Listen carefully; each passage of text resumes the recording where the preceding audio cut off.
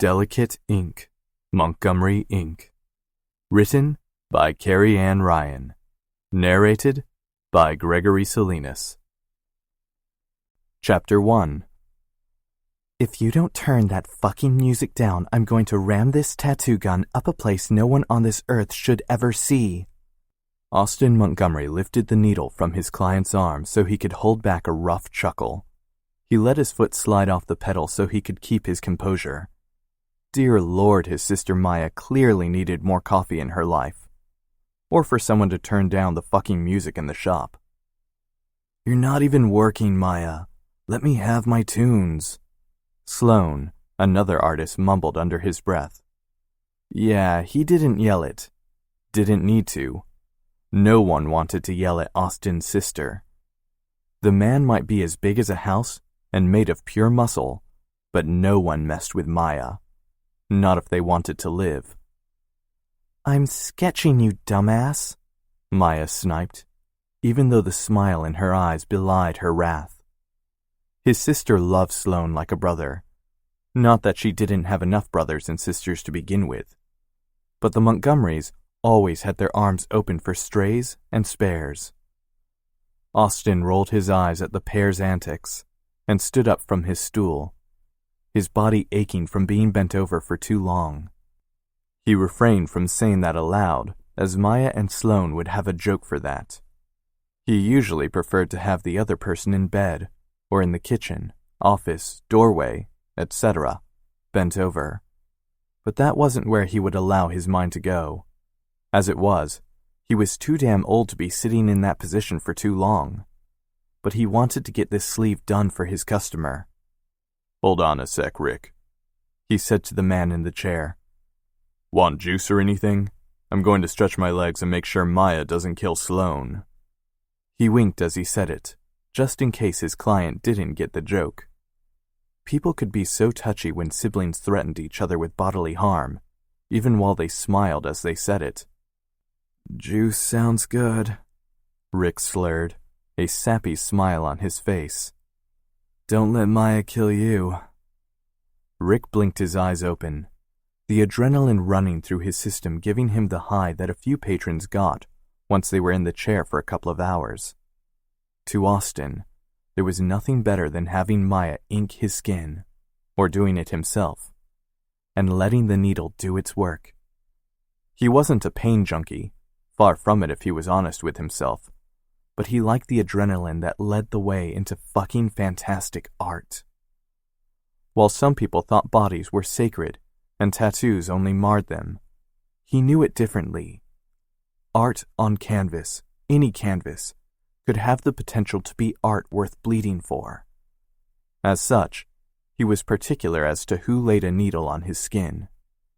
He only let Maya ink him when he couldn't do it himself. Maya was the same way. Whatever she couldn't do herself, he did. They were brother and sister, friends, and co-owners of Montgomery, Inc. He and Maya had opened the shop a decade ago when she turned 20. He probably could have opened it a few years earlier since he was 8 years older than Maya, but he'd wanted to wait until she was ready. They were joint owners.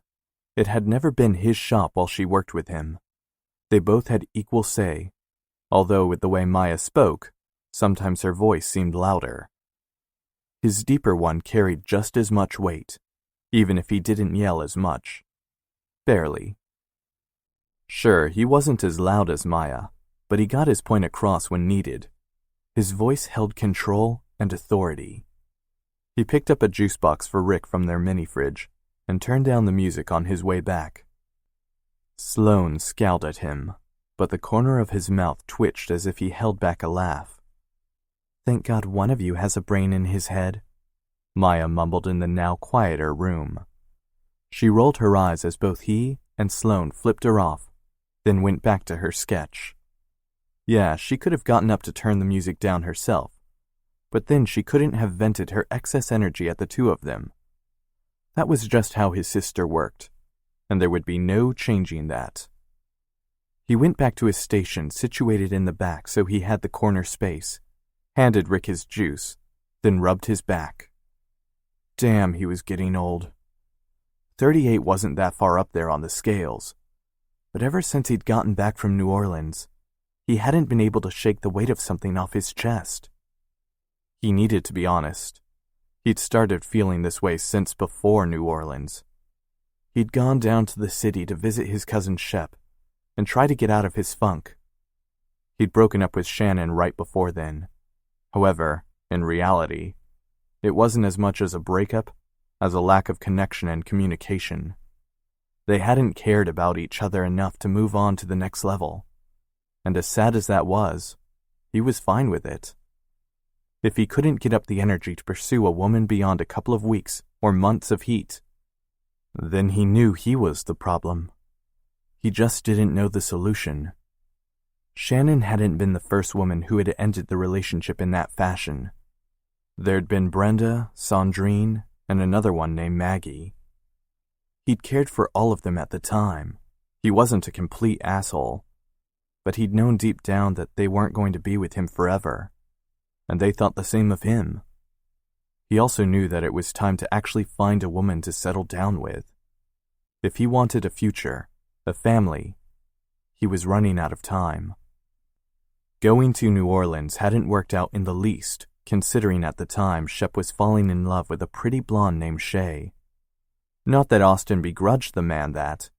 Shep had been his best friend growing up, closer to him than his 4 brothers and 3 sisters. It had helped that he and Shep were the same age while the next of his siblings, the twins Storm and Wes, were 4 years younger. His parents had taken their time to have 8 kids, meaning he was a full 15 years older than the baby, Miranda, but he hadn't cared. The 8 of them, most of his cousins, and a few strays were as close as ever. He'd helped raise the youngest one as an older brother, but had never felt like he had to. His parents, Marie and Harry, loved each of their kids equally, and had put their whole beings into their roles as parents. Every single concert, game, ceremony, or even parent-teacher meeting was attended by at least one of them. On the good days, the ones where Dad could get off work and Mom had the day off from Montgomery, Inc., they would both attend. They loved their kids. He loved being a Montgomery. The sound of Sloane's needle buzzing as he sang whatever tune played in his head made Austin grin. And he fucking loved his shop. Every bare brick and block of polished wood, every splash of black and hot pink, colors he and Maya had fought on, and he'd eventually given into, made him feel at home. He'd taken the family crest and symbol, the large MI, surrounded by a broken floral circle, and used it as their logo. His brothers, Storm and Wes, owned Montgomery, Inc., a family construction company that their father had once owned, and where their mother had worked at his side before they'd retired. They too used the same logo, since it meant family to them. In fact, the MI was tattooed on every single immediate family member, including his parents. His own was on his right forearm, tangled in the rest of his sleeve, but given a place of meaning. It meant Montgomery Iris. Open your eyes, see the beauty, remember who you are. It was only natural to use it for their 2 respective companies. Not that Inc. versus Incorporated wasn't confusing as hell. But fuck, they were Montgomerys. They could do whatever they wanted. As long as they were together, they'd get through it. Montgomery Inc. was just as much his home as his house on the ravine. While Shep had gone to work at Midnight Inc. and created another family there, Austin had always wanted to own his own shop. Maya growing up to want to do the same thing had only helped. Montgomery Inc. was now a thriving business in downtown Denver right off 16th Street Mall. They were near parking, food, and coffee. There really wasn't more he needed. The drive-in most mornings could suck once he got on I-25, but it was worth it to live out in Arvada. The burbs around Denver made it easy to live in one area of the city and work in another. Commutes, though hellish at rush hour, weren't as bad as some. This way he got the city living when it came to work and play, and the option to hide behind the trees pressed up against the foothills of the Rocky Mountains once he got home. It was the best of both worlds. At least for him. Austin got back on his stool and concentrated on Rick's sleeve for another hour before calling it quits. He needed a break for his lower back, and Rick needed a break from the pain. Not that Rick was feeling much since the man currently looked like he'd just gotten laid. Pain freaks. Austin loved them, but he didn't want to push either of them too far. Also, Rick's arm had started to swell slightly from all the shading in multiple colors. They'd do another session, the last, hopefully, in a month or so when both of them could work it out in their schedules and then finish up. Austin scowled at the computer at the front of the shop. His fingers too big for the damn keys on the prissy computer Maya had demanded they buy. Fuck! He just deleted Rick's whole account because he couldn't find the right button. Maya, get your ass over here and fix this. I don't know what the hell I did. Maya lifted one pierced brow as she worked on a lower back tattoo for some teenage girl who didn't look old enough to get ink in the first place. I'm busy, Austin. You're not an idiot, though evidence at the moment points to the contrary. Fix it yourself. I can't help it if you have ape hands. Austin flipped her off, then took a sip of his Coke, wishing he had something stronger considering he hated paperwork. I was fine with the old keyboard and the PC, Maya. You're the one who wanted to go with the Mac because it looked pretty. Fuck you, Austin. I wanted a Mac because I like the software. Austin snorted while trying to figure out how to find Rick's file. He was pretty sure it was a lost cause at this point. You hate the software as much as I do. You hit the damn red X and close out files more than I do. Everything's in the wrong place, and the keyboard is way too fucking dainty. I'm going to go with Austin on this one, Sloan added in, his beefy hands in the air. See? I'm not alone. Maya let out a breath. We can get another keyboard for you and Gigantor hands, but we need to keep the Mac. And why is that? He demanded. Because we just spent a whole lot of money on it, and once it goes, we can get another PC. Fuck the idea that everything can be all in one. I can't figure it out either. She held up a hand. And don't even think about breaking it. I'll know, Austin. I always know. Austin held back a grin. He wouldn't be surprised if the computer met with an earlier than expected unfortunate fate, now that Maya had relented. Right then, however, that idea didn't help. He needed to find Rick's file. Callie! Austin yelled over the buzz of needles and soft music Maya had allowed them to play. What? His apprentice came out of the break room, a sketchbook in one hand and a smirk on her face. She dyed her hair again so it had black and red highlights. It looked good on her. But honestly, he never knew what color she'd have next. Break something on the computer again with those big man hands? Shut up, minion, he teased. Callie was an up-and-coming artist, and if she kept on the track she was on, he and Maya knew she'd be getting her own chair at Montgomery Inc. soon. Not that he'd tell Callie that, though. He liked keeping her on her toes. She reminded him of his little sister Miranda so much that he couldn't help but treat her as such. She pushed him out of the way and groaned. Did you have to press every button as you rampaged through the operating system? Austin could have sworn he felt his cheeks heat, but since he had a thick enough beard, he knew no one would have been able to tell. Hopefully. He hated feeling as if he didn't know what he was doing. It wasn't as if he didn't know how to use a computer. He wasn't an idiot. He just didn't know this computer. And it bugged the shit out of him. After a couple of keystrokes and a click of the mouse, Callie stepped back with a smug smile on her face. Okay, boss. You're all ready to go, and Rick's file is back where it should be. What else do you need from me? He bopped her on the head, messing up her red and black hair he knew she spent an hour on every morning with a flat iron. He couldn't help it. Go clean a toilet or something. Callie rolled her eyes. I'm going to go sketch, and you're welcome. Thanks for fixing the damn thing. And really, go clean the bathroom. Not gonna do it, she sang as she skipped to the break room. You really have no control over your apprentice, Sloane commented from his station. Because he didn't want that type of control with her. Well, hell, his mind kept going to that dark place every few minutes, it seemed. Shut up, asshole. I see your vocabulary hasn't changed much. Shannon purred from the doorway. He closed his eyes and prayed for patience. Okay, maybe he'd lied to himself when he said it was mutual and easy to break up with her.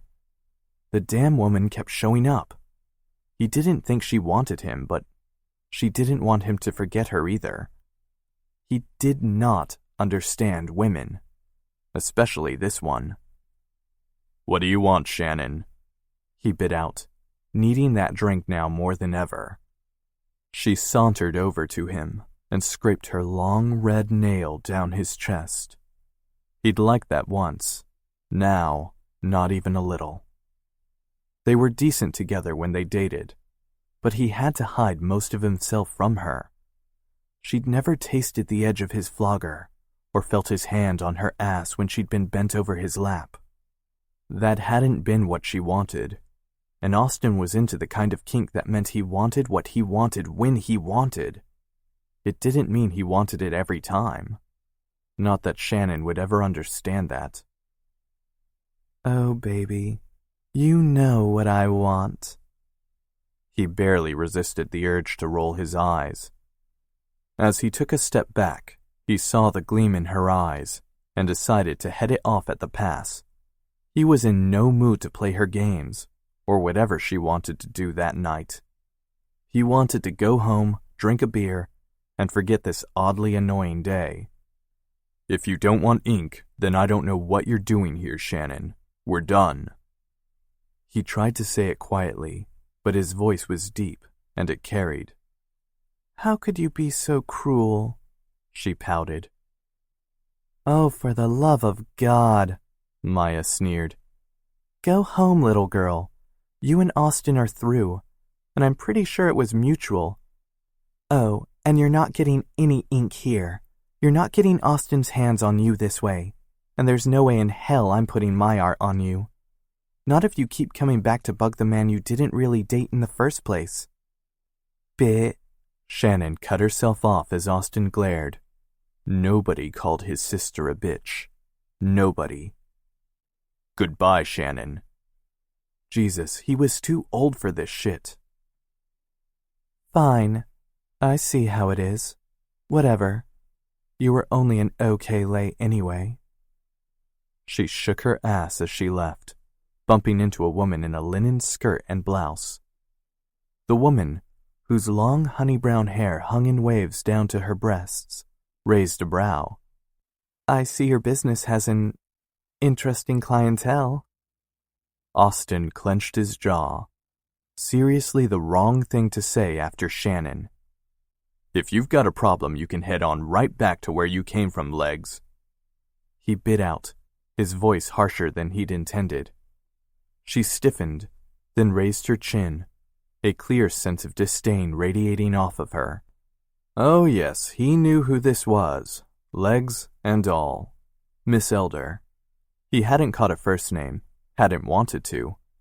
She had to be in her late 20s, maybe, and owned the soon-to-be-open boutique across the street. He'd seen her strut around in her two tall heels and short skirts, but hadn't been formally introduced. Not that he wanted an introduction. She was too damn stuffy and ritzy for his taste. Not only her store, but the woman herself. The look of disdain on her face made him want to show her the door and never let her back in. He knew what he looked like. Longish brown hair, thick beard, muscles covered in ink with a hint of more ink coming out of his shirt. He looked like a felon to some people who didn't know the difference, though he'd never seen the inside of a jail cell in his life. But he knew people like Miss Elder. They judged people like him, and that one eyebrow pissed him the fuck off. He didn't want this woman's boutique across the street from him. He liked it when it was an old record store. People didn't glare at his store that way. Now he had to walk past the mannequins with the rich clothes and tiny lacy scraps of things if he wanted a fucking coffee from the shop next door. Damn it, this woman pissed him off, and he had no idea why. "Nice to meet you too. Callie?" he shouted, his eyes still on Miss Elder, as if he couldn't pull his gaze from her. Her green eyes never left his either, and the uncomfortable feeling in his gut wouldn't go away. Callie ran up beside him and held out her hand. "Hi, I'm Callie. How can I help you?" Miss Elder blinked once, twice. "I think I made a mistake," she whispered. Fuck. Now he felt like a heel. He didn't know what it was with this woman, but he couldn't help but act like an ass. She hadn't even done anything but lift an eyebrow at him, and he'd already set out to hate her. Callie shook her head, then reached for Miss Elder's elbow. "I'm sure you haven't. Ignore the growly, bearded man over there. He needs more caffeine. And his ex was just in here. That alone would make anyone want to jump off the Royal Gorge. So tell me, how can I help you? Oh, and what's your name?" Miss Elder followed Callie to the sitting area with leather couches and portfolios spread over the coffee table, and then sat down. "I'm Sierra, and I want a tattoo." She looked over her shoulder and glared at Austin. Or at least, I thought I did. Austin held back a wince when she turned her attention from him and cursed himself. Well, fuck. He needed to learn not to put his foot in his mouth, but damn it, how was he supposed to know she wanted a tattoo? For all he knew, she wanted to come in there and look down on the place. That was his own prejudice coming into play. He needed to make it up to her. After all, they were neighbors now. However, from the cross look on her face and the feeling in the room, he knew that he wasn't going to be able to make it up to her today. He'd let Callie help her out to start with, and then he'd make sure he was the one who laid ink on her skin. After all, it was the least he could do. Besides, his hands all of a sudden, or not so suddenly if he really thought about it, wanted to touch that delicate skin of hers and find out her secrets. Austin cursed. He wouldn't let his thoughts go down that path. She'd break under his care, under his needs. Sure, Sierra Elder might be hot, but she wasn't the woman for him. If he knew anything, he knew that for sure. Chapter 2. Sierra Elder threw her handbag on the counter and stomped her heels on the tile. The nerve of that man. The freaking nerve. Seriously? That bearded mountain of a man thought he had the right to judge her? What right did he have to sneer at her and look down on her with those gorgeous blue eyes and make her feel like she didn't belong in his shop? Wait. Gorgeous blue eyes? What the hell was wrong with her? He judged her and found her wanting, and yet she thought he had pretty eyes? She was 29 for freak's sake, not a teenager. Pretty eyes shouldn't matter, but they were gorgeous. Apparently she needed to eat, since she was clearly lightheaded and not thinking straight. That man had thrown her off her game, and she wasn't in the mood to deal with him. It had taken all her courage to walk across the street and into the black and hot pink shop. Dear Lord, the courage. She'd lived with the consequences of her actions, of Jason's actions for 10 years, and in some respects, it hadn't been long enough. Not enough time to wash away the taint, the nightmares. She couldn't think about that. Not now. Maybe not ever. That Montgomery, Austin, according to her friend Haley, had pushed her back, and now she knew she needed to buck up and figure out her next step. If she was honest with herself, she would say that she'd just been looking for an excuse to run away from her plans of ink and recovery. But she didn't want to be honest with herself. She wanted to blame Austin of the gorgeous blue eyes for her problems and fear, if only for a moment. It was the coward's way out, but she'd take it for the afternoon. Then she'd find a way to walk back in and talk to the sweet apprentice Callie about finally getting her tattoo. Until then, she'd think of interesting ways to beat the crap out of Austin, since she was too small to actually do it herself. Plus, violence wasn't always the answer. Not always. Great. Now she didn't know what to think. But she was still hungry. She looked around at the almost finished shop she loved and shook her head. She was too angry, confused, and hungry to deal with the little details that remained until her opening in a few days. What she needed was a sandwich, fresh iced tea, and the smile of her new friend, Haley. Luckily, Taboo, Haley's cafe sat right across the street from her own boutique, Eden. That also meant that Taboo was right next to Montgomery Inc., but that couldn't be avoided. Sierra thought the cafe even had a side door right into the shop, which must be nice for the artists. Lucky bastards. Lucky Austin Montgomery. Nope, she wasn't going to think about him anymore. Not even her rabid curiosity about just how much ink he wore and where it led would move her from her position. She did not want Austin Montgomery, and she did not want anything having to do with his tattoos, thank you very much. And enough about bearded mountain man's tattoos. It wasn't just the tattoo, however. Just his presence made her yearn for things she'd long since buried. She picked up the purse she'd thrown on the counter and left her shop, locking it behind her. After a good meal and a pick-me-up conversation, she'd get back to it. There were numerous details left for her to handle, but she'd mapped out a whole afternoon off so she could talk with the tattoo artist. Now it seemed that would all be for naught, but she wasn't going to think about that. Not until she talked with Haley and had a turkey and provolone club in her belly. She'd been so stressed for the last few months working on getting Eden ready, putting all her hopes and dreams into a store that could crash and burn on the streets of Denver, that she hadn't been eating as much as she should.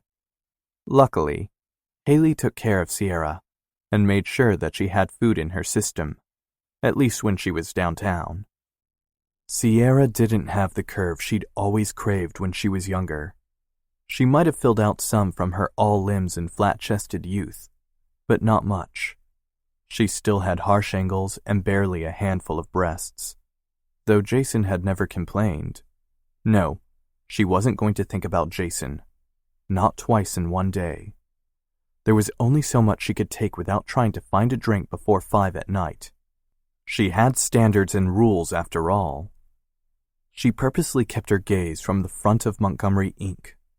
Their large windows made it easy to see in and watch the artists at work. She couldn't trust herself not to find the one man she shouldn't find in the first place, so she kept on walking. The man angered her, made her feel like she wasn't wanted, and yet her damn libido still wanted him. It was just her dry spell, and he happened to be an oasis in the desert. A mirage. That was it. "There you are," Haley called out from her place behind the counter. "I was about to call you and make you come over here for food. God knows you haven't eaten yet." Haley smiled, her red-painted lips bold against her pale skin and white blonde bob with blunt bangs. The other woman always reminded Sierra of a starlet of a forgotten era, mixed with the undeniable energy and spunk of the current one. Haley also made kick-ass soup and sandwiches. The woman was a dream with coffee, despite the fact that during peak hours, when she didn't have time to wait in line for better coffee, Sierra went to the other coffee shop that sat right beside Eden. She'd seen Austin meander in with those long legs of his to the place next door to Eden as well. Not that Sierra watched him move. She disliked him, she remembered. Disliked him and his attitude. I'm here and I'm starving. Your famous club, please. Sierra leaned over the counter to brush a kiss on the other woman's cheek, the soft scent of Haley's perfume calming her. Haley might have secrets that Sierra could never pry out of her, but she listened and helped Sierra move on from the pain she'd so long hidden from the world. When she thought about it, she knew their friendship would seem one-sided. However, Haley knew that Sierra would be there for her when the other woman shared her past. Sierra herself had only just recently done so. In fact, Haley was the only person in her new life that knew even a fragment of the journey that had sent Sierra from Boulder down to Edgewater and Denver, Colorado. The miles down the highway might not seem long to some, but the mileage and wear on her body and soul were far from short. Haley set the sandwich and iced tea in front of Sierra, then walked around the bar to sit down next to her. Tell Mama Haley what's wrong, darling. Sierra snorted her tea, then wiped her chin. Warn a girl before you start calling yourself Mama Haley. Haley wrinkled her nose and stole a sweet potato fry. Yeah, that so doesn't work. I was trying out a new thing. Maybe if I dye my hair a different color and nod sagely it would work. Sierra tried to think of the other woman with a hair color darker or even brighter, if that was possible, than what she currently had, and came up empty. You're a bleach blonde girl, Haley. I don't think that's ever going to change. Haley tugged on a strand of Sierra's hair and frowned. I would try something like yours, that darker chestnut with honey highlights. But I don't think that's me. The highlights aren't natural. I've paid good money for them, but I like them. She squinted and tried to picture Haley with the color of her own hair. I can see you in them if you tried, Haley. You'd be beautiful no matter what color your hair is. The blonde, honey, that's your personality as I know you. Did you just call me an airhead? Haley winked, and Sierra rolled her eyes. Yes, that's exactly what I meant, dork. The bell above the door tinkled, and Haley stood, wiping her hands on her apron. I've bothered you enough. Now eat while I take care of these customers. Then you can tell me what's going on in that head of yours and why you look so lost. Sierra nodded, unnerved that Haley could read her so well, though Sierra had tried to hide her nerves. Sure, it could be because of Eden's grand opening in a few days, but she had a feeling she looked as if it was something more. After all, it was something more. When she took a bite of her sandwich, Sierra's eyes almost rolled back in her head. The burst of spicy mayo on freshly carved turkey and cheese made Sierra want to kneel at Haley's feet. She might have knelt at another's feet in her past due to more personal reasons, but she'd never done it for food before. Haley would be so worth it. Wow, she had no idea where that memory came from, but she needed to bury it like she had all the others. Jason was gone, and she was moving on. She'd even looked into finding a way to cover up the evidence of her past that afternoon. You're scowling, Haley remarked, thankfully pulling Sierra out of her thoughts. Sierra took another deep gulp of her tea, then cleaned off her mouth, surprised to find she'd eaten every last scrap of her sandwich and sweet potato fries while she'd been lost in the tangle web of her thoughts. I'm not scowling, she lied. She may have been scowling for all she knew. She'd been thinking of men with blue eyes and a lost love she didn't want to remember. You were, but I'll let you think otherwise if it helps. So, I might have gone off track when you first walked in with that Mama Haley stuff. But I'm here now, and people are taken care of. What's wrong, dear? Sierra licked her lips, surprised to find herself nervous about telling Haley what had happened that day. The other woman didn't know everything that had gone on in Sierra's past. but knew enough that whatever Sierra said next would hold meaning rather than pleasant nothings and murmurs. That, above all else, told her to let it all out. Maybe not then, not in Taboo, but soon. She needed friends, needed confidants. She needed to step away from the cage that was Boulder and her own memories and find a new way to live. That, after all, was why she was opening Eden in only a few short days.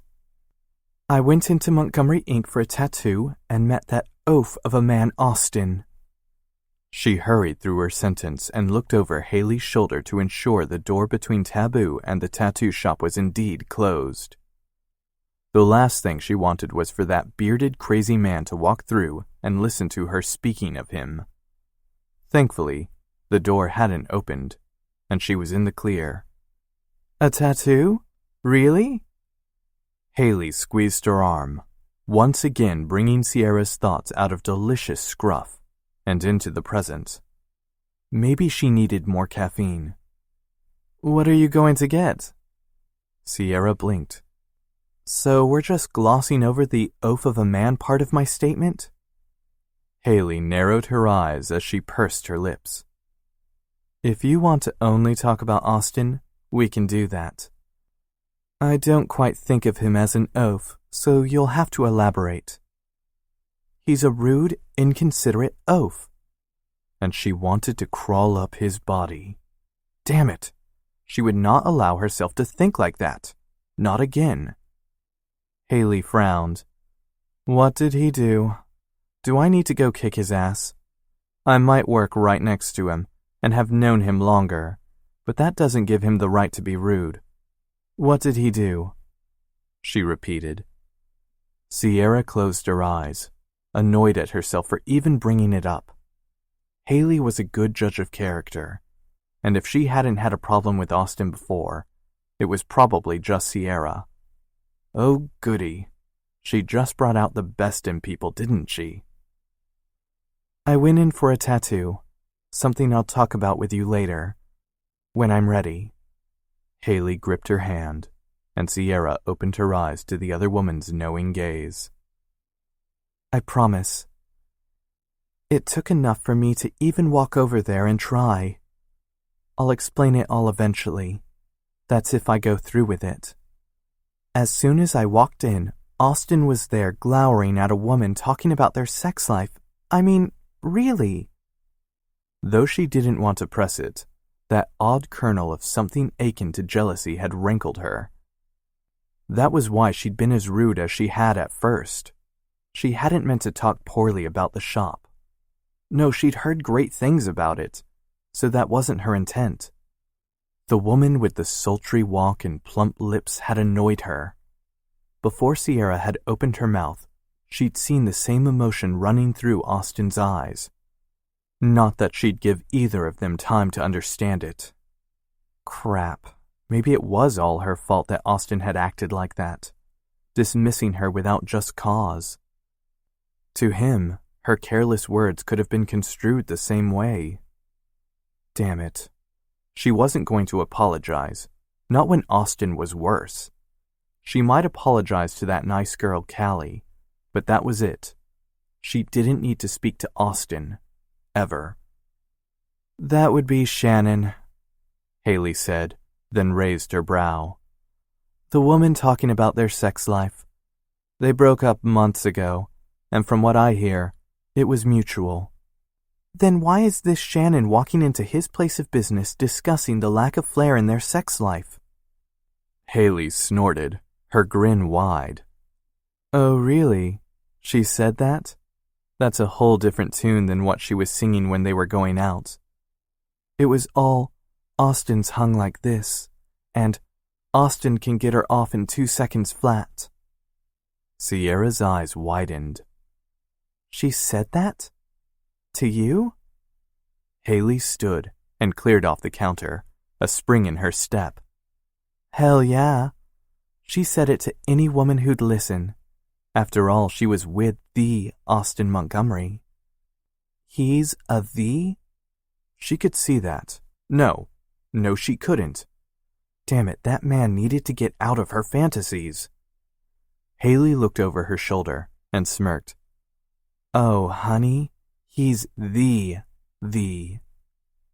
An uncomfortable wash of envy, or something much worse, filled her. Did you and he ever? Haley threw her head back and laughed.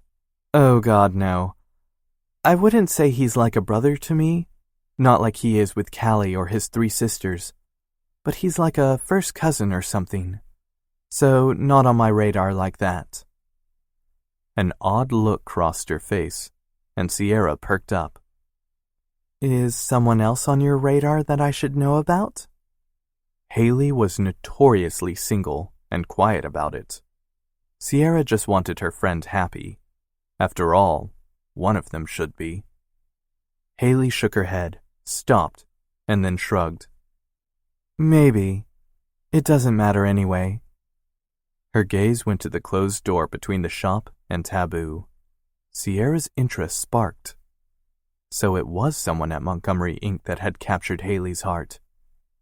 If it wasn't Austin, it could be any one of the other artists or apprentices there. Sierra wouldn't push and pry. At least, not then. Maybe when they were liquored up, she'd pry it out of her.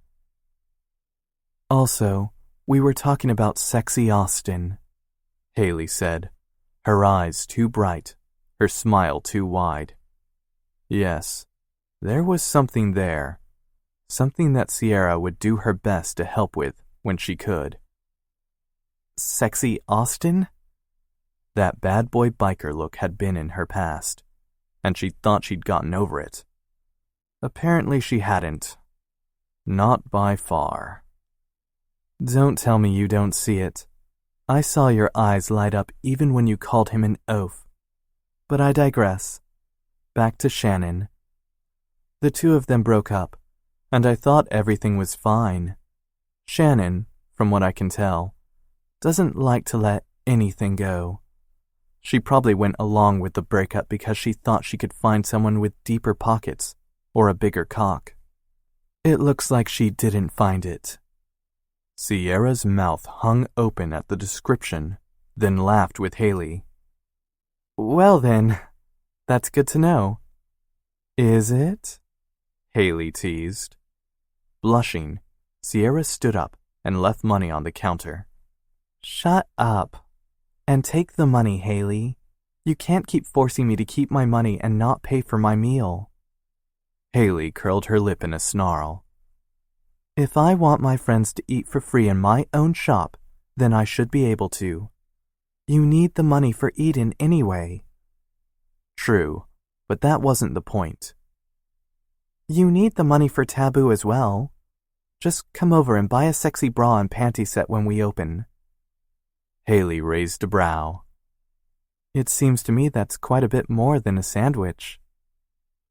Then I guess I'll have to buy a few more sandwiches. Now I'm off to the store to work on a few last-minute displays before I go into inventory again. Thanks for talking to me, and for the food. We really didn't talk about anything, Sierra. Haley met her gaze, and Sierra saw the concern there. I know, but it's exactly what I needed.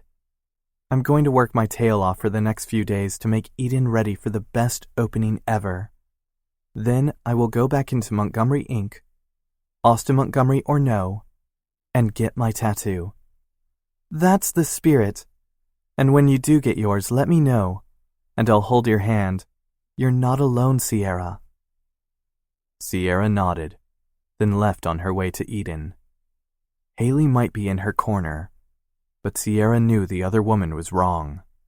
She was alone, and that was the way it was meant to be. Chapter 3. I want to suck your cock. That big, meaty dick that filled me up so much I couldn't walk for days. I miss the sound of your voice as you come inside me. I miss the feel of your silky, white cum in my engorged pussy. So not the message he needed to be reading during the Montgomery family outdoor barbecue. Engorged? Can we say hell no? Austin deleted Shannon's text and groaned. That woman just wouldn't take a hint and leave him the hell alone. He thought they'd broken up because they were bored with each other. Apparently, he was wrong. No matter how many times he told her they were over, something he was pretty sure had been her idea in the first place, she kept coming on to him. She texted him shit he certainly didn't want to see or read, came by his house and shop, and was on the verge of stalking him in every sense of the word. He wasn't worried she'd hurt him, or anyone else around him. That wasn't her style. But he was getting tired of it. Plus, if he wanted to actually move on and date another person, well, he didn't want to think about what she'd do about that. She'd always been jealous when it came to his past. He hadn't thought about how she'd react to his future. That would teach him to try and have a good time rather than settle down. He closed his eyes as he put his phone back in his pocket. Settle down? Was that what he wanted to do? The idea held merit considering the way Shep smiled and laughed every time he was near his Shay. But Austin also saw the strain of marriage on two of his siblings. Sure, his parents made it look effortless.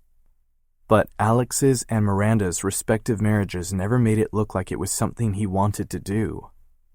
Though he didn't know the whole story, he never saw either of them as an incentive to getting married in the first place. He was getting old. He'd thought he'd be married by now with a couple of kids. That hadn't happened, and as 40 quickly approached, he was afraid he'd lost his chance at that forever. Images of honey-brown hair and big green eyes filled his mind, and he had to swallow hard. Sierra might not be his usual type, but she wouldn't leave his mind alone. That didn't mean he wanted her. Not like that. She wasn't the answer to whatever marriage questions he had on his mind.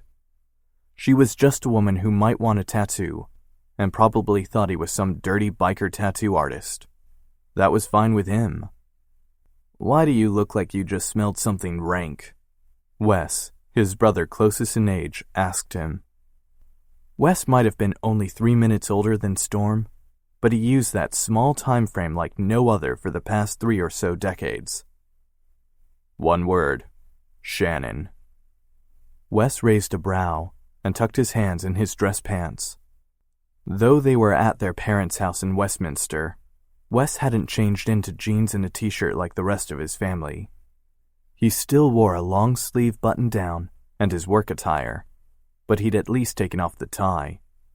Wes was a contractor and head of Montgomery, Inc. Yes, his twin, Storm, also ran the company with him.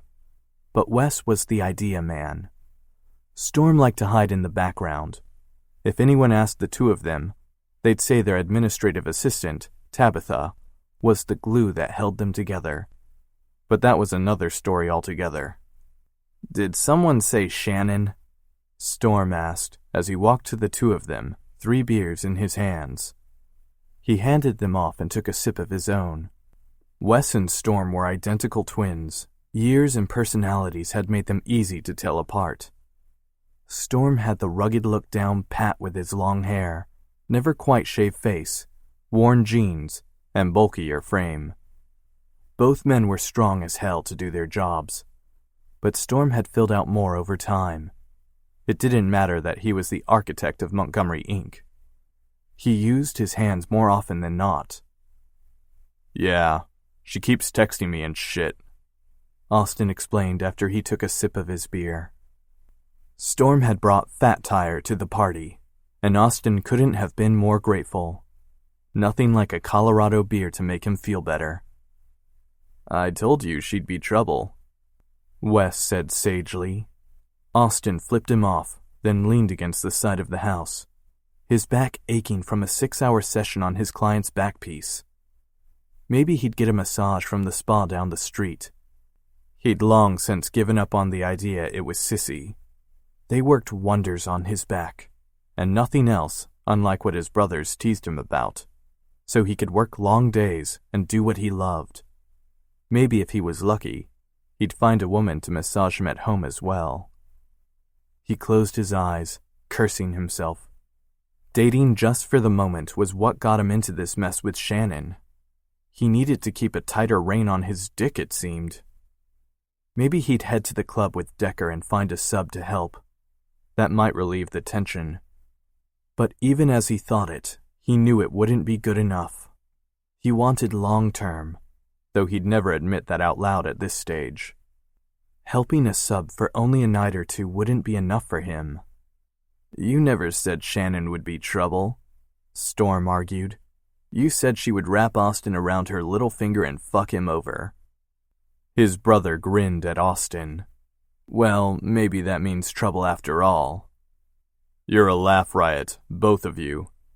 Now I'm going to go and bug Megan about the tattoo she wanted, and still hasn't gotten, and leave the two of you to your own devices. God help us all." Sasha, Megan's daughter, squealed as her brother Cliff chased her around the backyard. Maya followed them both with her friend Jake trailing behind her. Between the 8 siblings, extended family, various friends, spouses, children, and neighbors, the barbecue was in full swing and loud as hell. He loved it. This was his family, his home. Sure, he was about 15 minutes away from his real home, but this was where he'd grown up, where he knew he'd always have a place to return even after living away for 20 years. The 6-bedroom house was a 2-story dream for anyone with a large family. Since there were more kids than rooms, everyone at one point or another had shared a room with someone. It was just the way it was, and despite the fact they complained and yelled as kids do, it hadn't killed them. His dad had built onto the house as time passed, expanding the kitchen and living areas, and giving his mother the deck of her dreams. Well, that wasn't exactly right. She'd done some of the building as well. She might have started out as Montgomery Inc.'s administrative assistant, but she learned to use a hammer and nails like the rest of them. The basic structure had remained the same, and it was perfect for them. They were on the end of a cul-de-sac, but were far enough away from the actual street that they, like Austin, had plenty of land around them, something coveted in the suburbs. Austin grinned and left his 2 knucklehead brothers talking to each other, most likely about him, and found Megan in a quiet argument with her husband, Richard. Sadly, this was not the first time he'd seen it, and he knew it wouldn't be the last. She wouldn't like him to interfere, but that would be her problem. His little sister, the eldest of the 3 Montgomery daughters, was his blood, and that meant he had the right to protect her from the world, even if the world included herself. "Hey, little sister," he said as he wrapped an arm around her stiff shoulders. "I've missed seeing you around these things. You've been missing a few." Subtle, Austin. Megan gave him a look that would have felled most men, but he was not most men. Seeming to catch herself from showing too much, she gave him a fake smile and leaned into him for a hug.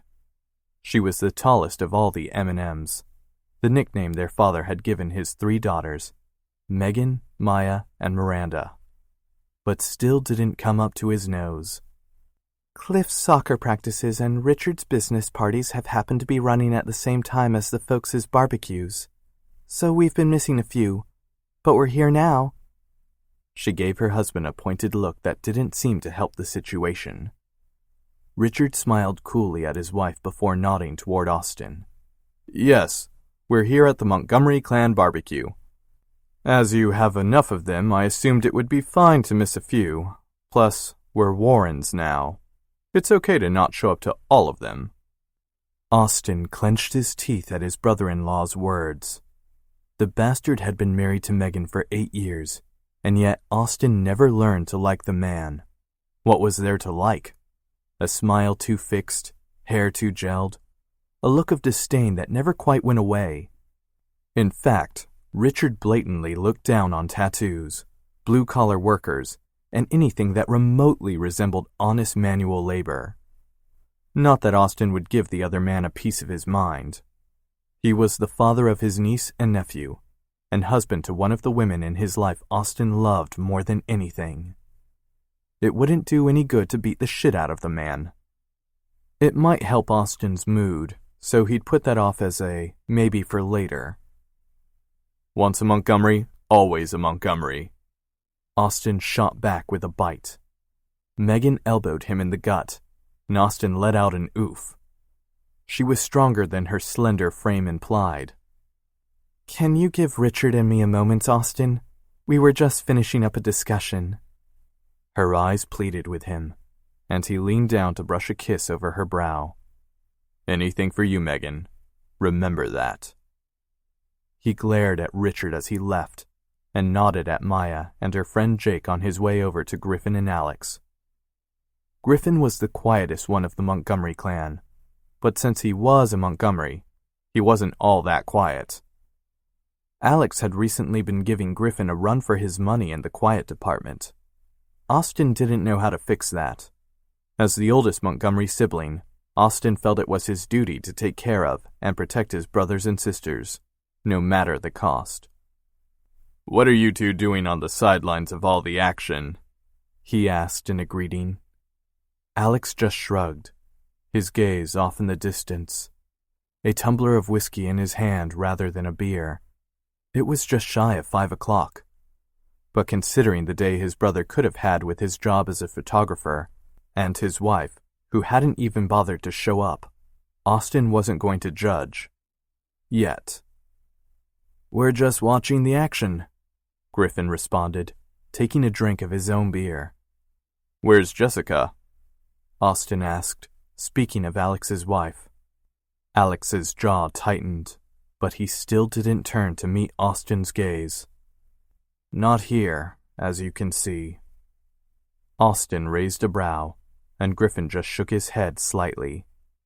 Well, hell, Austin didn't know how to fix this, whatever this was, but he knew if he had a chance, he'd try.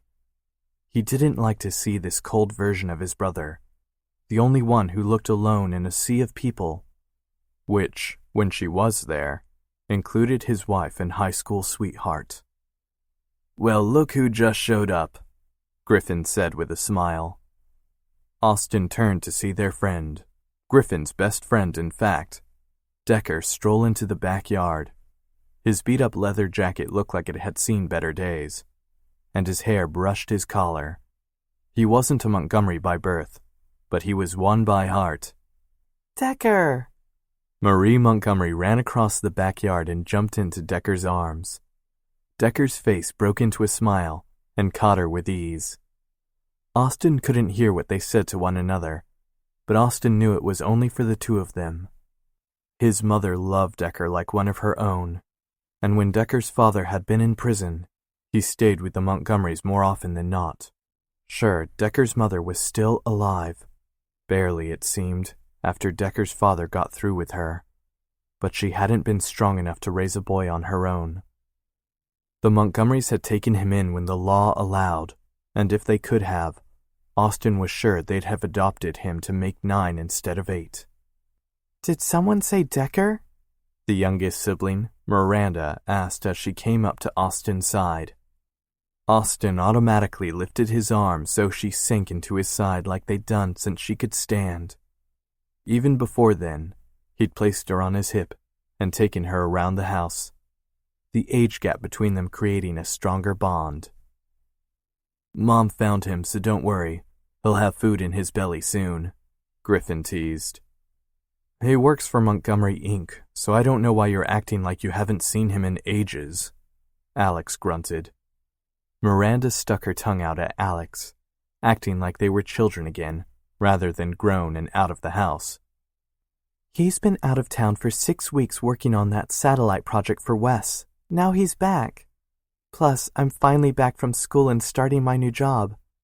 So, it will be nice to have him around. Something about the way she said that made the hair on the back of Austin's neck stand on end. But he didn't have a chance to think about it too hard, as his mother let out a sharp whistle that made his teeth ache. Well, she had to do something to wrangle 8 rowdy children. Now that we're all here, I want to make sure you all enjoy your food, drink, and conversation, his mother boomed, her hand firmly in their father's hand. "Stay as long as you like, eat as much as you can, and live life. Now, for my own children, we're having a family meeting at the end. So you don't get to go. You know I love you, so stay." She gave them a bright, almost too bright, smile, then lifted her drink. The others around them lifted their drinks in unison, then began talking again, albeit a little nervously. Austin frowned. There was something in the way she spoke that put him on alert. He looked at their father and let his gaze trace the lines on the large man's face. Something was up, and Austin didn't like it. He wanted these other people to leave so he could find out exactly what this family meeting was about. It wasn't unusual to have one at these things, as it was the one time they were all in one place other than a holiday. Since it was the first one where they were all together in a long while, he hoped it was just a family meeting to reconnect. But he had a feeling it was something more. He met his siblings' gazes one by one, and knew they were feeling the same thing. Something was off, and he didn't know what. It took less than 2 hours for people to leave, yet Austin felt like it had been years. He hadn't been able to pry anything out of either parent, no matter how hard he tried. He found himself wedged between Megan and Decker on one of the couches in the living room. The rest of the family sprawled on the various other pieces of furniture, while Miranda and Maya sat on the floor together, their hands firmly clasped as if they too knew something was wrong. It didn't surprise Austin to find Decker with the group, as he was as much a Montgomery as anyone, just as it didn't surprise him that Richard had left with the children. Richard made it clear he wasn't a Montgomery, but the children were Montgomerys by blood. Sure, maybe the kids didn't need to be there for a family meeting for other reasons, but this seemed different. "Why did Richard take the kids?" he whispered to his sister. Megan narrowed her eyes at him and shook her head. "Don't, Austin. Not now." He opened his mouth to speak, and she shook her head again. "Please." He sighed, then nodded. "For now, baby girl." He gripped her hand, and she tangled her fingers with his. Dad came in, his body larger than life, but something was off in the way he carried himself. Something that Austin would have caught on to sooner if he hadn't been focused on illicit texts, a honey-haired woman he shouldn't want, and his siblings, who meant the world to him.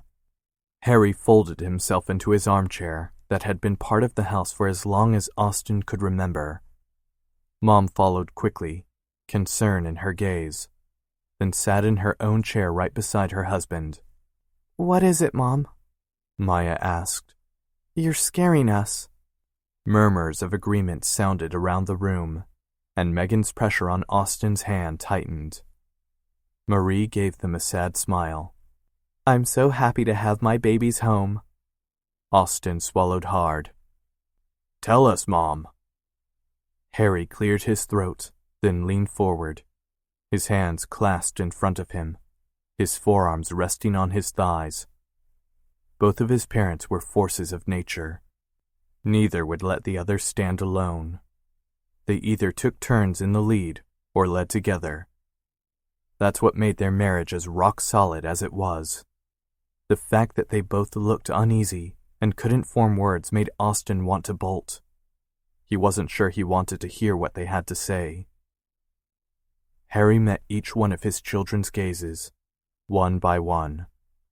"Well, kids, I have cancer. Prostate cancer, in fact." Austin's world broke in half.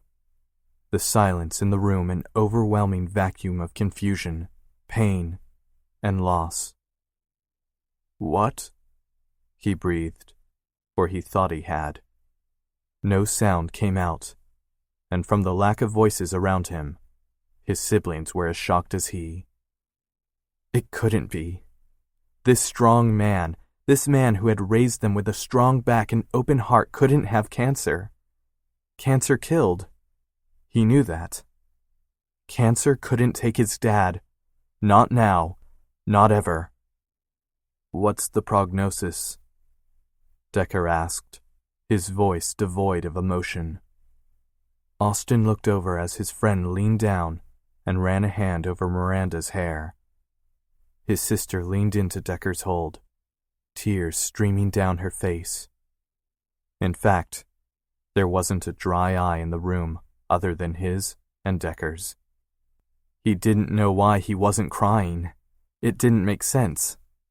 The words coming out of his father's mouth about prognosis, treatment, and what it would mean to the family didn't compute. He'd ask later in detail and find out how he could help. But right then, he couldn't think. Couldn't breathe. His father, the center of the Montgomery family, had cancer. Nothing else mattered. Chapter 4. Thank you, and enjoy your night out, Sierra said with a smile. Her two middle-aged customers grinned and blushed at each other as they made their way out of Eden. Sierra held back a happy sigh at the sounds of laughter, teasing, and murmurs. Eden was officially open for business. It had been only 2 days, but those 2 days had been some of the best of her life. Sure, she wanted to scream, throw up, or shake uncontrollably whenever she thought of the monumental chance she was taking in opening a slightly above-average boutique in the middle of downtown Denver. She'd read the statistics for opening a small business in the metro area and knew the risks and pitfalls. That didn't mean she could just walk away. She hadn't come from money, but she'd come from comfort. It wasn't naive of her to think she could provide that for herself in the future as well. Eden sold clothes for the city girl in Denver. It wasn't a New York boutique with the odd angles and daring choices that some could pull off, but not those here in the Wild West. She grinned at that. Contrary to popular belief, the only horses in the city pulled carriages, and there wasn't a 5-gallon hat to be seen. Okay, maybe on that last part she lied a bit. There were a few cowboys, but none of them had said "darlin'" to her in the past 20 minutes. Most of them worked the land and didn't come near her boutique. The clothes, lacy undergarments, and scents she sold were things she'd wear herself, or things her two assistants, Jacinda and Becky, would wear, as they were a few years younger and had slightly different taste and body shapes. She did her best to sell clothing in a wide variety of sizes, colors, and styles. So far, from the steady stream of people who had entered her doors, she knew she'd struck a chord. If that chord continued to ring for longer than a few days, she'd happily do a jig right on the 16th Street Mall. Her phone chirped, and she bit her lip. The morning had passed too quickly, and now her scheduled afternoon off, one the girls made her take, was upon her. She'd work that morning and would work late into the night to make it up. Maybe she'd cancel her appointment and work some more. She couldn't leave Eden alone when it was in its infancy. It would be irresponsible. "Go, Sierra," Becky said from beside her. "Jacinda and I can handle whatever comes our way. Plus, if we need you, you'll be right across the street. You haven't left the store but to sleep and hopefully eat for almost a week. You need to see sunlight for a moment, and then do what you need to so you can feel like a human again." Sierra opened her mouth to start her excuses, but Jacinda, with her big red hair and her smoky eyes, shook her head. "Don't even try to say we can't handle it, darling. Go get your tattoo, piercing, or whatever you're planning since you won't tell us what it is, and let us handle the register for a few hours. We all know you'll be back in the morning to lead the charge." "I can't leave Eden as soon as I opened it," Sierra complained. "What was I thinking?" "You're thinking that if you don't leave this building right now, you're going to tire yourself out to the point you won't be any use to us." Becky crossed her arms over her chest. "Get a coffee from Haley since it's after the lunch rush, then go take your appointment." "But what if—" "Go, woman," Jacinda cut her off. She threw her hand up, then picked up her purse, Fine, but you need to come to me if there is anything wrong. You understand? Eden. Eden's my baby. Jacinda gave her a small smile, then leaned into her to brush a kiss over her cheek. Becky did the same on Sierra's other side, and Sierra relaxed. Go, Becky ordered. We'll care for your baby. It's what you hired us to do after all. With one last look at her happy customers and the store that was the result of her blood, sweat, and tears, she walked out into the sunlight and made her way across the street to Montgomery, Inc. She didn't stop for coffee at Haley's, as she was already running on enough nerves, and any caffeine would make it worse. Sierra took a deep breath and rolled her shoulders. She wasn't on her way to the guillotine or about to walk the plank with a smarmy pirate at her back. It was only a consultation with an artist. Nothing too drastic. She wouldn't even have to take her clothes off. Okay, so that sounded odd even to her, but she let it go. It had been 6 days since she last stepped into Montgomery, Inc., and once again she found herself on the precipice of something more, something that scared the crap out of her. Since she last saw Austin and the others, Eden had opened to the public, running her ragged. The man with blue eyes and a beard she wanted to feel on the intimate silk of her thighs filled her mind more often than she wanted him to. But she did her best to push that aside. Eden needed her full attention, and any life-altering decisions, whether about men or tattoos, had to be put on hold so she could live her dream. Eden had been up and running for 2 days, and would hopefully run for much, much longer. And Sierra had an appointment with an artist she hoped could help her deal with the part of herself she tried to hide for so long. When Callie put her name in their electronic appointment book, Sierra hadn't asked which artist she'd have. From what she'd heard about the shop, she trusted all those who worked there with her skin. Or at least, she tried to. Hopefully, she would find out who her artist was today, and she'd start the next step in her healing. Just the thought of showing them where she needed her ink made her shudder. She wasn't quite ready for that, but she knew she would have to be soon. She wasn't a coward, but dear God, she wanted to be. Just once. Sierra, you made it! Callie's welcoming voice soothed Sierra's nerves immediately. The other woman had such a young, vivacious energy about her. Though when Sierra looked closer, she could see a bit of an old soul in those bright eyes. She'd learned the last time she was there that Callie was Austin's apprentice, learning art and technique, and gaining experience from, as Callie put it, the best of the best. With the way Callie seemed to bounce from word to word, Sierra thought that Austin had the best of both worlds. He could stand in the back and act all broody and rude, while Callie brought in all the clients. No, that wasn't nice. She knew from her research that Austin was a very talented artist, sought after from all over the world if reviews could be trusted. But his sister Maya was much of the same. Sierra licked her lips nervously, then gave in to Callie's exuberant hug. Nice to see you too, Callie, she said, trying to keep it polite, considering the war within her made her stomach want to heave. It's good to see you too. Your artist is almost ready for a consult, so go ahead and take a seat on one of the comfy leather couches. Can I get you a coffee or water? Maybe a juice? Sierra tilted her head, amused. I'm good, thanks. Are you the Montgomery Inc. receptionist as well? Callie blushed, shaking her head. We keep running out of those. We hire college kids mostly who need to pay for their tuition at UCD, or the other Auraria campuses right off Spear Boulevard. But they get flaky over time between deadlines, parties, and the fact that the campus just built a freaking dorm right off the highway. Callie rolled her eyes. Anyway, we're between receptionists right now, so I'm doing my best.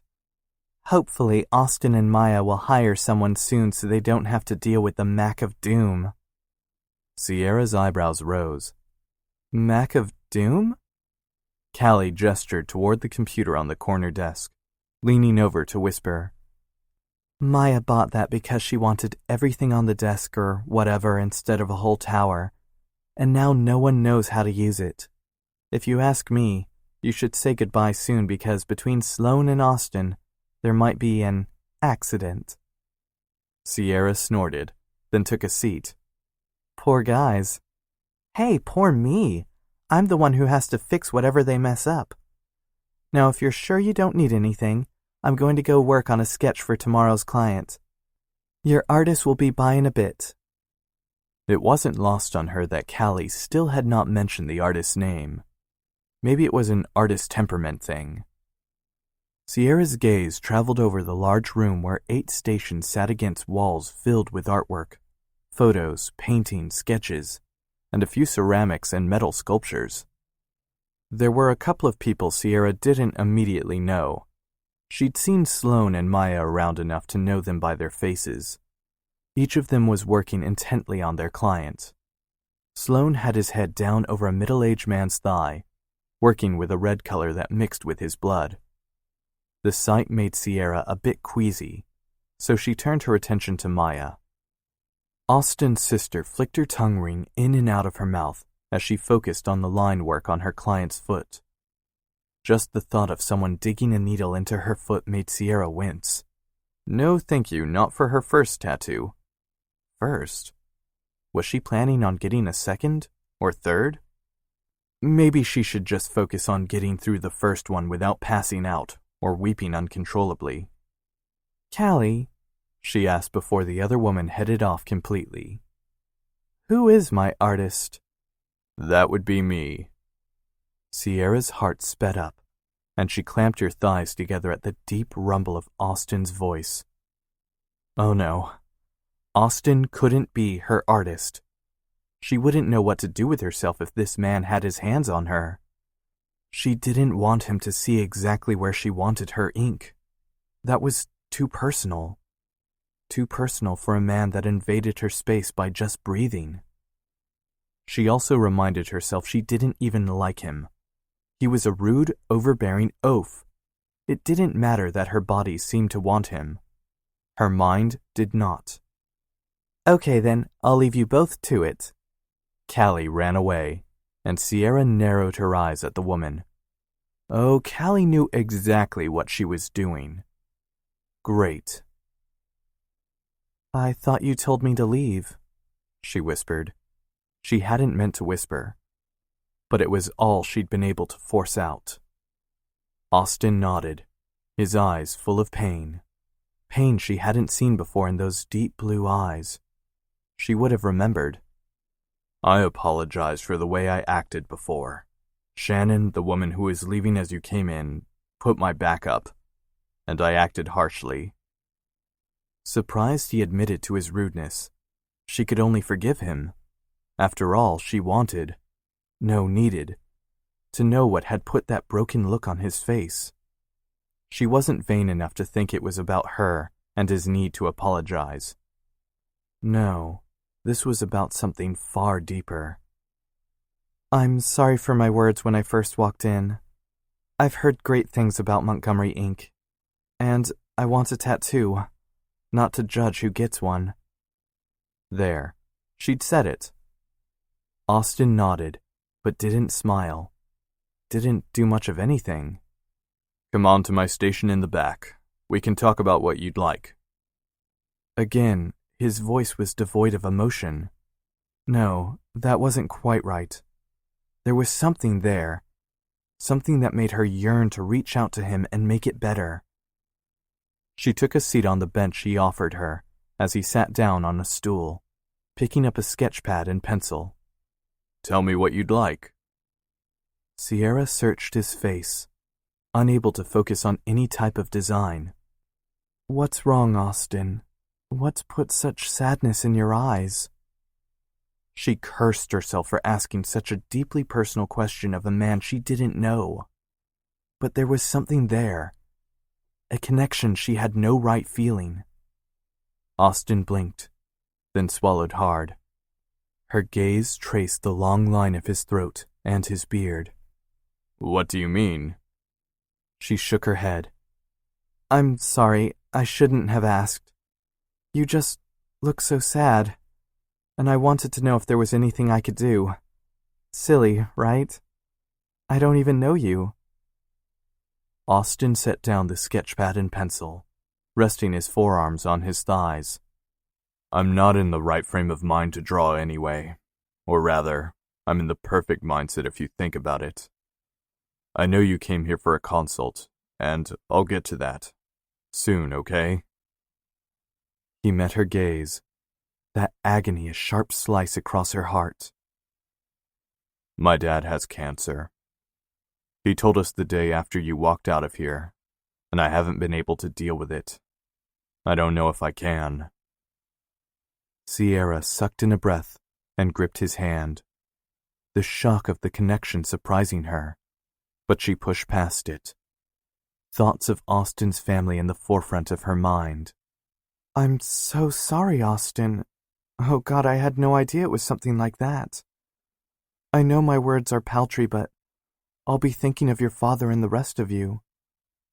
I'm so sorry," she repeated, her eyes filled with tears for the man in front of her, and the man who'd raised him. A man she'd never met, but knew Austin cared for a great deal. Austin cupped her cheek, an action that startled them both. "Thank you, Sierra." He pulled back quickly, clearing his throat. "He'll be okay. He has to be. And if I only focus on just him and what's going on, I won't be able to function. So, let's talk about your ink." Her cheek was still warm from his touch, and she wanted more. Wanted his hands on her. Wanted his gaze on her as she undressed for him. She wanted to kneel at his feet as he brushed her hair back, letting her know everything was okay. She pulled back at the thought. That wasn't her anymore. Those thoughts weren't hers. They couldn't be. She'd grown from the woman she'd been with Jason, and she couldn't, no, wouldn't be that woman with Austin. He was the one who would lay ink on her skin, not lay claim to it. That was if she could find the courage to do so in the first place. "Sierra, your ink? Callie said something about flowers, but that means so many things. I need to know more." She sucked in a breath, her lower lip trembling. I want daisies on my right side. I don't know how many, or how large, or even what color, but I need them to cover up, or rather, go around something." Austin furrowed his brow. "I'm covering up other ink?" She shook her head.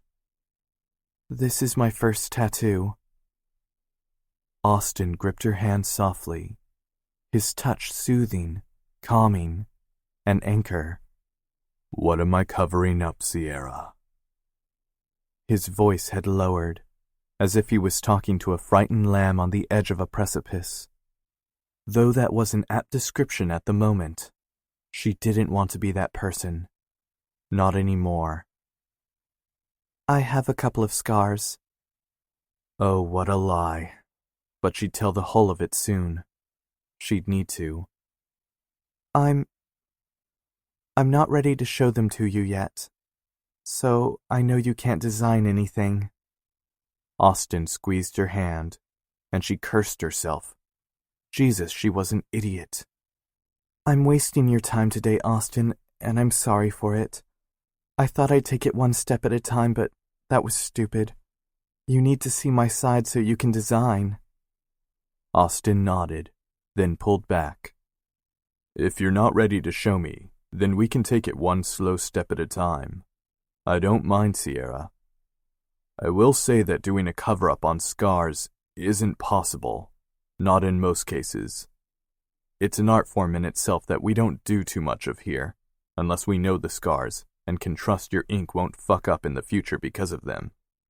The skin that's scarred is too different and puckered usually, and the ink will end up spreading out over the scar, rather than being where we wanted it in the first place. However, we can do something around the scars.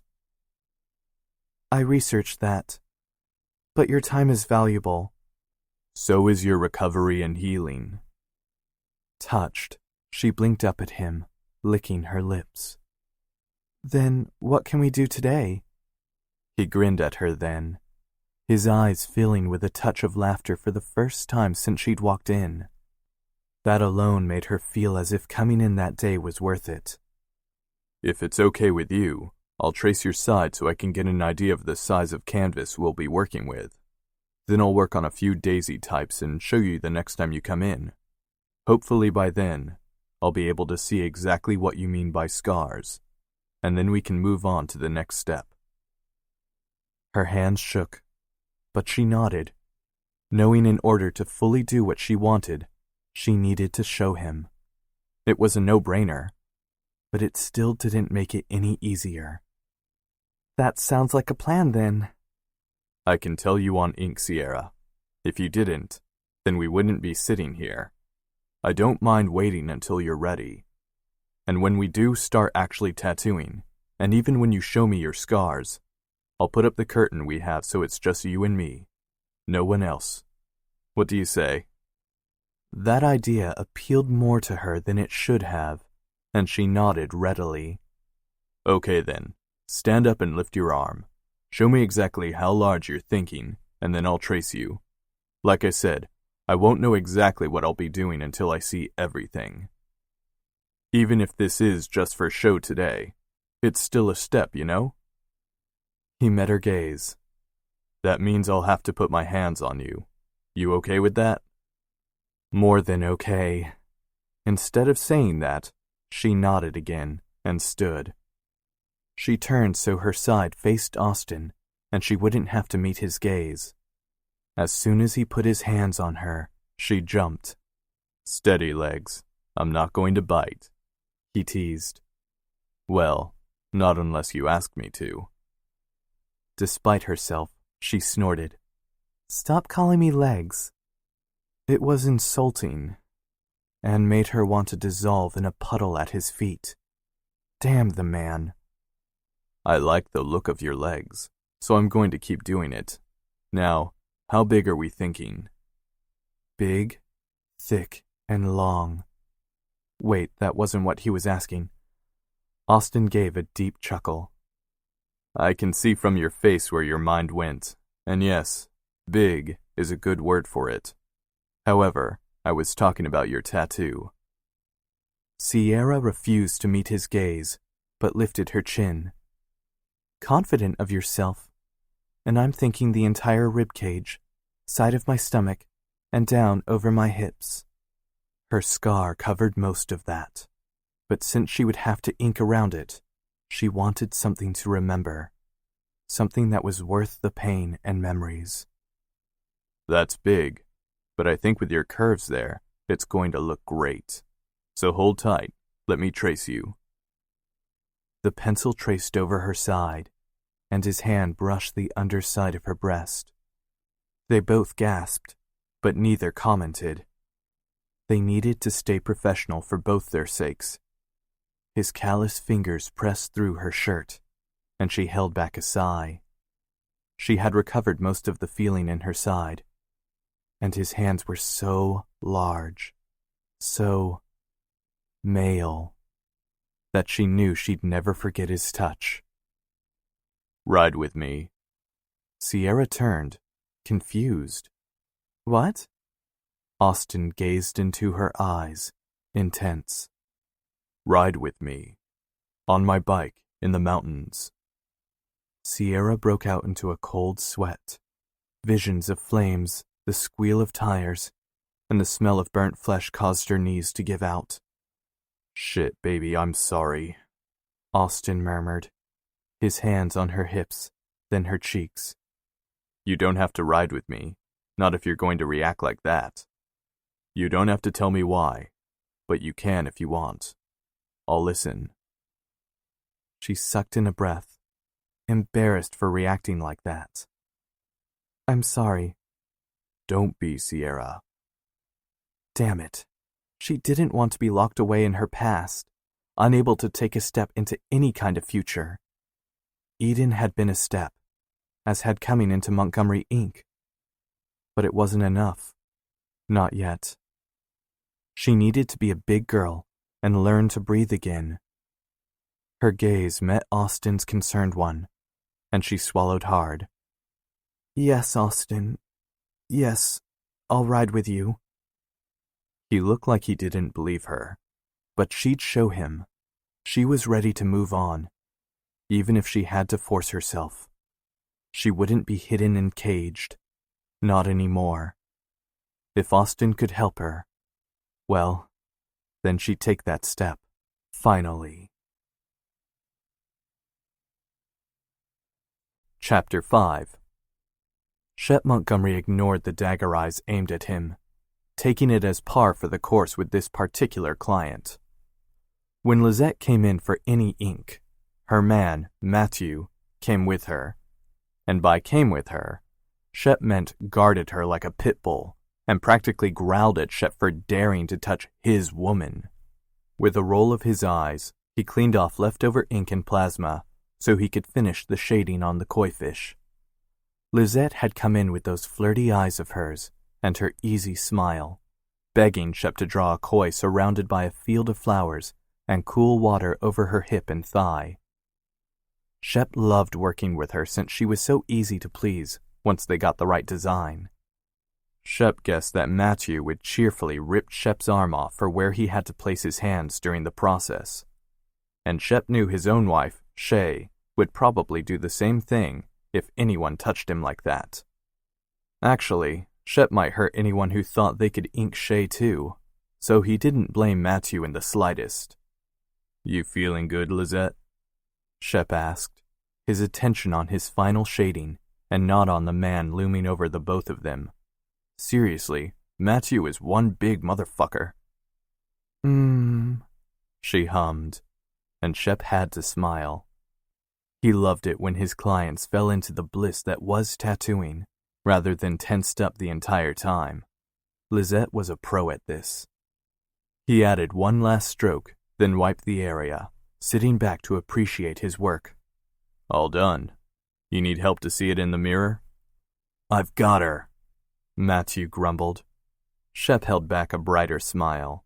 He'd known that's what the big man would say, but he liked to egg him on anyway. Lizette let out a little gasp, and Shep knew his work was done. They went over the aftercare instructions that he knew she was aware of, since she had a half sleeve of flowers already, but he never let anyone leave Midnight Ink without hearing it and agreeing to it on Shep's terms. As he watched Matthew carefully walk his woman out of the shop, Shep bounced on his feet, antsy to get back to his own woman. Lizette was his last full client of the day, and after he finished the next consultation with Siobhan, one of his favorite people in the world, he'd be able to go home to his wife. His wife. He'd never get used to that, but God, he loved the sound of it. They'd courted quickly, got engaged even faster, and then married at the justice of the peace because they wouldn't wait any longer. He'd thought Shay would have wanted the big wedding with the even bigger dress, flowers, and all the trappings, but he was wrong. It had been Shay who wanted the small wedding in the little office so she could call him her own. She'd been the one to pull him from the coffee house on the warm day with a smile on her face. He couldn't ask for anything better. He'd do anything for her, and saying, "I do," in that cramped office was only the small part of it. By the time he finished the consult for Siobhan's latest ink, this one not on her ass contrary to what her man thought Shep did only when it came to her, he was beyond ready to head home to Shay. Say hi to Shay for me. Sassy, the Midnight Ink receptionist and one of his closest friends, said as he packed up. Will do, he said back, and don't tire your men out too much. Sassy was engaged to not one man, but two, Rafe and Ian, who thought she was the center of their universe. Let me know when you have a date for the wedding. Shay's been asking. Sassy nodded, an odd light coming into her eyes, and turned away. He sighed, knowing he'd have to deal with that if she'd let him. That was a big if. He said goodbye to his family at midnight, then headed home. That odd gnawing in his gut coming back. There was something up with Shay, and he couldn't figure it out. They hadn't been married long enough for him to learn every tick and look, but he was enjoying figuring them out. However, he knew something was wrong. She didn't act any differently. She'd still smile brightly at him, but sometimes it would be a little too bright. Her normal, quiet personality hadn't changed, and she truly let herself go only when it was just the two of them. She was ice to his fire, and he wouldn't have it any other way. But he needed her to be happy. He'd figure it out. He always did. As soon as he stepped into the house, he opened his arms, and Shay rocketed herself against him like she did every evening. Seriously, best thing ever. He hoped this would remain something they did every day, no matter how old or busy they eventually became. Okay, so maybe when he was older he might break a hip doing it. But it'd be worth it. He worked later hours than Shay because he started later in the day, so she was always home first. If it had been the other way around, he knew they'd end up in the same embrace.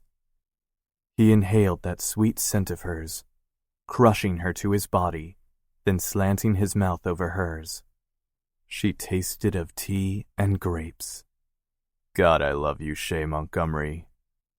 He'd never get over hearing her new last name. The name, however antiquated the practice of her taking his name, reminded them both that she was his, and he was hers. Shay pulled back, breathless. I love you too, Shep. She smiled, but it took a second longer to reach her eyes than it should have. There was something in her eyes, something wrong. He'd asked her about it before, and she'd waved it off, saying he was just seeing things. He wouldn't ask again. No, he'd find out on his own. He'd just do his best to make her happy no matter what. He'd hate to think he was failing at this marriage thing right out the gate. That was not something he would allow. I was just getting everything out for dinner. Want to help? He kissed her nose, then nodded. They cooked dinner together most nights. The dance around the counters as their bodies brushed against one another, a type of foreplay that made the rest of their nights even better.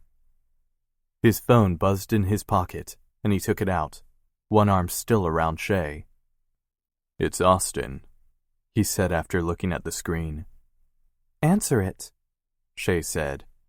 He'd introduced Austin to her when they were dating, and the two of them hit it off easily. Hey bro, what's up? Shep kissed the top of Shay's head as they made their way to the kitchen. Hey, do you think you can come up to Denver for a bit, you and Shay?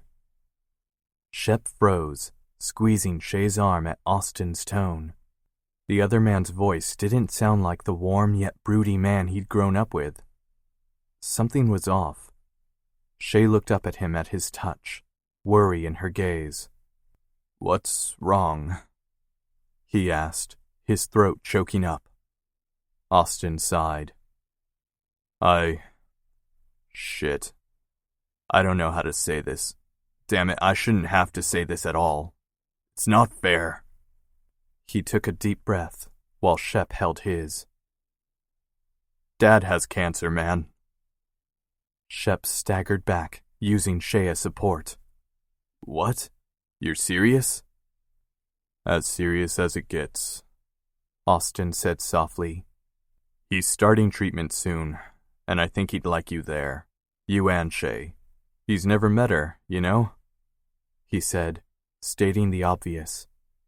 He swallowed hard, blinking away the tears in his eyes. Shep's parents had moved to Oregon when he moved to New Orleans over a decade ago. He'd grown up in the big mess of Montgomery's in Denver, The idea that bigger-than-life Harry was sick just didn't compute. There really was only one answer to give. I'll be up there as soon as I can for as long as I can, Austin. You can count on me. Austin let out a breath, and Shep wanted to reach through the phone and grip his cousin hard. Thanks, man. You can stay at Griffin's place since he has the guest house. You and Shay. That way you both have some privacy for as long as you need it. I have the guest room, but I know y'all are newlyweds and all that shit. I don't know why I'm even rambling on like this, but fuck. I'm lost, man. I know all the siblings are here, but I could use you too, you know? Shep sucked in a breath, then kissed Shay's temple. Anything, Austin. You know it. We'll make the arrangements and I'll get back to you on the when. Thanks, Shep. See you soon, cousin. And breathe, okay? Harry's stronger than all of us. That's what I thought too. See you soon. His cousin hung up, and Shep stared at the phone in his hand. Shit. Harry had cancer. Fucking cancer. That didn't make any sense. Cancer wasn't supposed to touch his family. It was something that happened to others, and he donated money for treatments and cures. Crass and cruel, but that's how his mind dealt with the things that made no sense while tearing a hole in his gut. He didn't know how to work with this. I heard most of that, baby. Shay kept his face, her eyes filling with tears. I'm so sorry. Let me call work and take time off. What I can't take off, I can do from my computer anywhere I go. Then I'll look up plane fare and all of that. We'll stay in Denver as long as we can, okay? He kissed her then, his lips a soft caress before sinking into her fully. She moaned into him, even as their tears mixed together. I love you, Shay. Never leave me. Please, just be by my side forever. His wife licked her lips, even as that odd light shot over her eyes again before she blinked, clearing her gaze. Of course, Shep. I love you. I'm not going anywhere. He held her close, knowing that he needed to be strong for Austin, for Shay, for Harry, for the lot of them. He might be only a cousin in this, but he was family. He and Shay would head up to Denver and do what they could. And while he was there, he'd find out what was up with his wife. There was only so much a man could take, and he didn't want there to be anything between them that could harm their relationship. Life was too short for the kind of pain that could be healed. Chapter 6. Austin gripped Sierra's hips, keeping her steady as she blinked up at him, her gaze drunk with pleasure, but still on him, only him.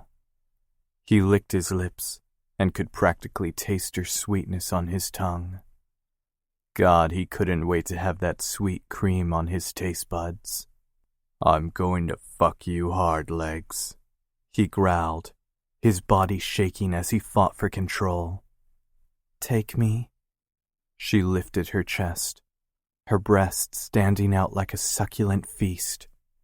Her nipples looked like fucking ripe berries in the clamps he'd put her in, begging for his tongue. Austin let his cock drag along her swollen pussy, taking in that quick catch of her breath. His gaze traced her breasts, then up to where he tied each of her arms to the bedposts, using the brand new rope he'd bought her. Seriously, best image ever.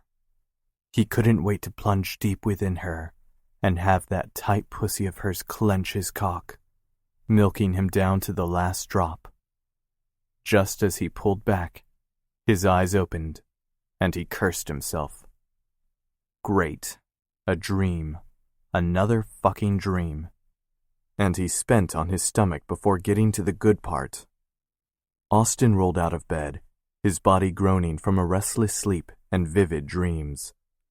Thankfully, he slept naked, so there would be less cleanup, considering he dreamed like a 13-year-old boy.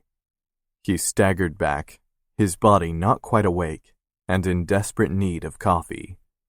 He pulled on the sheets, careful not to get any of his mess back on him. He stumbled naked to the laundry room and stuffed the sheets into the washer, starting it and adding the soap with one eye open. He'd probably regret doing this half awake later, but he had enough experience cleaning his own clothes he was reasonably sure he wouldn't end up with water and soap on the floor. Maybe. Damn it. He couldn't believe he'd come in his dreams like a young kid first learning the shape of a woman. He was almost 40 for God's sake. Apparently, he didn't need a little pill to put a hop in his step and a mess in his sheets when he had Sierra and those long legs of hers on his mind. At the moment, he'd rather have them around his hips as he drove into her. His cock filled again, and he cursed himself. Really? It wasn't even 7 a.m, and he already had another hard-on after coming in his sleep, because of a fucking dream. It was just one more reason he needed to get laid and get a rein on that control he was so famous for. With a sigh, he jumped in the shower, ignored his aching cock, and then made a cup of coffee. Thankfully, today was his day off, and he didn't have anywhere special to be. Normally, he'd go for a ride on his bike up into the mountains, and maybe even past Estes Park, but he wasn't in the mood. Decker would be over later that day for food and beer, and on any other week, his brother in everything but blood would ride with him on his own bike. This week, this month though, was different.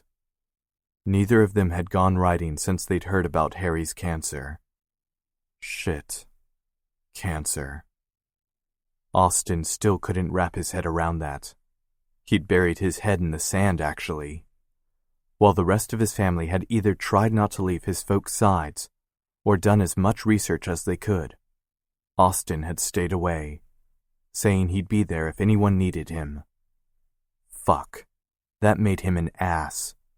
He was just too freaking scared to look up things like treatments, prognoses, and other medical terms that left him in a cold sweat at just the thought. He was the oldest brother, the oldest Montgomery kid, yet he was failing. Austin rubbed the area over his heart with his fist, then went to his porch to watch the sun finish rising. He loved his house and his views. He had a wraparound porch so he could see the sun rise or set, depending on where he sat. Here, he could ignore what went on around him and focus on absolutely nothing. A fucking ridiculous way to live. He needed to get his head out of his ass and think about what was actually going on in his family.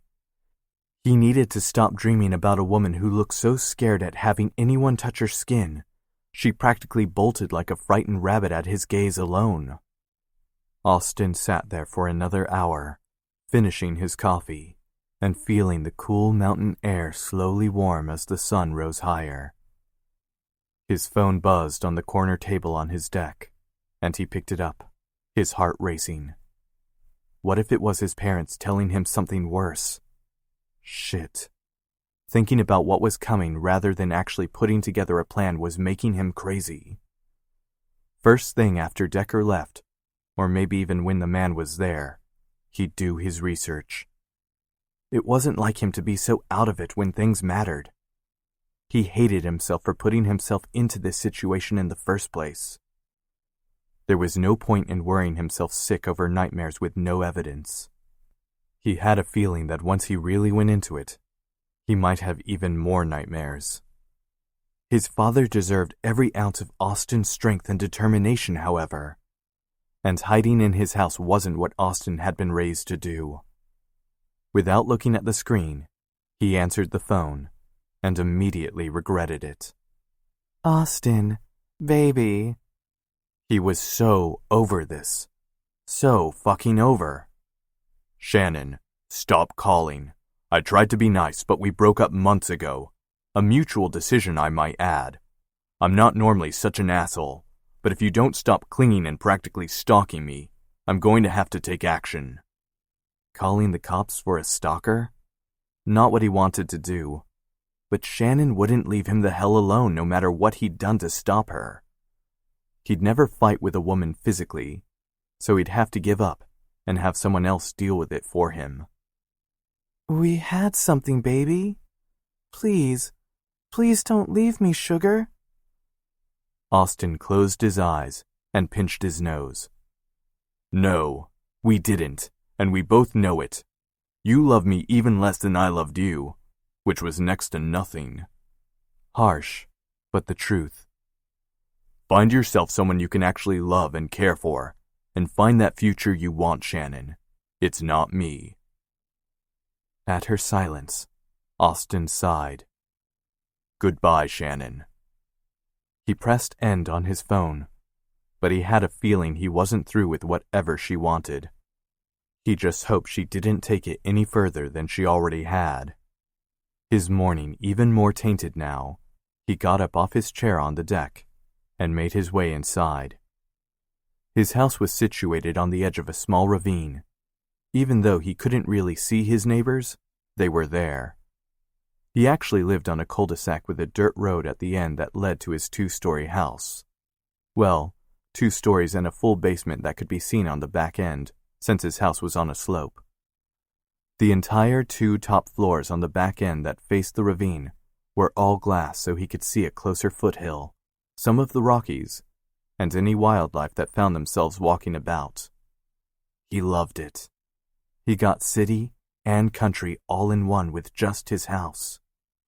Plus, he could blare his music up as high as he wanted and not have a problem. After he ate breakfast, he went through his normal day-off routine of cleaning and puttering around. He might live alone, but he didn't want to deal with the mess of it all.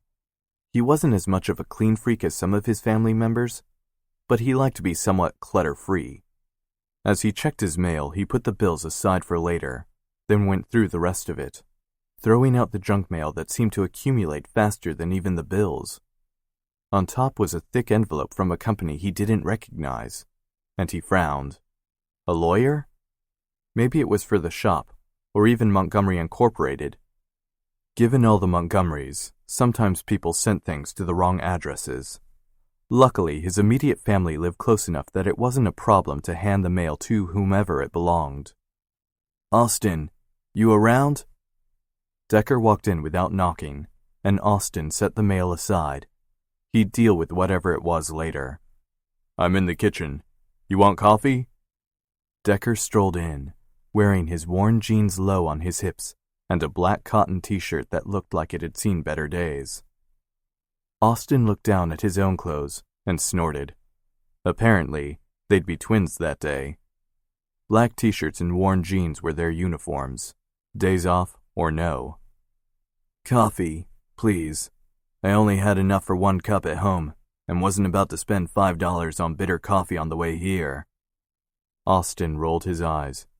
You drink Starbucks and Haley's coffee all the time. Don't know why you're complaining. Decker's brows rose. I did not just hear you call Haley's coffee bitter. Austin winced as he poured a cup for Decker. No, that's not what I meant. I meant Starbucks. Crap, don't tell her I said that. Decker grinned, taking the cup, then blowing over it. What'll you give me for my silence? Austin flipped him off. I won't kick your ass. You can try, old man. You're getting closer to the big number 2. Decker grinned. I'm 29, you're 38. Those are 2 different big numbers, bro. Just saying. Fuck you. No thanks.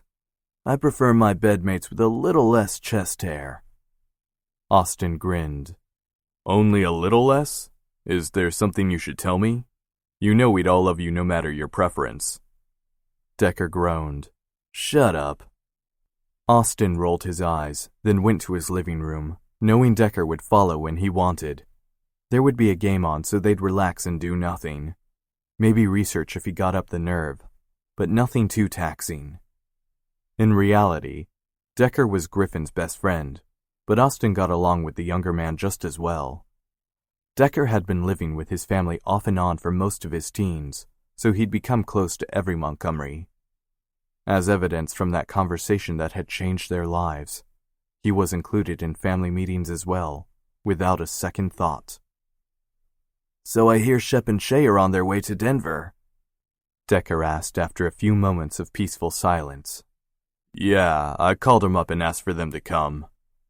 He shrugged as if it didn't matter, but it clearly did to all of them more than they wanted to admit. "Dad hasn't met Shay yet, and though Shep's parents are in Oregon now and he's been in New Orleans for going on 10 years, Denver is home." "I get it, man. He's needed here, even if it's just for a smile and a hug. Besides, I can't wait to meet the woman who tied Shep down." Austin ran his tongue over his teeth. "I would have thought Shep would be doing the tying." "Ha ha," Decker said dryly. "You know he isn't into kink as much as we are, but I meant with the marriage thing." Decker wasn't wrong when it came to kink, but the idea of marriage being a burden? Austin wasn't sure about that anymore. Not that he'd recently had a good experience with women, considering Shannon was his latest girlfriend. Sierra came to mind, and he frowned. He hardly knew the woman, and yet her face came to mind when he thought of forever.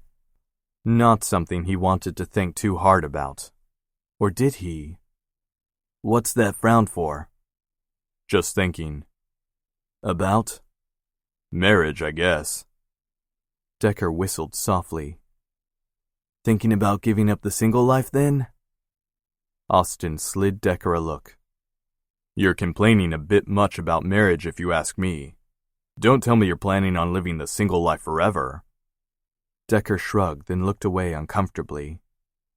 "You know where I came from, Austin. You think I really want to force that on a woman I love?" Austin cursed under his breath. "You won't become your father if you marry someone, Deck. Your dad's a drunk, abusive asshole. But you aren't.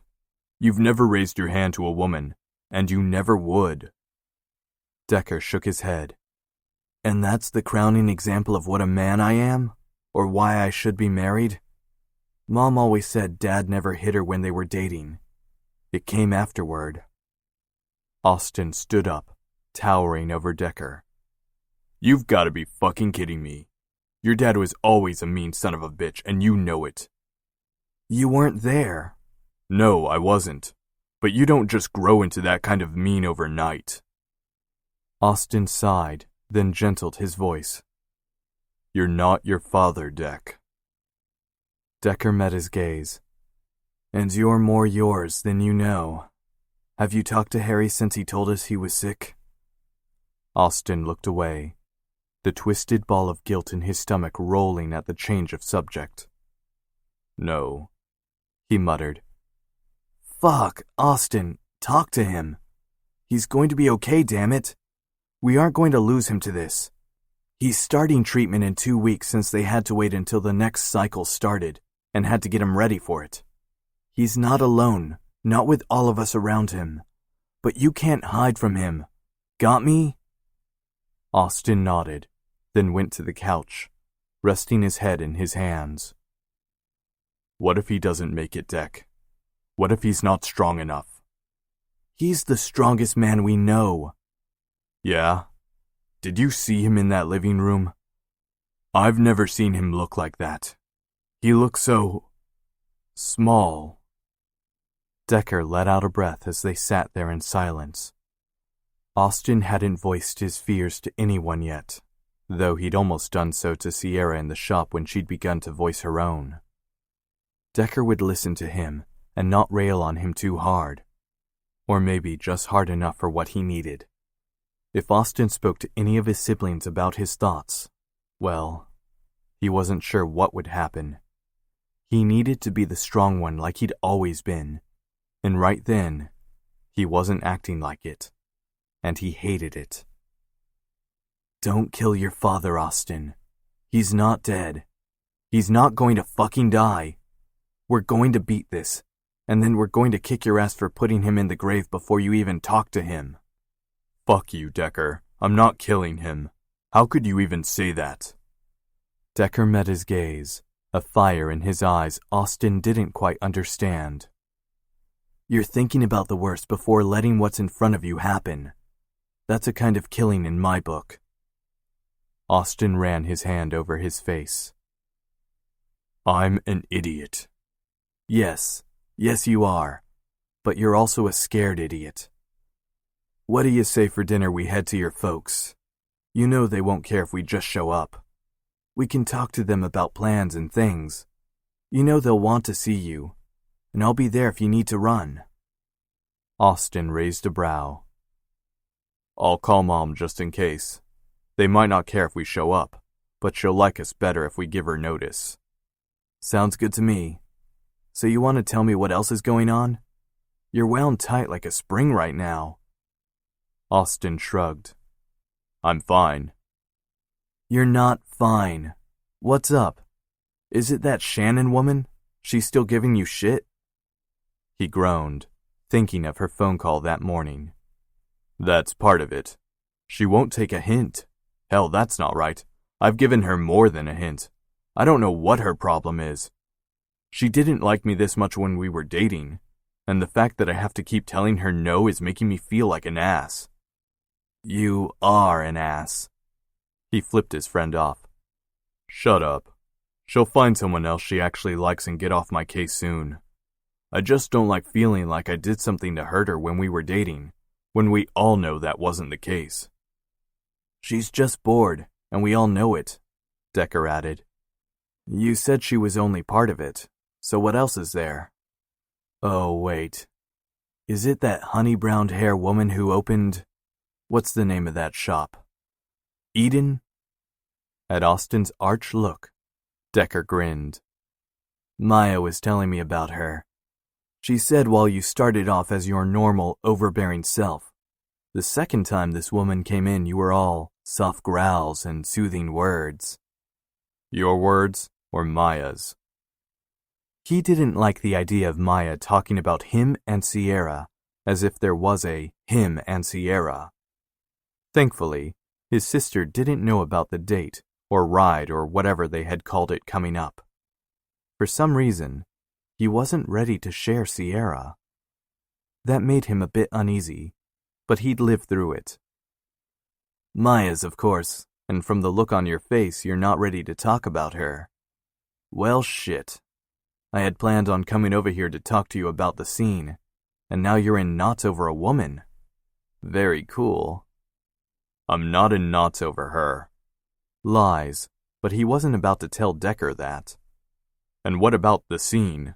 I haven't been to a club in ages, Decker, and I know you haven't either. That's not really me. Decker leaned forward. I thought you just needed to get laid, or at least use that pent-up energy to help a sub in need. But maybe I was wrong. Austin ran a hand over his face. He and Decker, as did other Montgomerys and their friends, had a kink of their own. When he was younger, he used to take the scene and help subs who wanted subspace for the night or to feel his floggers. It was a connection that worked inside the club alone, and he'd never had a sub outside the place. That wasn't for him. Austin sighed.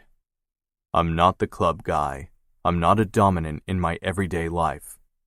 I'm my own type of man. I like sex how I like it. If that happens to be with me telling her what I want, sure. If that means I want to flog her because that's what she wants, perfect. That's who I am. I like what I like. I know, man, but it's something to think about. Austin let out a breath. Yeah, it was, but he couldn't get Sierra out of his mind. And she couldn't even show him the skin she wanted inked. He wasn't sure what he wanted, and he damn sure didn't know what she wanted. What he was sure of was he needed to get off his ass and start being the Montgomery he was meant to be. That meant taking care of his family, and if things worked out, Sierra as well.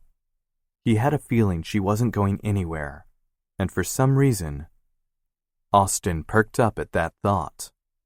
Only time would tell, but Austin couldn't wait.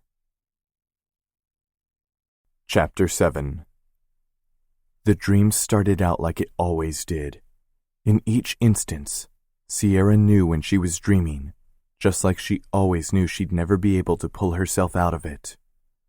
She lived through each agonizing cry, each burn, each break over and over again, then woke up screaming.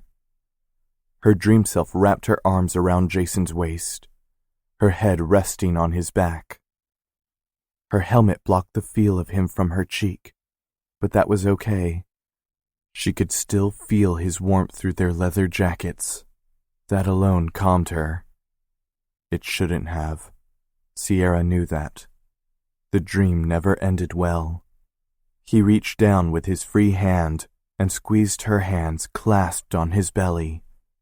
She sighed happily, even as, in the back of her mind, she knew this was it. This was how it all ended. The screech of tires came first, then the pounding along her head, the searing pain on her side. Screams came from deep within and around her. She didn't know which was which anymore.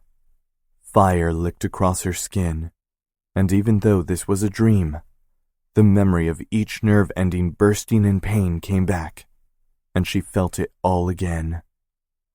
She sucked in a breath, reaching out to Jason's limp form, praying this time it would be different, praying this time he'd wake up.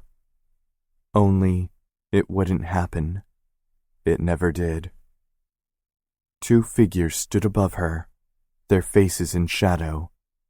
They hadn't been there the night she died inside, and didn't play a part in every dream she faced. They poured gasoline over her body, the smaller shadow lighting a match. In that instance of light, she saw the narrowed eyes, the rage and pain held within that gaze manifesting into a nightmare she'd never shake. As the match dropped and her body caught fire, she woke up, her chest pounding, her sweat-slicked body shaking so much she thought she'd fall out of bed.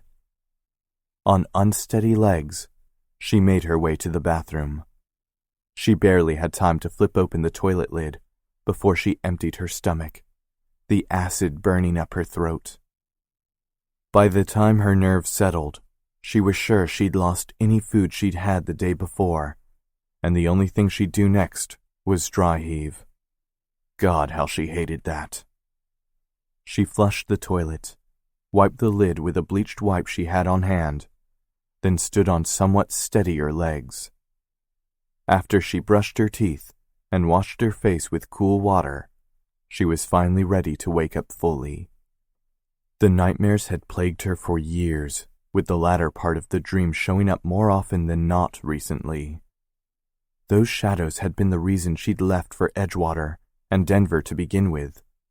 Not that she'd voiced that aloud. She didn't want to say she'd run from her problems, but staying there and taking them with no ability to defeat them hadn't helped her.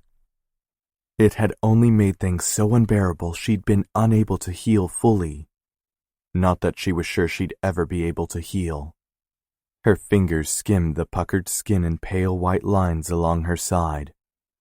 But now that she was free of the chains that had bound her for so long, she might be able to find a way to live with the scars that marred her body, as well as her soul. She met her gaze in the mirror, and cursed herself for trying to push herself too hard too fast. Wasn't it enough that she'd moved to a new place? She'd opened a business, one she loved that would hopefully succeed. She even went to her consult with Austin for a tattoo to help ink around the scar that had marked her for so long. Yet Austin was precisely the problem. He'd stepped on her toes and pushed something within her to the front. She wanted him, and she didn't know what to do about it. She wasn't ready for a man so large, so strong when she knew she wasn't sure about anything anymore. Then he'd asked to take her for a ride, and she panicked like someone had thrown her into a tank full of sharks. He'd seen the pain in her eyes, the panic in her gaze, and hadn't thought twice about taking back his offer. He must think she was weak, though he hadn't said as much. She hated being weak. She'd been that way for so long she wasn't sure how to be anything else. At least, that's how it seemed. Damn it. She wasn't that person anymore. But she also knew her limits. Going on a ride wasn't on the list of things she needed to do right then. The nightmares had gotten worse in the days since Austin mentioned it. Maybe once she got her tattoo, and Eden had been open for longer than a week, she'd be able to do it. Throwing herself into 50 changes at once wasn't helping anyone. She might be the type of person who needed to raise her chin and get on with life, but she knew better than anyone when enough was enough. She'd just call Austin and cancel the ride.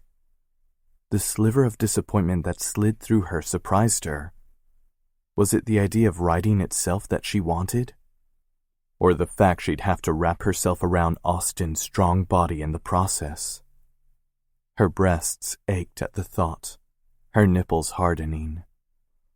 Austin was a big man with an even bigger presence. The idea that after so long being alone and not finding another man she wanted made her think. Throw in the fact this man was so attractive physically and emotionally that she wanted more than a casual date or two, and she was a goner. It wasn't that Austin wasn't good enough for her. God, no. She wasn't the type who thought beards, tattoos, and the dangerous look of leather were somehow a representation of who a person was. In the grand scheme of things, it honestly didn't matter. But she also knew that Austin had more hidden depths than she was ready to deal with. In her mind, she could feel his calloused hands on her skin, the roughness of his beard on her inner thighs as he feasted on her. She let out a shaky breath. She needed to keep Austin out of the forefront of her mind. She had so many other things to think about, to worry about, that wanting Austin in her bed and in her life shouldn't be so high on the list. She also knew Austin had his own worries. She'd never met the senior Montgomery, but her heart ached for him and his family. Cancer was such a scary word, and even though the media talked about it now more than they had before, the public still didn't know enough about it to truly understand. She'd done some research on prostate cancer when Austin told her about his father. She knew it was so far out of her scope and probably very invasive of her, but she wanted to know what Austin would be going through as a son and what Harry would be going through as a patient. Not that reading a few lines on a computer connected her to the family in any way, but it was a step in a direction she wasn't sure she should take. Austin had said he didn't know much about the prognosis, or even what stage his father was at, because he'd been too dazed to really comprehend. She just prayed the cancer had been caught early enough that the Gleason grading was low. If Austin was still too worried to research or deal, then she'd be able to help him that much anyway. It was the least she could do for him after she freaked out over the ride and his hands on her skin. Speaking of the ride, she needed to call Austin and cancel. It hurt to think about, but she wasn't ready, and she knew it. Sitting on the back of a bike while having a panic attack would be downright dangerous, and no matter how slow Austin might go for her, she wouldn't risk their lives because she had to push herself. She quickly showered and dressed for her day. She didn't open that day because it was Jacinda's turn to open and Becca's to close.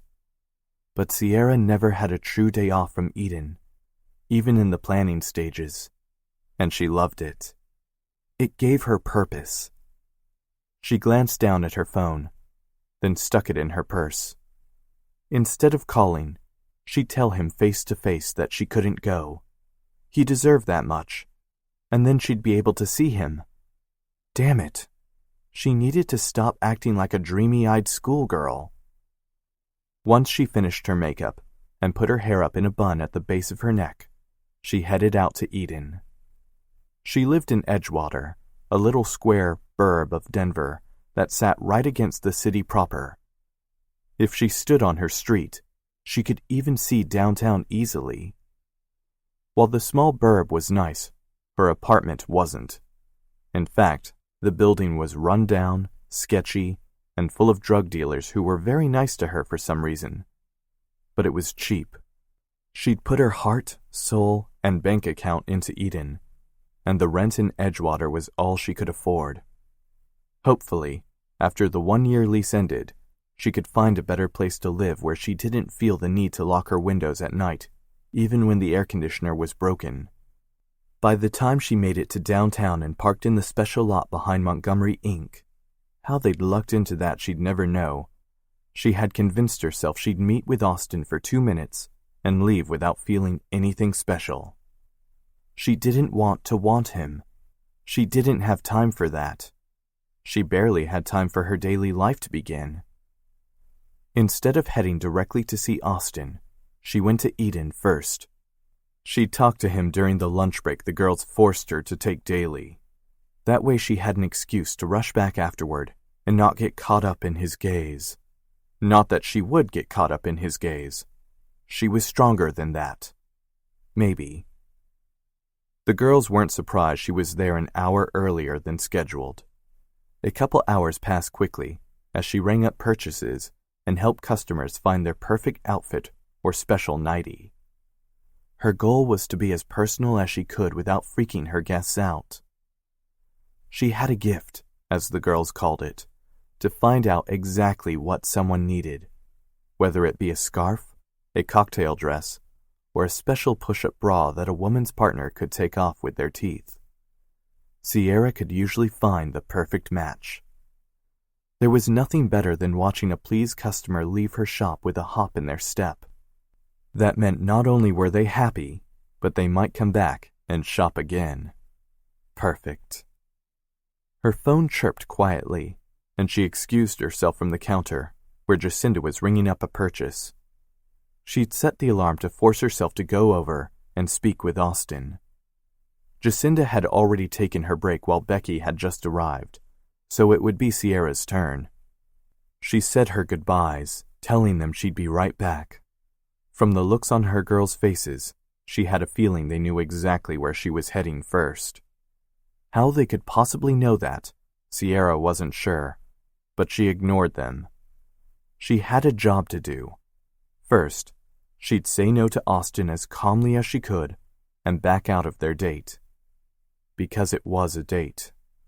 From the sparks between them and the look in his eyes when he'd asked, no, told her that he would take her for a ride on the back of his bike, their outing couldn't be construed as anything but a date.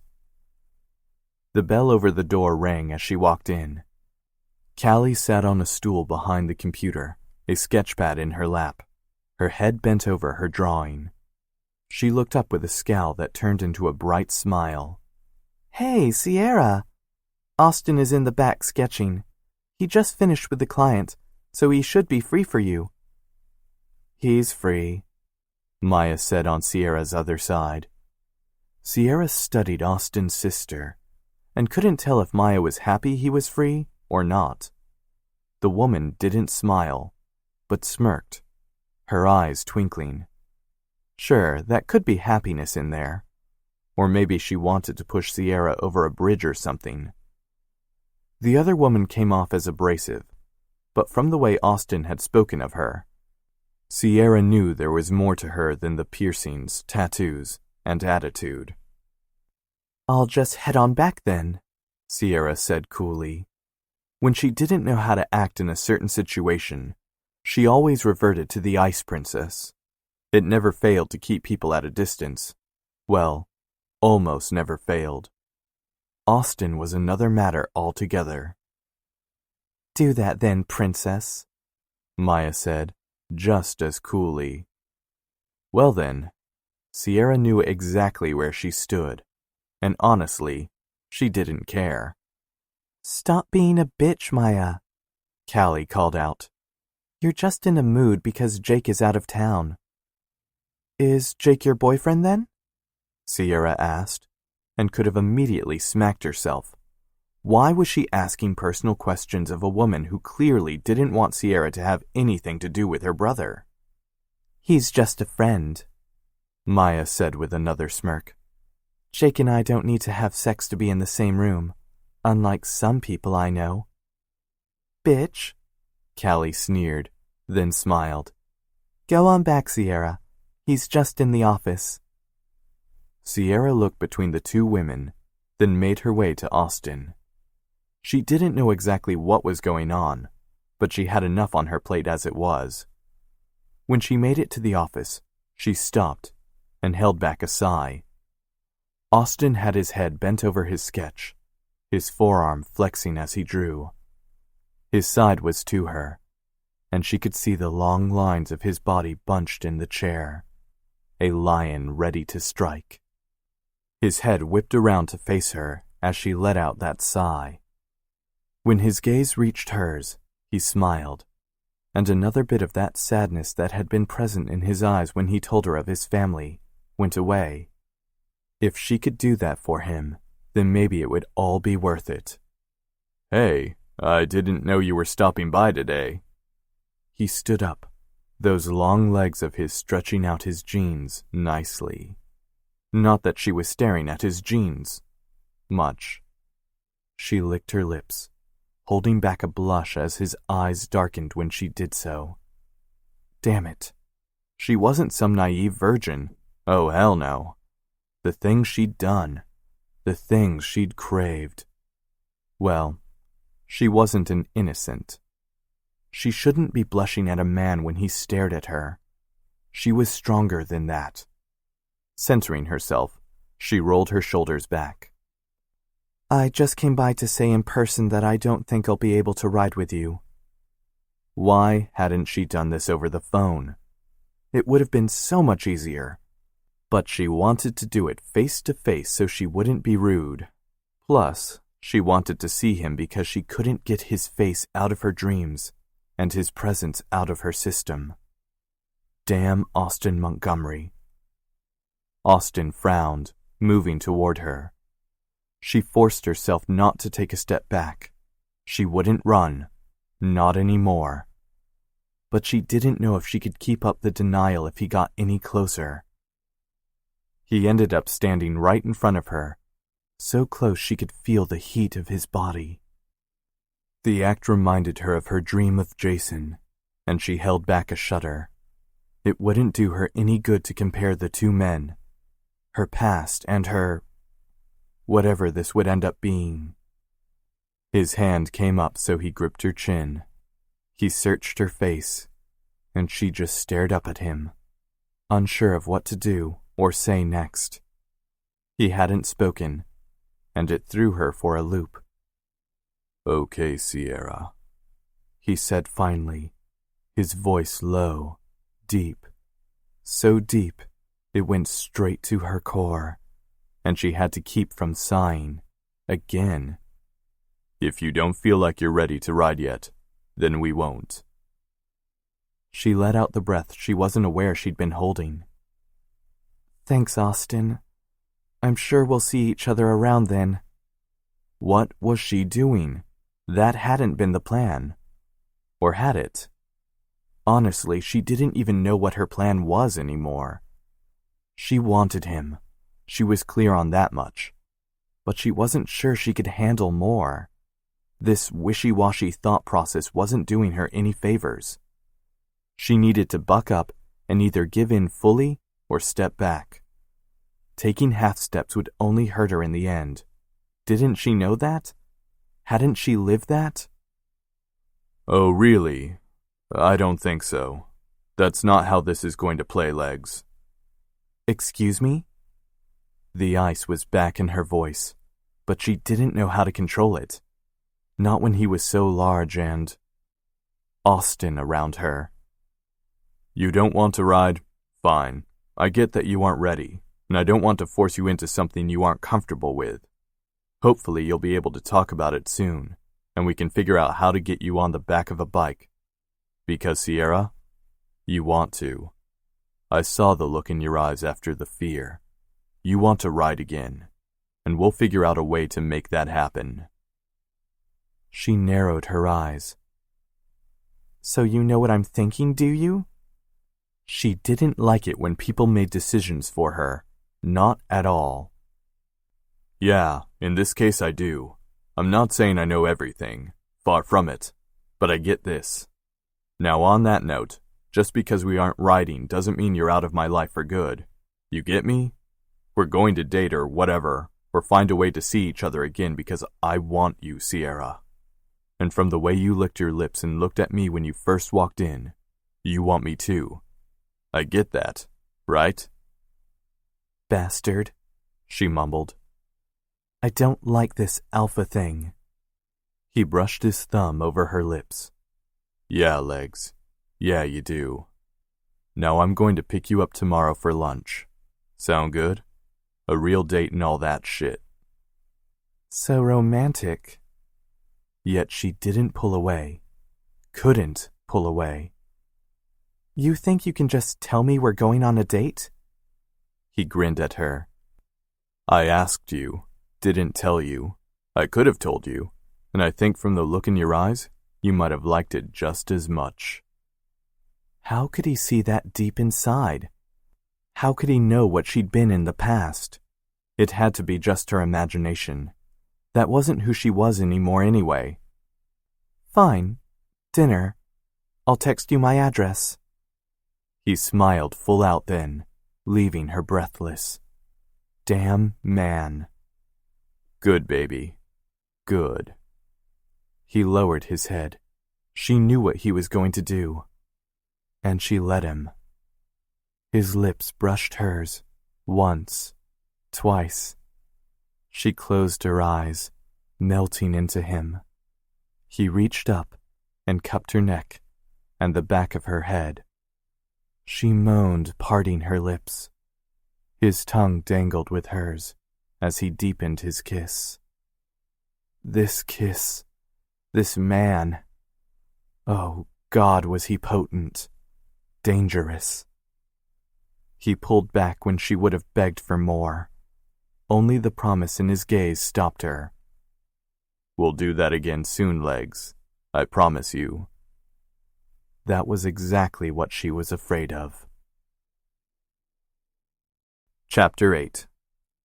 Austin winced as his phone buzzed on the kitchen counter. He hadn't heard from Shannon in 4 days, and it was starting to scare him. Hopefully she'd back off, but who knew with her? He hadn't thought she was that possessive and monumentally crazy when they'd gone out. But apparently, he hadn't looked too deeply beneath the surface.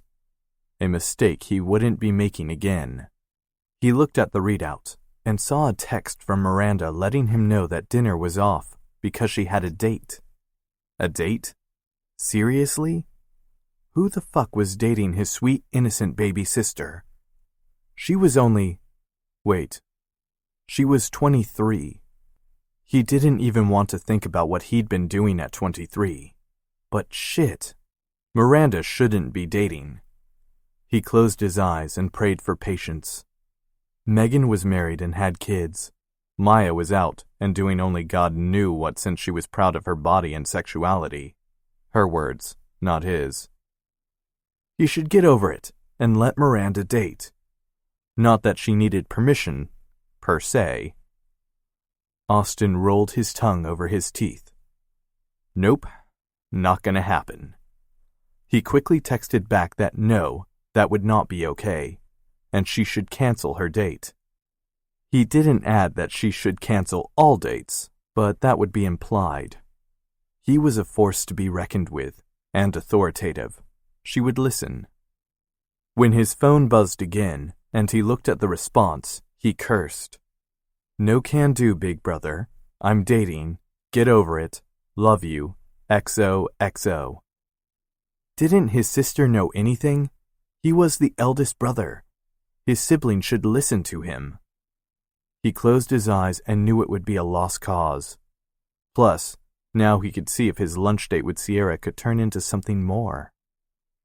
It was Sunday, and they both had the day off, meaning they'd planned to spend the afternoon together. He already had plans with his sister beforehand, or he would have made a dinner date with Sierra in the first place. Now he had a chance to do both. He quickly called her to set it up, just in case she'd thought of getting out of it. He didn't know why he was so nervous about this. At his age, He dated countless women. Not that he ever wanted to really think about that vast pool. He should have been on familiar ground, but when it came to Sierra, nothing was common, and nothing was at all familiar. For some reason, he truly liked that. "Hey you, I was just about to call." Her voice, usually a soft purr that went straight to his cock, sounded distracted. "What's up, Legs?" "I wish you wouldn't call me that," she said absently. What was up? She usually put more effort into her denial of his nickname. "What's wrong, Sierra?" There, he could learn. Besides, she didn't sound like she'd appreciate his teasing. "I'm going to have to cancel lunch." He frowned. He'd let her cancel their ride because she wasn't ready for that. Frankly, he didn't blame her. But he wasn't about to let her cancel again. Not when they had something. He knew they did, and he knew she knew it too. "Why?" She sighed. "Because some kid broke my window. It was an accident, and his mother already made him come over and apologize. So I know it could have been much worse considering where I live. I mean..." He clenched his jaw. He knew she lived in Edgewater, and while it wasn't the nicest burb of Denver, it wasn't the worst either. From the sound of it, he should have been much more worried. "Are you okay? Were you near the window when it broke?" "Oh, no, I'm fine." She gave a rough chuckle. "I was in the bedroom, and the broken window is in my kitchen. I cleaned up the glass, but maintenance said they couldn't fix it until next Friday, so now I'm stuck having to figure out how to put a board up or something. I can't leave my house because of the broken window, you know? So, no, I can't make lunch. But it's not because I don't want to. You get that, right?" He was already grabbing his keys and passed by the mail that he'd, once again, forgotten to check. He needed to get on that. Damn. "I'm on my way. Stay where you are, and I'll bring a sheet of plywood I have in the garage. Then I can work on the window myself once I do some measurements." "Austin, you can't come and fix my window." She kept telling him not to come over and help. So he mumbled and grunted as he went to his garage for supplies. He jumped in his truck after putting the sheet of wood in the back. "Yes, I can. You said yourself you can't leave your house to go find something to block it, and this way I can still see you." He hadn't meant to say that last part, but from her happy sigh, maybe it was a good thing he had. "I'll be there in less than 20 minutes. Don't walk out of your house to get away from me or something, okay?" "Okay." "Austin?" "Yeah?" He put his phone on Bluetooth and sped up the driveway. She'd given him her address the day before, so he had a relative idea of where she was. He knew Denver well enough it wasn't a problem. "Thank you," she whispered sweetly. "Anything, babe." He hung up and drove on, antsy to see her and help. Damn, he had it bad. But right then, he wouldn't have it any other way.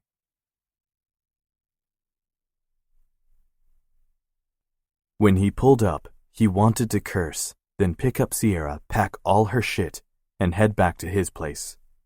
Why the hell was she living here? Sure, the place didn't look dirty, but it was a hell of a shithole compared to Eden and his home. There were couches on lawns, people smoking weed out in the open. It might be legal statewide to own it, but smoking it out on the street corner wasn't the smartest idea. However, in Sierra's neighborhood, apparently it didn't matter. He pulled into what served as a parking lot. Well, it was mainly a lot filled with beat-up cars and potholes, but he found a spot near her car anyway. He got out, locked his truck, then pulled the plywood out of the truck bed. He knew she was on the first floor, and cursed yet again when he saw the window. Austin needed to get her out of this neighborhood as quickly as he could. However, telling her, not asking her, to move into his house before they'd officially had their first date would probably be pushing it. Plus, he knew she was saving for Eden. He could remember the lean times he and Maya shared when they'd first opened Montgomery Inc. Yeah, it rankled that he couldn't fix everything for Sierra, but he had to live with it. He'd just find a way to get her to stay at his house more often than not. He had 2 extra bedrooms, and she could stay in one if she didn't want to sleep in his bed. The image of her in his bed went straight to his cock, and he took a deep breath. There was no way he could fix her window and find a way to get her to his place when he had a hard-on the size of Texas. She walked out onto her back porch, more like a cement slab she shared with 4 other units, her feet in sandals and a frown on her face. "You got here fast." Her gaze searched his, and he wished to hell he had free hands to brush that lock of hair from her face. "I'm not too far away." He said that part loudly, in case of any of her banger neighbors decided to poach on Austin's territory. Call him an alpha asshole, but Sierra was his now, and they'd all just have to deal with him if they got too close. "Thank you." She walked closer and put her small hand on his chest. He sucked in a breath. "Really, thank you.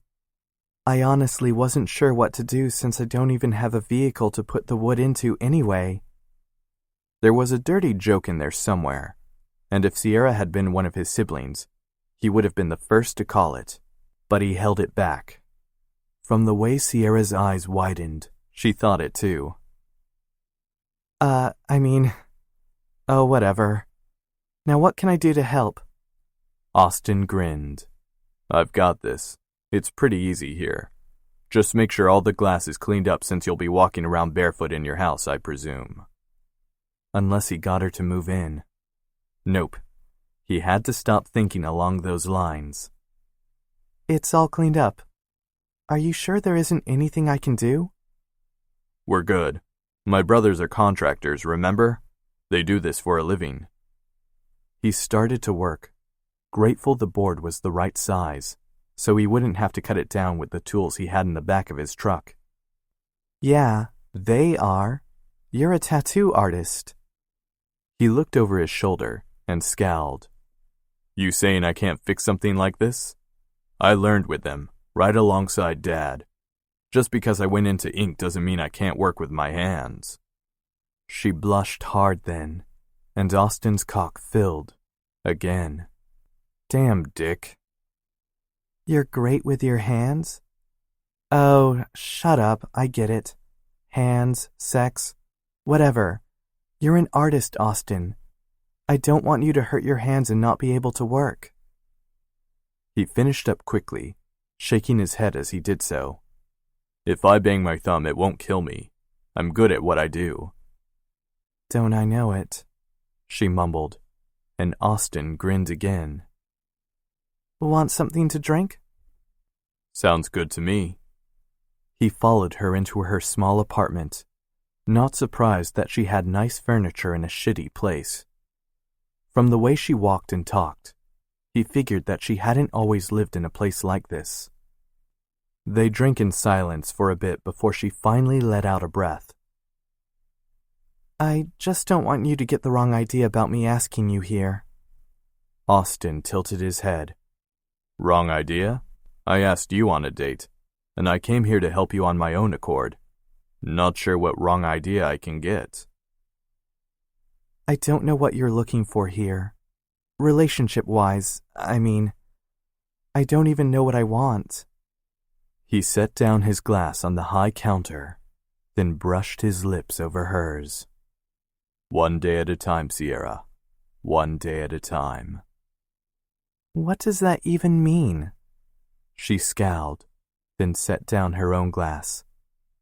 "One day at a time? For what? What are we even doing, Austin? I thought we didn't even like each other when we first met. Now you're asking me to ride with you, kissing me, and fixing my window?" Austin frowned, then took her chin in a hard grip. Her eyes widened a bit before her pupils dilated. "Ah, That's what he wanted to see. So she liked him in control, did she? He'd have to be clear about what he was and what he liked before they went further. But if his instincts were right, she'd be perfect for him. Fuck, he couldn't wait. I'm too old for games, Sierra. She didn't pull away from his hold. Good. I'm not playing games. I'm honestly confused and wondering how we got here. How are you in my apartment with your hands on me? I don't know what happened. He took his other hand and collared her throat as he let her chin go. She sucked in a breath, her pulse fluttering beneath his thumb. I want you, Sierra. That much is obvious. Tell me you want me too. He lowered his voice at the end, putting as much order in his tone as possible. I don't know, she lied. Oh yes, he could tell it was a lie. Be honest. Don't lie to me. I want you to, but I don't know what that means. Want you for how long? For what? We need to talk it out first because I'm not jumping into bed with you only for you to leave right after and never see me again. I'm not that person. He brushed his thumb over her pulse again, narrowing his eyes. You think I'd leave you right after I've tasted you? You don't know me as well as I thought. She finally pulled away, and he let her. She crossed her arms over her chest and shook her head. See? That's exactly the point. I'm not going to lie and say I don't feel this heat between us. That much is obvious. But I don't know if I can handle more. Do you understand that? He nodded, getting a clearer picture of the woman he wanted in his bed, and from the direction things were going, in his life as well. You don't want this to be only for a night, but you don't know if you're ready for everything that comes with it if we last longer. She let out a breath, her shoulders sagging. I didn't come to Denver for a relationship. In fact, I've done my best not to be with another person in so long that I don't even remember what it's like to be in one. He let out a breath, then brushed her cheek with his knuckles. She leaned into his touch, and he held back a groan. Oh yes, she would be perfect under his dominance. He only hoped she knew that, or would at least be open to it. I've tried to be in serious relationships, but they haven't worked out. I'm not the kind of person to love 'em and leave 'em, but I haven't been serious about anyone truly. And do you want that? A serious relationship? He nodded, even as her eyes widened. Yes, that's what I want. But me saying that doesn't mean we have to jump in head first. Sierra, it's okay to start off as exclusive, then work our way toward what we become, rather than focusing on the end and dreading the way there. So you're saying we see each other and find our way, knowing it might end up in tatters because I don't know what I want? He shook his head, then cupped her face. He brushed his lips against hers, craving her taste. When he pulled back, her eyes had darkened again. I'm saying that we take it one day at a time. Stop worrying. Just know that I'm not going into this with an end date in mind. I'm not going to leave like a fucking bastard. I'm not that man. I don't believe you are, she whispered. And he held back a fist pump. Well, at least he was getting somewhere. Then we can date, get to know one another, and find our way. Freaking out about the future we can't control won't help us. She rolled her eyes, then ran her hand through her hair as she pulled back. Tell me about it. I've been trying to control my destiny for so long, it seems like no matter what I do, life happens the way it wants. He wanted to know more about what she was saying and find out all her secrets. But he knew it wasn't the time for that. He'd find out soon. He was done with the Shannons and Maggies of his past. He'd known that before he went to New Orleans to see Shep. Now he had a future with Montgomery Inc., a fucking scary path to travel with his father. And now this. If he was saner, he'd pull back from Sierra and focus solely on his job and family. But he never claimed to be sane. Although he was through burying his head in the sand when it came to his dad, he wasn't ready to face it fully. Not without someone by his side. That was fucking crazy to think. But for some odd reason, he was ready for that. Now he just had to get Sierra to agree. I'm going to feed you, and then we can come back here and talk. Her eyes widened before she threw her head back and laughed. Talk, huh? Is that code for something? Well, he needed to talk to her about his needs, and what he saw of her needs as well. But, yeah, code worked.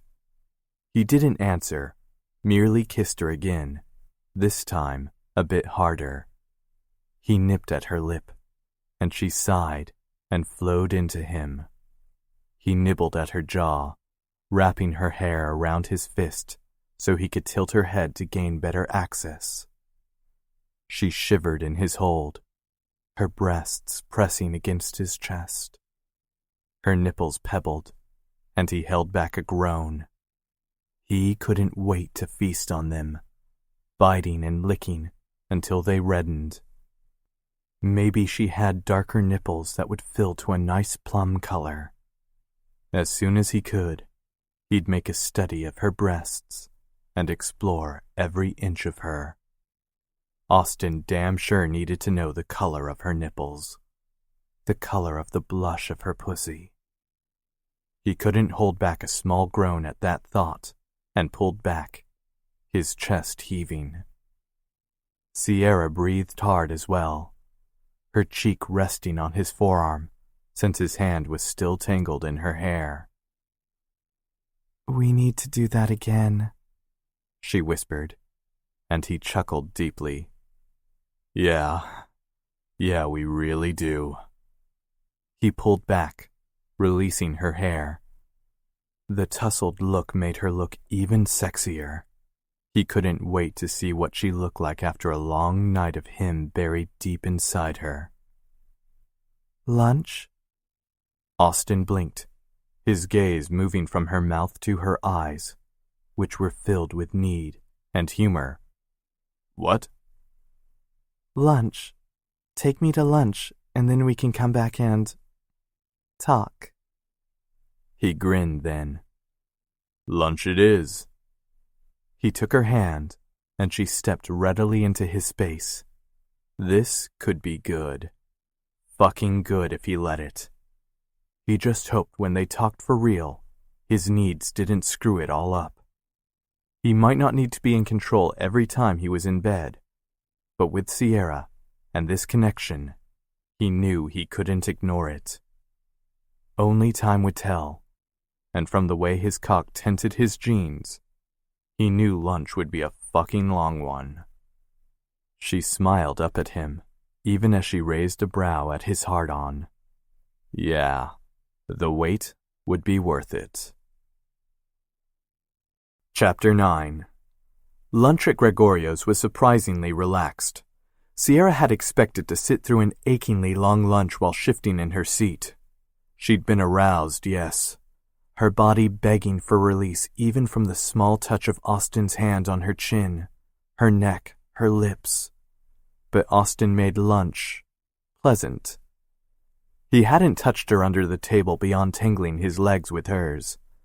They sat across from one another, the distance helping cool her down slightly.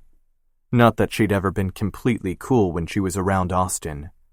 Oh no, that ship had long since sailed. Sure, she could be the serene, put-together owner of Eden with others. But as soon as she got near the bearded man, she wanted to melt. or kneel and lower her gaze. That had been ingrained in her from her time with Jason, and it seemed that her inner need found what it wanted in Austin. There was no denying Austin was a dominant. While that should have scared the hell out of her, she found herself curious as to how he'd handle the situation, how he'd handle her. While she'd never been a 24/7 sub who trusted her dom to make all of their choices, she had enjoyed giving Jason control while they were in the bedroom. She liked being his first priority, and the way he cared for her before, during, and after their scenes. They'd never visited a club or ranch or anything like that. They preferred to do things in private, and that was exactly how she liked it. They also didn't play every time they had sex. Sometimes it was just the two of them, and their own needs. She hadn't needed to give up control and relax, if one could call it relaxing, each time they made love. Everyone's kink was different. Needs changed as the person changed. As long as it was safe and consensual, it could work. However, she hadn't participated in anything like that in 10 years. It had taken 5 years after the accident for her to even have sex again. Even then, it hadn't been worth it. Yeah, it scratched an itch, and the 2 men she'd slept with since were nice, but nothing to do cartwheels over. If she let herself think about it, then she'd worry it was her and her lack of heat. But she'd been good to herself. It was a lack of chemistry, a lack of true desire beyond a need to comfort, that led her to those mediocre couplings. Austin, however, would be anything but mediocre. They made it back to her place after having, in her opinion, the best burritos in town. They had reached an unspoken understanding that whatever needed to be said, whatever would be done, would be in her place first. She might not love her place, she hated it, but it was hers. For their first time, even if it was just talking about what they wanted, she needed it to be in her own place. Yes, that was clearly her not giving up the control, but it had been so long since Jason. She mentally slapped herself. This wasn't about Jason. This was about her and Austin. No matter where their future ended up, she needed to keep Jason firmly rooted in the past. He was gone. Austin was not. The girl she was all those years ago wasn't the woman she was now. She was stronger, scarred, and had finally come into her own. And now she was alone in her living room with Austin Montgomery of the gorgeous blue eyes that saw far too much. "Where did your mind go just then?" Austin asked, pulling her out of her thoughts. "Everywhere and nowhere," she answered honestly. He raised both brows, then sat on her old wood coffee table, pulling at her wrist so she sat on the couch directly in front of him. Their knees brushed, and she wanted to pull away and scoot closer at the same time. Yes, they truly needed to talk. "That is an oddly cryptic answer, but I'll let that go. We need to talk anyway." If anyone else had said those words, she'd have thought it was the clear sign of a breakup. However, they hadn't been dating for more than an hour. Well, maybe longer considering she'd been territorial over him since the first time she saw him. But that wasn't something she was going to think about. She had a feeling she knew what he wanted to discuss. There was no hiding the alpha in Austin Montgomery. "Okay then, I'm ready." He searched her gaze. "I think you are." He cleared his throat, then took both of her hands in his. "Do you know what BDSM is?" He looked so worried. Yes, his face was set and relaxed, but she could see in his eyes he wasn't. She squeezed his hands. "Yes, I know. And before you start to worry if you're scaring me away, I was in a DS relationship before." The shock that crossed his face wasn't a surprise, but the jealousy was. Seriously? "Really?" He growled out. She sighed but didn't pull her hands back. She had been the one to jump right in, so she'd have to deal with the consequences. Yes, it was over 10 years ago. I haven't played since. He pulled his hands back, and for a moment, the loss made her ache until he cupped her face. Not in 10 years? She swallowed back the pain, the memories of what she'd lost because of one careless action. Jason, that was his name, and I were a couple, and I was his submissive while in the bedroom. We weren't 24/7, and that's how we both preferred it. I can't give up complete control, but I think you know that about me. He narrowed his gaze, his thumb running along her cheek. On the one hand, it's good to know that you're aware of the lifestyle and have experience. I could tell you were a sub, but not about all your experience. That's probably because it's been so long. Ignoring the memories, she rolled her eyes. You have subdar, do you? His grip tightened on her chin, and she sucked in a breath. She hadn't realized how much she missed this. Damn him if this went sour. Damn them both. Subdar? It's a thing, but it's not like you glowed or I heard little pinging sounds when you were near me. She snorted, then rolled her eyes. Good to know. I think I'd have to get that checked out. Insolent, he muttered, then leaned closer. She could scent him, the musk that was Austin and pine. It's the way you lowered your eyes when I touched you, the way you came closer in certain ways and pulled away in others. Your body, your soul was made to trust a dom to take care of you in bed. Not all the time, she added in. She needed to make that clear. He nodded, understanding filling his gaze. I understand. I'm wired the same way. He grinned then, and she held back a sigh. He really was a gorgeous man. Not that she'd tell him. He was already too sure of himself as it was.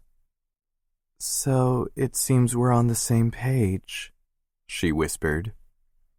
It seems, but we're not done talking yet. Open communication in any relationship is important, but even more so in this case. I don't need to inflict pain or control on my partner unless they desire it. That need is what drives my own. So every time we're making love, because legs, we'll be making love soon. We don't need to be together in a DS way. We won't need the flogger, the nipple clamps, or the way I want to tie you up each time. She shuddered out a breath, her pussy growing slick at his words alone. Dear God, she wanted all of that. She hadn't known how much she wanted that. Sometimes, Sierra, sometimes I'll want you to be on top as you ride me, rocking your hips as you take my cock deep inside that pussy of yours. Other times I'll be soft and on top, pumping into you as we just let ourselves go. No control, no dominance, just us. He paused, and she held back the need to squirm. Does that sound like something you'll need? Something you'll enjoy? She nodded. He shook his head. Say it, Sierra. Yes, sir? She wasn't sure what he wanted her to call him. He grinned then, cupping her face. I'm just Austin, Sierra. I don't need to be called sir or master for you to be under my gaze. That works for some, but it's not my kink. If you need to call me that, then you can. But I want to hear my name on your lips as you come. She licked her lips. Austin. He grinned. Good. Right now, since I don't have any of my things and I know we both want to ease into that part of our relationship, I'm not going to tie you up, flog you, or make you scream. He paused. Oh, I might make you scream, but only when I'm thrusting inside you. What if I make you scream? She teased. He snorted. I intend to shout your name, Sierra. I promise you. Now, before we start, we need a safe word. She raised her brows. I thought you said we weren't starting that part yet. He shook his head. But it's always good to have one. You know that. I think the standard red, yellow, and green will work. It was what she'd used with. No, she wouldn't think of him. Not here. He narrowed his eyes. You need a strong one, Sierra. There's a ghost between us. One you're not ready to talk about. She sucked in a breath. Pick a different safe word. There was only one word she could use, and they both knew it. Motorcycle, she whispered. Austin nodded, his eyes carefully blank. Had she hurt him? Maybe, but he'd asked for the safe word. It was something they would both have to deal with when they were ready. He stood then, holding out his hand. She took it and stood so her chest brushed his, her body flushed to him. I want you, Sierra Elder. Say you want me too. She knew this was big. A step she hadn't been sure she was ready to take as late as that morning. However, she'd been hiding for so long, neglecting what was inherent to her being, that she knew she needed to take this risk. I want you to. Good. He crushed his mouth to hers, and she moaned. His hands were in her hair, forcing her head to stay in one place as he devoured her mouth. His tongue pressed against hers, controlling the kiss, and she gave in. They might not get into the truly DS things this first time, but she wanted, no, needed to let herself give in and see if she could trust him.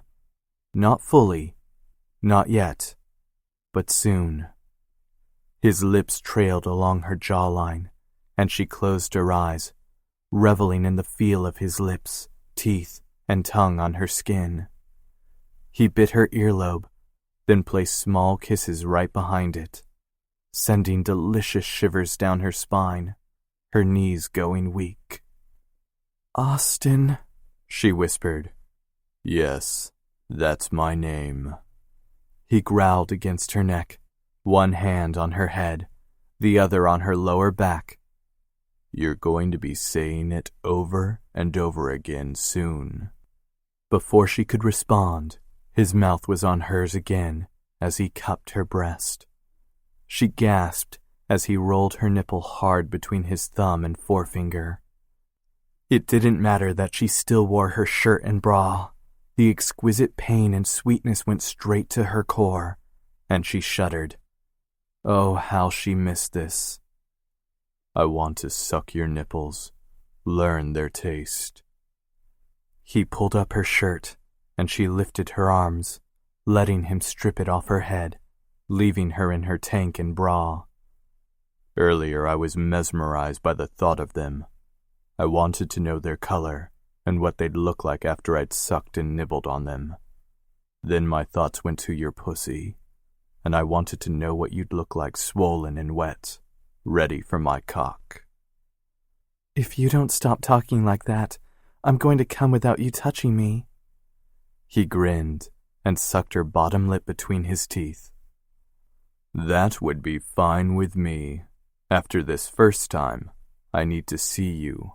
He pulled back, meeting her gaze. All of you. She licked her lips and felt her whole body stiffen. In all of this, she'd forgotten her scars. How could she forget what had plagued her for so long? You don't have to tell me right now how it happened. I don't want to ruin what we have at this moment, Sierra.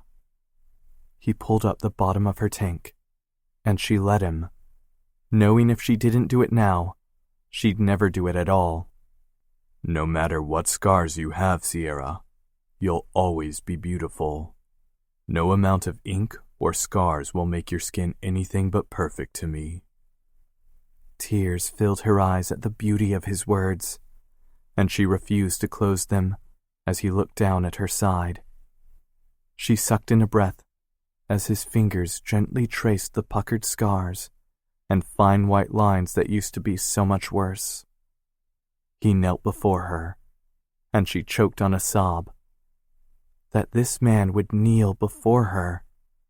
She would never get the image of his dark head at her stomach, her scars, out of her head for as long as she lived.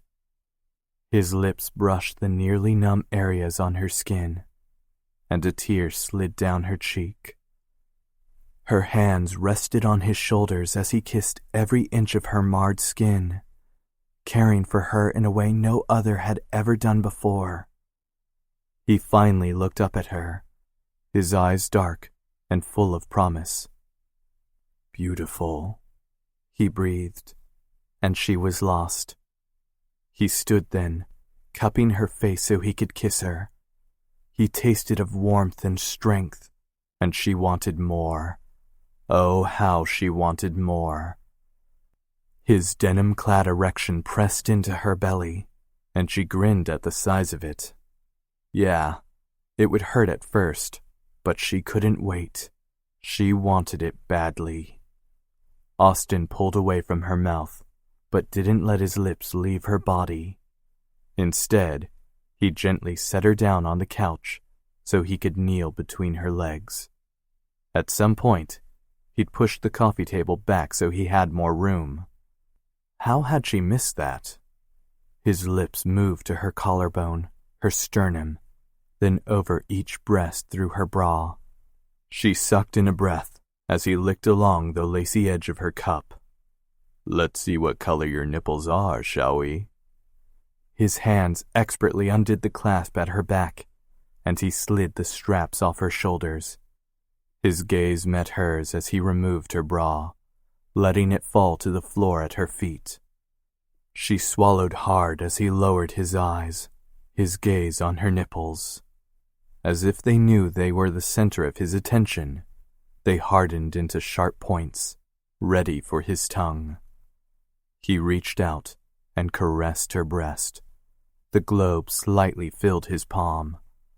The sight itself was one of the most erotic things she'd ever seen. Jesus, like little pink berries. You're going to redden up so fucking nice when I suck on them. One day, when I use clamps, they're going to be so hard, they'll beg for my tongue. His gaze met hers.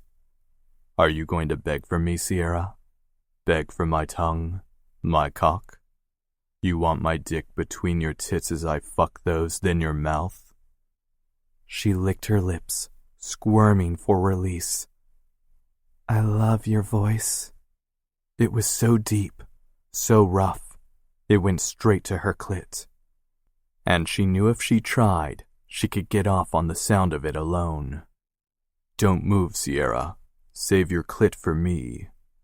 She froze at his tone, her body as tight as a bowstring. She ached for him, but on another level, she knew if she sat still for him, he'd make it better soon. That was the kind of trust she held for him so early in their relationship. It boggled her mind, but she pushed it to the side.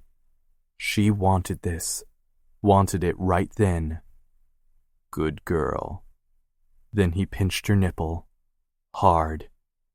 The sting shocked her system, and she sucked in a breath, using everything within her power not to move. If she moved, he might stop, and she didn't know if she could take that. She wanted his touch, his everything. She'd worry about the consequences later. Get out of your head, Sierra. He pinched the other nipple just as hard, then laved the sting with his tongue. It's just you and me. Nothing and no one else. Just think of me. That's all you have to do. I'll do the rest. You get me? She nodded. He pinched her nipple again. You get me? Yes, Austin. Good girl. He lowered his mouth to each breast and feasted, his tongue and teeth devouring one as his free hand palmed the other, rolling and pinching her nipple. She let her head fall back as he gave special attention to each nipple, She loved the way the scrape of his beard made it even more erotic. Each scrape, each lick, sent waves of pleasure through her body, pooling in her clit so that it hummed, needing just a little more pressure so she could get off. Still, she didn't move her hips. She wanted Austin to do it, trusted him to take care of her need. He pulled back, his gaze dark. Just like I thought. Red berries. So fucking hot. Ass up. She blinked, confused. Ass up, Sierra. I'm taking off your pants so I can eat your pussy before I take you into your bedroom and fuck you hard. Ass up. Yes, Austin, she said, and smiled as his nostrils flared. Oh yes, he liked it when she said that. She'd be sure to say it again, or not if she wanted his hand on her ass. Well, it seemed that this hidden part of her, the part she thought she'd buried so deep, wasn't so hidden after all.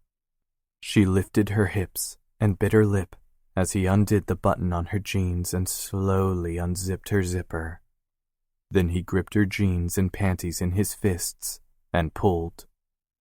She helped him with each leg, keeping her ass above the couch, her weight resting on her forearms. Austin groaned. Fuck, you're beautiful. You can rest now, baby. She sank into the cushions, her legs spread around Austin as he studied her.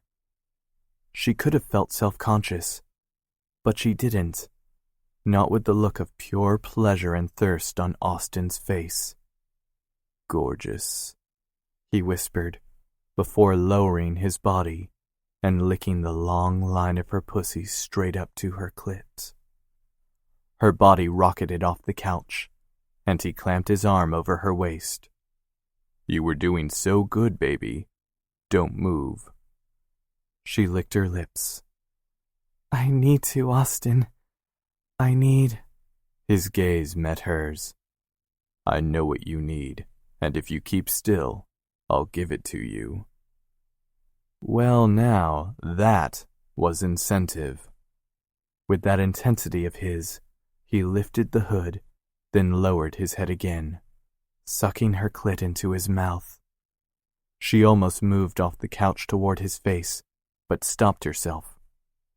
He flicked it against his teeth, before stroking her entrance with his finger. When he breached her, she sucked in a breath. It had been so long, and a vibrator wasn't as good as Austin's hand, or anything else on Austin for that matter. He pumped one finger into her, then two, slowly, then faster as he teased her. He kept his mouth on her clit, humming and growling against her. The feel of his beard scraping her thighs was the last straw, and she came, hard. Her pussy clamped around his fingers, but he didn't relent. Instead, he curled his fingers on her G-spot and massaged the bundle of nerves until her body shook, and she came again, this time screaming his name as her eyes rolled to the back of her head. By the time she opened her eyes, Austin stood at her feet, licking his hand, one finger at a time. Her juices coated his beard, his hand, his fingers, yet he looked so pleased she didn't care. God, she wanted to do that again, if she could walk. You taste so fucking good, Sierra. Like nectar I can't get enough of. Now I'm going to fuck you until we both pass out, then wake up for dinner, fuck you again, and repeat. How does that sound? She licked her lips, her body languid even as it thrummed for Austin. I just hope I have enough condoms. She'd bought a whole box before on a whim, and was damn glad she'd done so. He grinned at her then. One day we'll talk about other forms of birth control and getting tested so I can make love to you bare and feel every sweet inch of you. For now, I hope you have enough rubbers, too. He lifted her up, her naked body resting against his clothed one. She smiled up at him. It's not fair you're not naked, you know. When he kissed her brow, she sighed contentedly. Give me a moment, and I'll be just as naked as you. He sat her on the edge of the bed, then stood in front of her. When he stripped off his shirt, her jaw dropped. Dear God. Ropes of corded muscles, hard lines of strength, sex, and everything in between covered his body. He had some chest hair, enough to enhance the beauty of his ink, but not too much. And sweet baby Jesus, his ink. Tribal, skulls, flowers, and other symbols covered his arms and chest. A dragon went down his side to his hips, flaring out over part of his back. And the nipple rings. How on earth had she missed those in those tight shirts of his? He grinned down at her. Glad to see you like it. You're like a rock, Austin. He looked down at his cock, then raised a brow. Seems so. I meant your body. She looked down at his crotch. Oh, well then. She licked her lips. I didn't realize you had nipple rings. He reached up and flicked one, and she wanted to do the same with her tongue. I don't always have them in. Sometimes I just have the spacers. I like them. Good. He undid his pants, then chucked them and his boxer briefs down his legs. His cock jutted out, so erect it brushed his belly. Without giving it a second thought, she slid off the bed and knelt at his feet. Her legs were spread, and she put her open, upturned palms on her thighs, the submissive pose so ingrained in her she didn't have to give it a second thought. Austin's nostrils flared, and he took the 2 steps between them toward her. His hand cupped her chin to raise her eyes. His cock brushed her cheek, and she had to hold back from turning and sucking the thick head into her mouth. That is the most achingly beautiful thing I've ever seen in my life. I'm honored, Sierra. Honored. He stroked her cheek, then pulled away. The loss was almost overwhelming before he held out his hand. Let me lay you on the bed and make love to you. I want to feel you wrapped around me as we both come. We'll explore everything else next time. She stood up, using his arm as support. There will be a next time. Yes, Austin. Yes, there will be. He walked her backward, then laid her on the bed. She scooted so her head was on the pillow, and he hovered over her. Condoms. He bit out. The nightstand. He nodded, then left her to get the box from the drawer. The whole box. Ambitious. He tore open a packet and rolled one over his length. She swallowed hard as he worked his cock, the girth of it a little intimidating. When he came over her again, her body shook. From anticipation or nerves, she didn't know. Ready? He asked, his body shaking as well. Yes, Austin. Please. He lowered his head, kissing her softly. She could taste herself on his lips, and was only disappointed she hadn't been able to taste him as well. Next time, he said. She couldn't wait. Put your hands on the headboard, he ordered, and she shuddered. When she did so, keeping her hands close together, he wrapped his hand around both of her wrists. God, he was big everywhere. He settled between her legs, his body pressed against hers as he kept his weight on his other arm. Then he pressed against her opening, his cock sliding through her juices. Thank God she was so wet for him, because hell, he was big. Much bigger than anything she'd experienced before. He slowly stretched her, filled her inch by inch, until they were both sweat-slick and panting. Jesus, baby, you're so fucking tight. He let his hand drop from her wrist as he moved to his knees. The action brought him that much deeper, and she cried out in pleasure, not in pain. It must have shown on her face, because he slid his hands down her sides, gripping her hips. Then he moved again, thrusting in and out of her slowly at first, then harder. Her gaze met his, wanting that connection like her next breath. You feel so good around my cock legs. I can't wait to take you from behind and push even deeper. Then one day, you'll be above me, your tits bouncing as you ride me. Maybe I'll tie you up, your ass in the air, and fuck that sweet ass of yours. You want me to do that? You want me to fuck your ass like I'm fucking your pussy? She couldn't speak, couldn't think. He lifted her hips up with one hand, even as he continued to fuck her, and then he slapped her ass, hard. You want that, Sierra? Answer me. She nodded. Yes, Austin, I want it all. What do you want, Sierra? I want everything. I want you to tie me up, spank me, fuck my ass. I want it all. Later, she might blush at her words, but right then, with Austin's intense gaze on hers, his cock deep inside her, she wanted nothing but him and everything he had to offer. You'll get it all, baby. You'll get everything.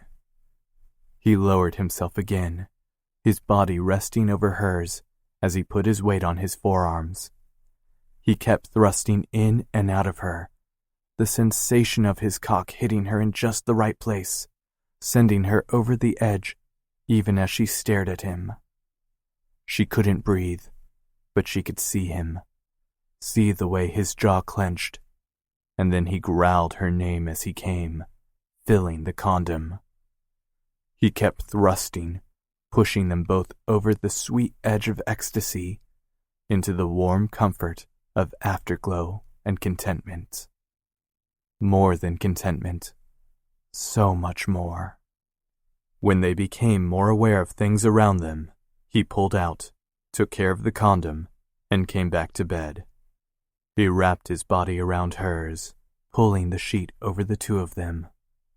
She wiggled closer, turning to rest her head on his chest. He held her shoulders to him, his head buried in her hair, and his other hand on her ass, patting and massaging almost as if he couldn't stop touching her. Sierra couldn't blame him, because she was doing the same to him. Perfect, he rumbled before falling asleep. She smiled, pushing away all thoughts of the trials and complications to come that had been forgotten in the moment. Perfect, she whispered back. Perfect. Chapter 10. Shay Montgomery might be a new Montgomery, but she was part of the family nonetheless. At least, that's what she told herself as she stood on Harry and Marie's porch, her hand firmly in Shep's. You ready for this? Shep asked, his face a little paler than normal. She wanted more than anything to pull him into her arms and never let him go. She had no idea how to make things better, and she wasn't sure there was a way to begin with. Someone Shep loved more than anything in the world might be dying, and there was nothing she could do. Shep had grown up in Denver with the rest of the vast Montgomery clan. He had 3 sets of cousins, plus his own siblings. Sure, many of the cousins and others had moved away from Denver over the years, but the core group, Harry and Marie's, all still lived within the Denver limits. Shep said they were noisy, loving, and always into each other's business. He loved it. Shay wasn't so sure. She'd grown up in a family where being in another's business meant telling them what to do and belittling them while they did it. Her father had cheated on her mother for years, using mistress after mistress to bury the pain of being married to her mother. Her mother? Well, her mother was an icy bitch of epic proportions. It had taken years for Shay to feel free enough to even think that, let alone say it. She'd finally gotten out from under her mother's thumb. She'd never truly been on her father's radar since she wasn't a son. Now, she had a job she enjoyed, a husband she loved to the depths of her soul, and a new large family she was about to meet. Yet she felt like she was out of control, on the verge of something she couldn't name, something she couldn't vocalize. Not when there were more important things to worry about, namely Harry and Shep. Her own fears and secret desires would have to wait. She tried to hide from Shep what was going on in her own mind, but she wasn't sure she was doing a very good job of it. In fact, she knew she sucked at it. Hiding things from her husband was nearly impossible. It wasn't as if she was hiding something truly horrible. It was a dream and a nightmare at once that she couldn't control, not the end of the world. She knew she was being irrational, but she couldn't stop the damn worrying. Strong hands cupped her face, and she blinked. "Shay? Baby? I asked if you were ready." She licked her lips and leaned into his hand. "I am. Just lost in thought, I guess." His gaze searched hers, and he sighed. Damn it. She was doing this all wrong. It was getting harder and harder to conceal her worry and concerns. Without thinking, she put her hand over her stomach, praying everything would be okay. "I wish you would tell me what's wrong." "I'm fine. Just a little tired. We should go inside or knock or something. Standing out here loitering probably isn't the best first impression I can make." He frowned, then kissed her softly. "I love you, Shay. You can tell me anything." She smiled at him then, loving him more than she could ever have thought possible. "I know. I love you too." The door opened, and Austin stood in the doorway. "You two done making out on the porch, or should I let you keep at it for a bit?"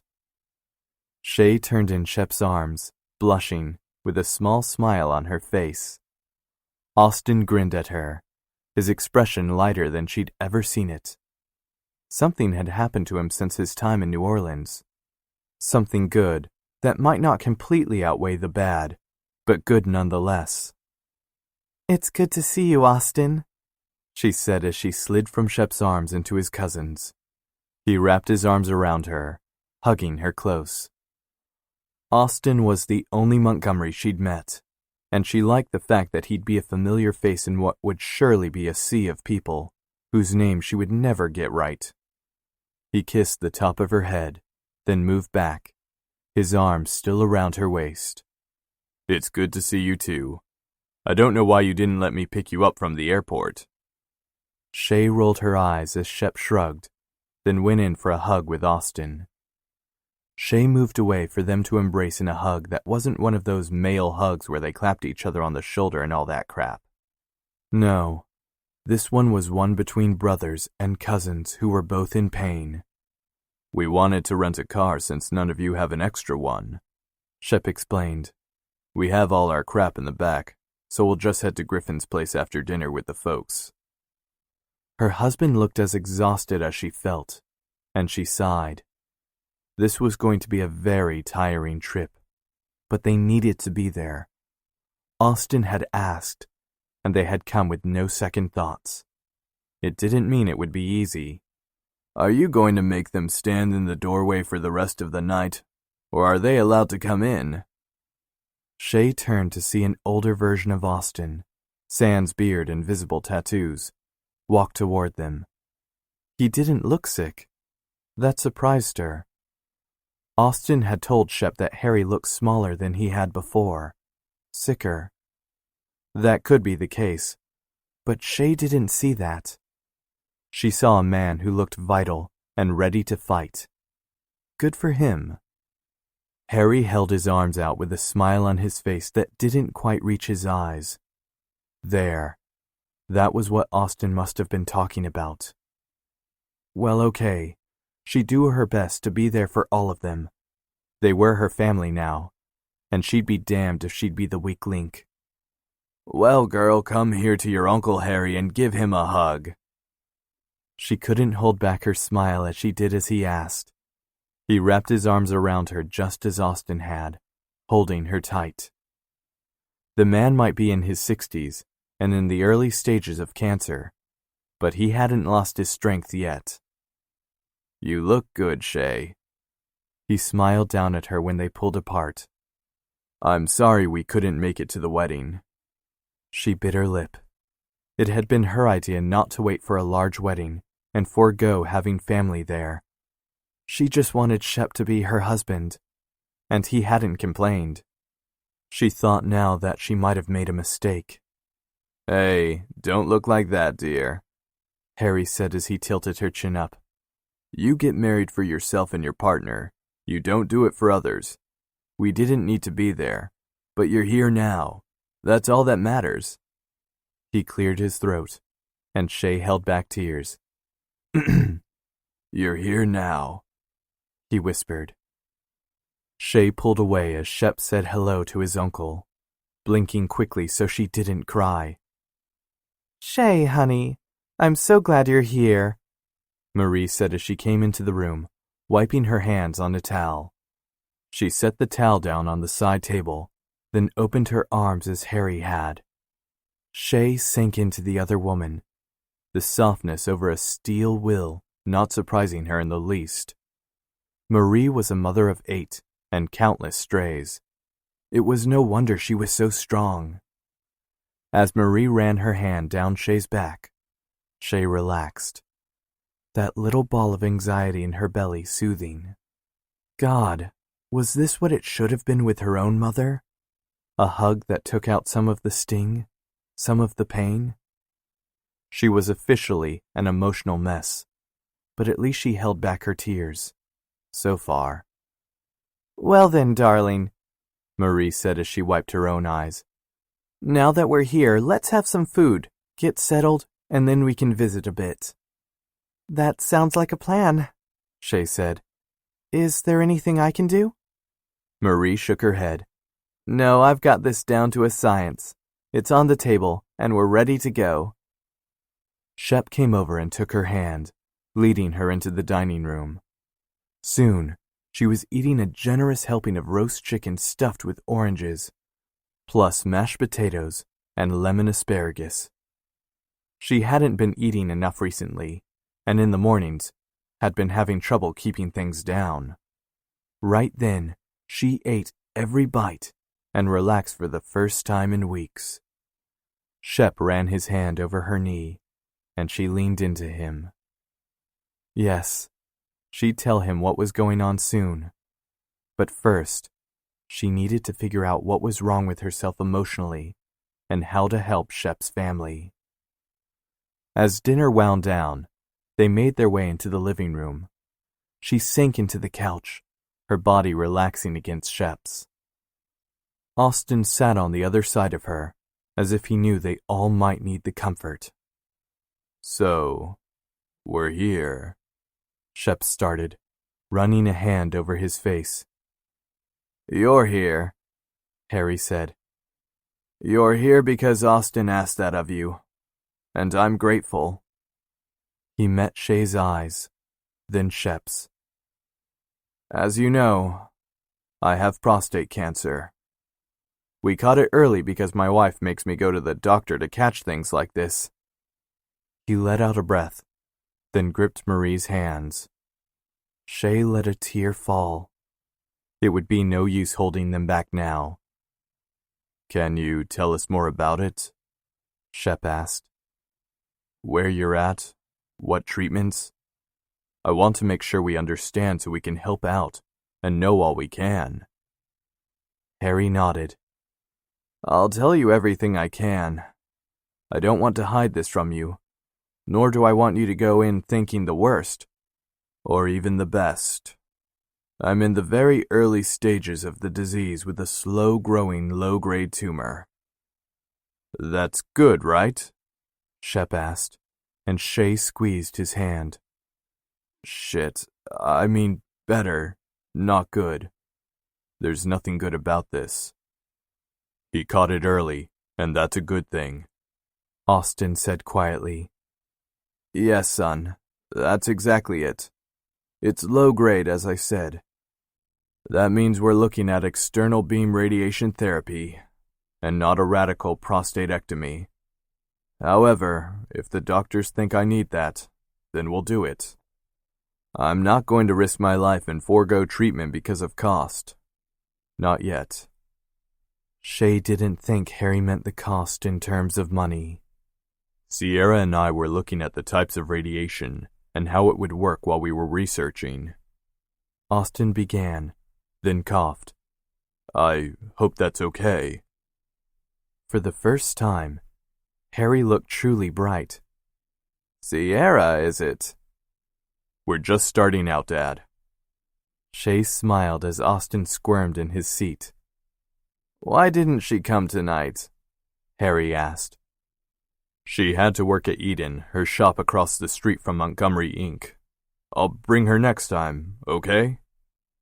Austin grinned a bit, though he looked like he'd rather not be subjected to his parents' stares. Good for Austin. Good, Marie said sweetly. I want to meet this woman that Maya speaks of. Austin groaned. You know better than to listen to what Maya has to say. Austin Montgomery, you be nice to your sister, Marie ordered with a smile. She looked over at her husband and sighed. Now, where were we? They're still prepping me for radiation, Harry said after he let Austin sweat a bit. I start it in 3 days, and it will probably kick me in the ass, but I'm not going to let it keep me down. Shep let out a shaky breath, and Shay ran her hand down his thigh. We'll be here for a couple of weeks or so, Shay said. I can do most of my work from home at this point, and Shep's co-workers at Midnight Inc. don't mind picking up the slack while we're here. That means we can help with whatever you need. You rented a car, did you? Harry asked, and his brow rose. Yes, we wanted to be mobile, Shay answered. Well, you can return the damn thing, Harry said. Take my car. I'm not going to be able to drive anyway. Shay knew it had taken a lot for Harry to admit that, and she wanted to hug the man hard. Uncle Harry, Shep began, then shook his head. Thank you. You're welcome. Now let me hug that wife of yours again because it looks like she needs it. She did, but it looked like Harry needed it more. She hugged him again hard, then pulled away as Austin and Shep did the same. Marie wrapped her arm around Shay's shoulder, and both women stood off to the side, still as stone. It was clear to anyone that Harry was the center of the Montgomery family. If they lost him, well, Shay didn't want to think about that. She put her hand over her stomach again, that worry sliding through her like it had never left. One thing at a time, she whispered to herself. One thing at a time. Chapter 11. Miranda Montgomery might be the youngest in the family, but she wasn't a kid anymore. Getting that idea into the thick skulls of her brothers and sisters, on the other hand, might take a miracle. Forcing the man she'd loved for years to see that would be even harder. Well, considering she was currently on a date with someone else so she could get that other man out of her head probably wasn't helping things. But there was only so much little sister babying she could take. She was 23, done with school, and on the prowl. She couldn't help the grin at that thought. On the prowl, more like on a slow, steady march toward what she wanted. Right then, she was on a pit stop to make sure she wasn't being an idiot, though. Just because she happened to love her big brother's best friend didn't mean he had to love her back. Oh no, Decker Kendrick didn't do anything he didn't want to do, and loving her wasn't in the cards. Seeing her as an adult woman with needs seemed so far out of his scope that Miranda was just about to call it a lost cause. "Miranda, darling, are you listening?" Edward, her date, asked, that pleasant smile on his face getting on her nerves. It wasn't that he tried to be annoying. He couldn't help himself. Everything about him was pleasant. His not too tight and not too bright smile, his suit that wasn't designer but neither was it bargain priced, his job as an accountant that was middle of the road, his voice that wasn't too deep, wasn't too high, or anything else she could name. He was just pleasant. What had she been thinking when she'd agreed to this date? Oh yeah, that Decker hardly looked at her as anything more than a little sister, and she hadn't been on a date in months. Miranda shook her head, then calmly put her napkin down on the table. They'd gone out to a nice dinner that wasn't too fancy, nor was it all that casual either. The man had a theme for sure, and he wasn't about to get off course. "I'm sorry, Edward. I'm not feeling well. I think I'm going to go home so I can make sure I'm ready for work in the morning." A Thursday evening date. Seriously, what had she been thinking? She had class in the morning, and would have even more papers to grade after that. But she was trying not to be a homebody, and Thursday night dates with pleasant, boring Edward had been her answer. Or not. Edward frowned, but not too deeply. "I'm sorry to hear that. You drove in. Are you able to drive yourself home?"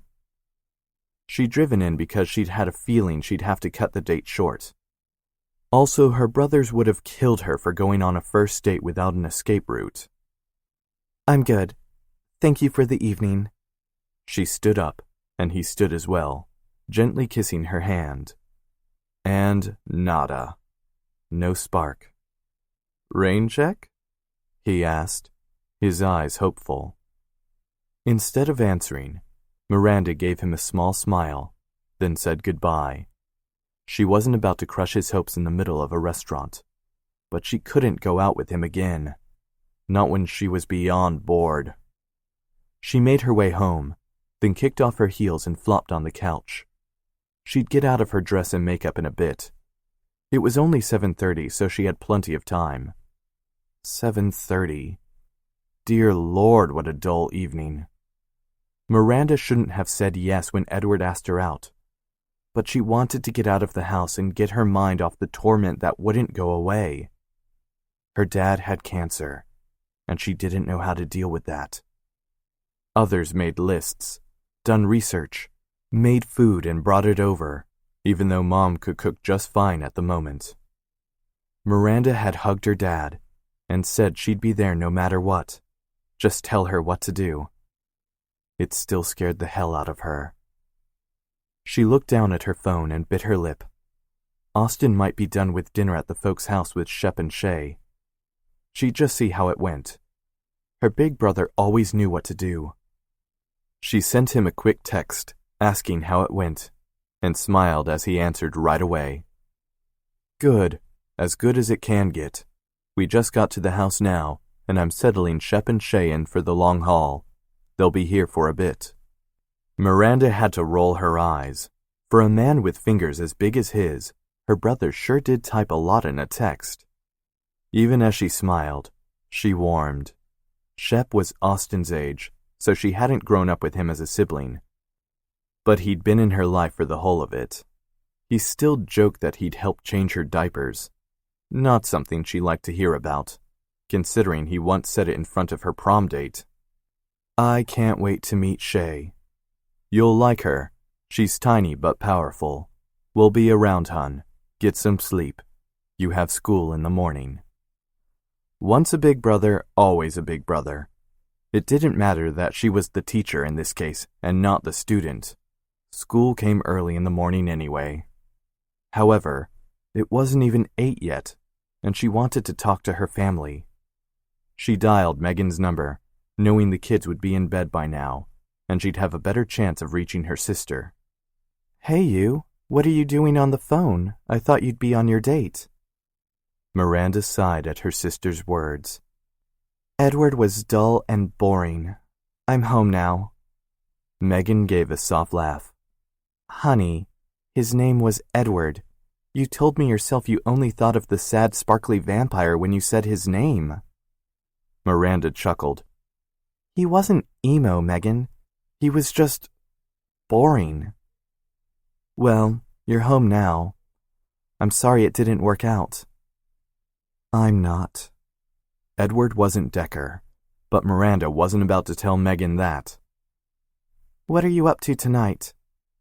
Oh, the usual, cleaning up vomit off the floor of the bathroom because Boomer decided to try and eat one of my shoes, and it didn't agree with him. Oh, poor Boomer, Miranda said through held-back laughter. Don't you laugh at me, Miranda Montgomery. That puppy might be the cutest thing ever, but he's a devil. And Richard has had it up to... Her sister cut herself off, and Miranda wanted to scream. She hated Megan's husband, but she couldn't voice it. She'd done it once, and her sister had told her not to judge what she didn't understand.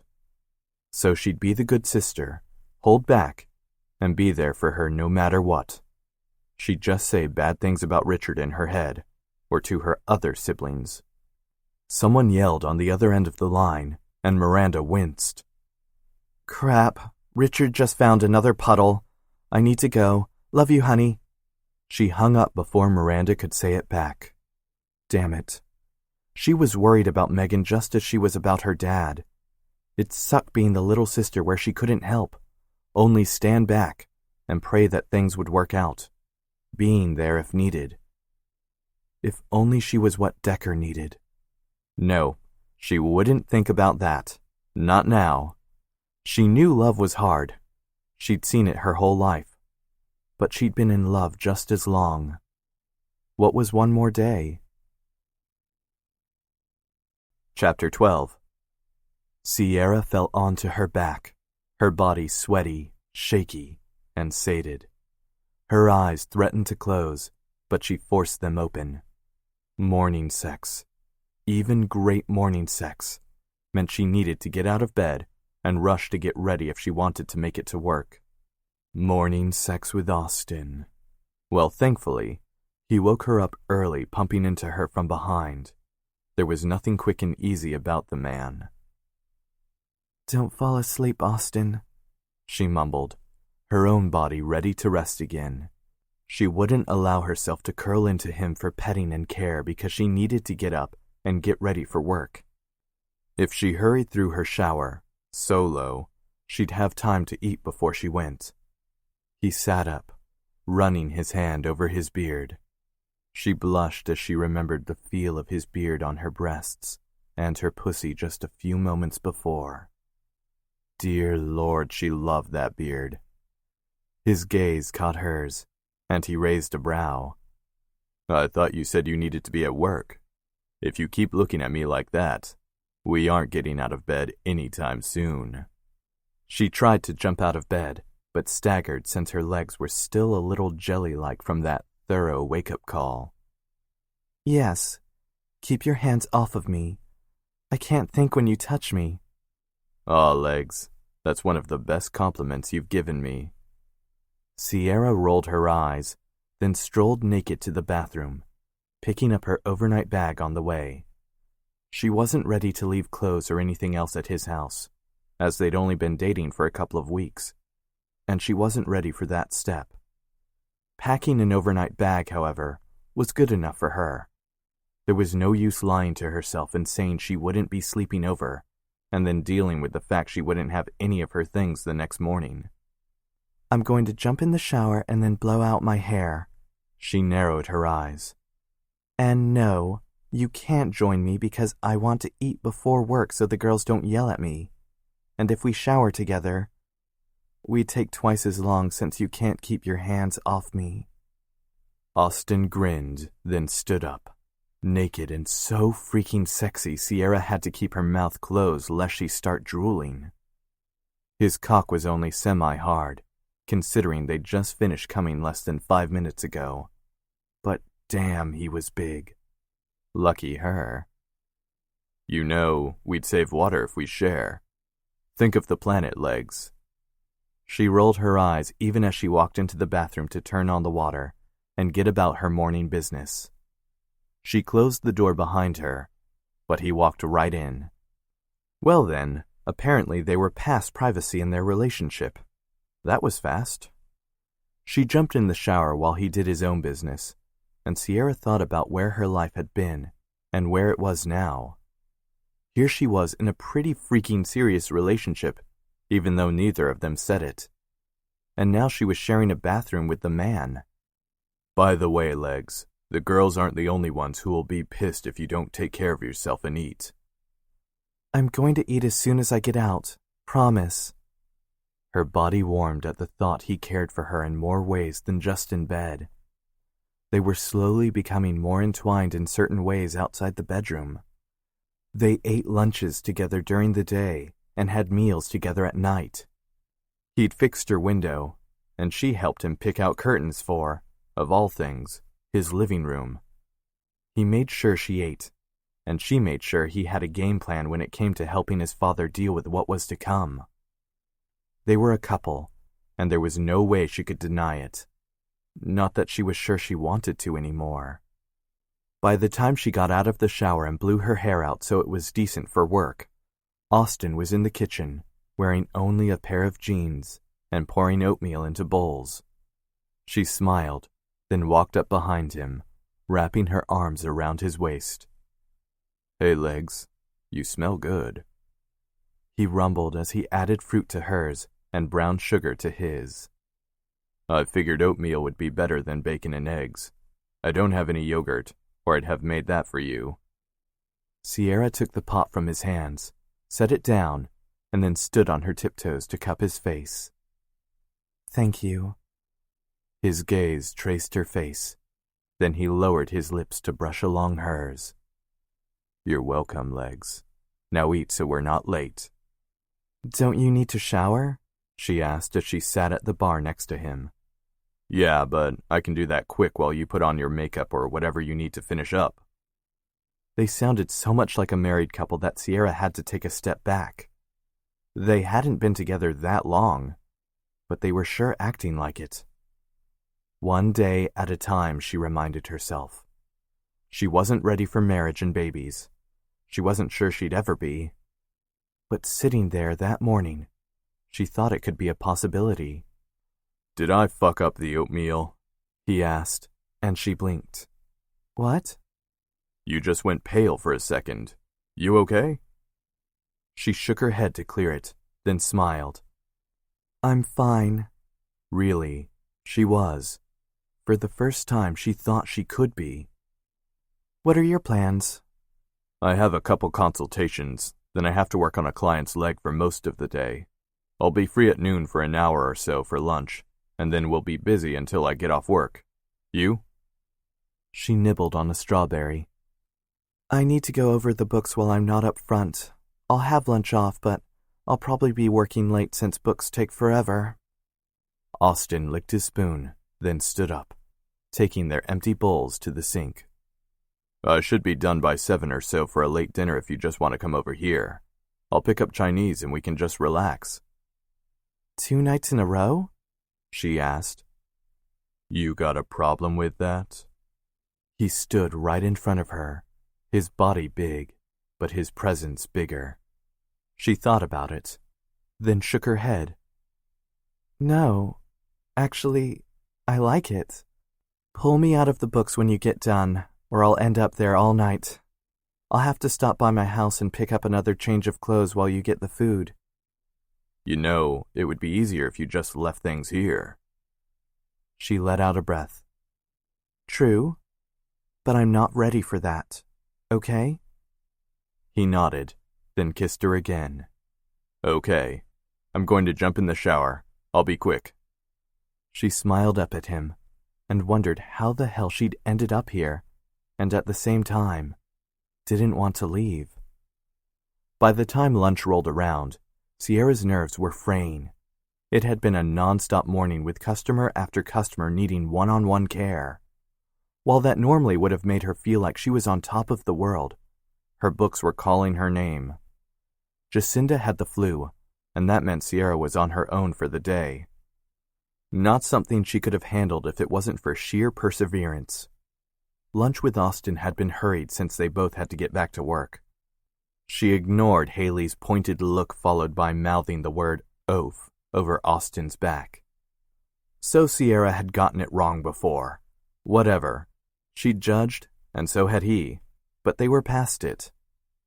Now, thankfully, there was a lull, the store being empty, and Sierra could catch her breath. Eden was still going great in the first month of opening, and she knew she'd have to hire another person soon so she wouldn't burn out. There was only so much she could do. The bell over the door rang, and Sierra turned to see who it was, only to have her smile freeze on her face. She remembered that woman and her prey. Shannon, Austin's ex. Oh, goody. "Good afternoon, how can I help you?" she clipped out through a false smile. The Ice Princess was back, and she didn't give a damn.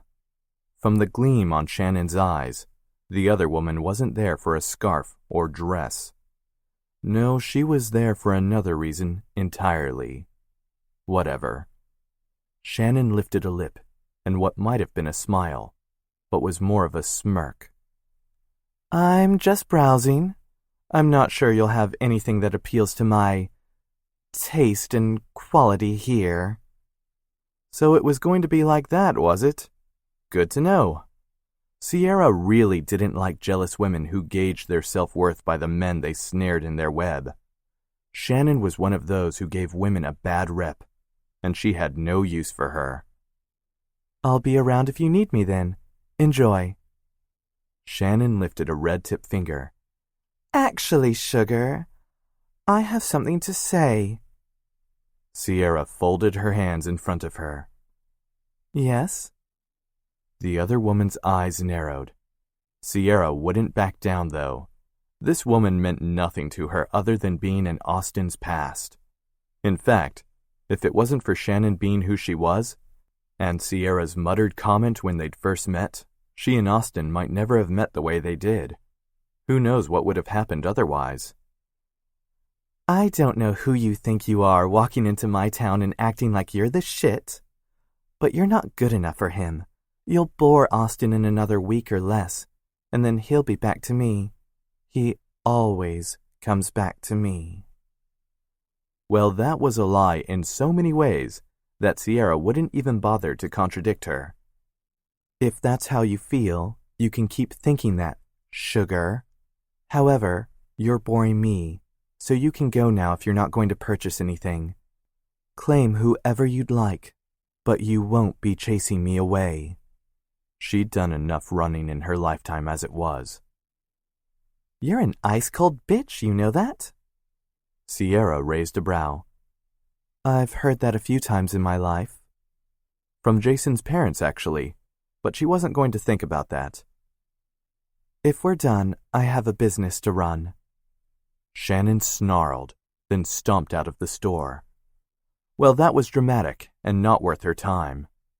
She'd have to tell Austin about it so it wouldn't come as a surprise later, but it wouldn't be worth the time. The other woman had thrown away something special, and Sierra was just now beginning to realize what she could have if fate worked her way. Fate hadn't worked her way in the past, however, so she knew better than to get her hopes up. Becky ran through the door at that moment, her face red. I'm here. Traffic was horrible. Accident on 70, but I'm here now. Go in the back and work on the books. I can handle it here." Sierra snorted, then hugged the woman hard. "Thanks, honey. I don't want to think about numbers right now, but I don't have a choice." Becky wrinkled her nose. "I wouldn't want to either, but that's why you're the boss and I'm the lowly peasant." "Peasant my butt." The bell rang again, and Sierra stepped away. "Have fun. I'm going to drown in numbers. Better you than me, Becky mumbled before sighing and greeting the two women walking in. Sierra went to her small office in the back, sat down, and took off her shoes. She stretched her toes and cursed the person who invented stilettos. It must have been a man. Her cell phone buzzed, and she picked it up, not looking at the caller ID. This is Sierra. There you are. I knew we'd find your number.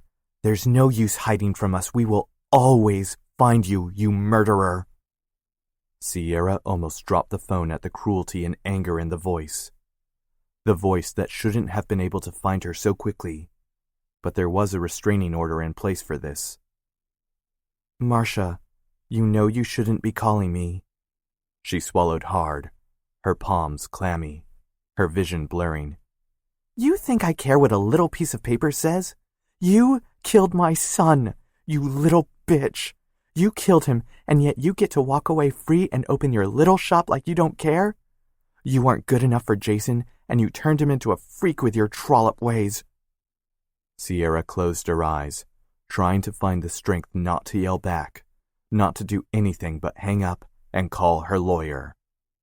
Marcia and Todd couldn't hurt her anymore. They couldn't take anything else from her that she hadn't already lost because of one careless action. You need to leave me alone, Marcia. Jason is gone, and we can't bring it back. But I didn't kill him. If she kept saying that, maybe she'd believe it. You killed my son! Marcia screamed into the phone, and Sierra couldn't hang up. She deserved some of the taint on her. The scars on her body hadn't been enough. The familiar echo of thought she destroyed went on a loop in her mind. Murderer, killer, slut, freak, tainted, whore. All the words Marcia had used over and over again when they'd lost their son would never be banished from Sierra's memory, no matter how hard she tried to scrub them clean. She'd always be dirty. Scarred. Sierra, this is Todd. She held back a sob at Jason's father's words. The man never yelled, never showed any other emotion, except clear indifference. Yes, Todd? God, why was she subjecting herself to this? Why was she allowing this man and woman to ruin her life again? She didn't deserve it. She tried to tell herself, but it didn't ring true. Marcia made the unfortunate decision of allowing her emotions to rule her call today. However, none of what she said was false. You are the one who laid false claims on the memory of our son. You were the one who led him down the dark path of the sickness that is dominance and submission. I realize now you're truly mentally ill and need a man to tell you what to do to live. In order to do that, you ruined our boy. You made him believe he had to hit you, and in doing that, you hurt him. That would have been cruel enough, but then you killed him that night. Sierra's body shook, the familiar refrain slamming into her like a lethal blow. It didn't matter that she didn't believe Todd's words. The fact that the man and his wife believed them beyond any degree of doubt made it matter. We are not done, Sierra. We will never be done until we have justice. He hung up then, and Sierra stared down at her phone, her body going numb. She'd thought she'd been so safe, so free. She'd tried to find a place to call her own, a man to do the same. Yet it would never be enough. Damn it. She wasn't this person. She wasn't weak or something to be spat on because people didn't understand. What they thought was evil and tainted, they fought against.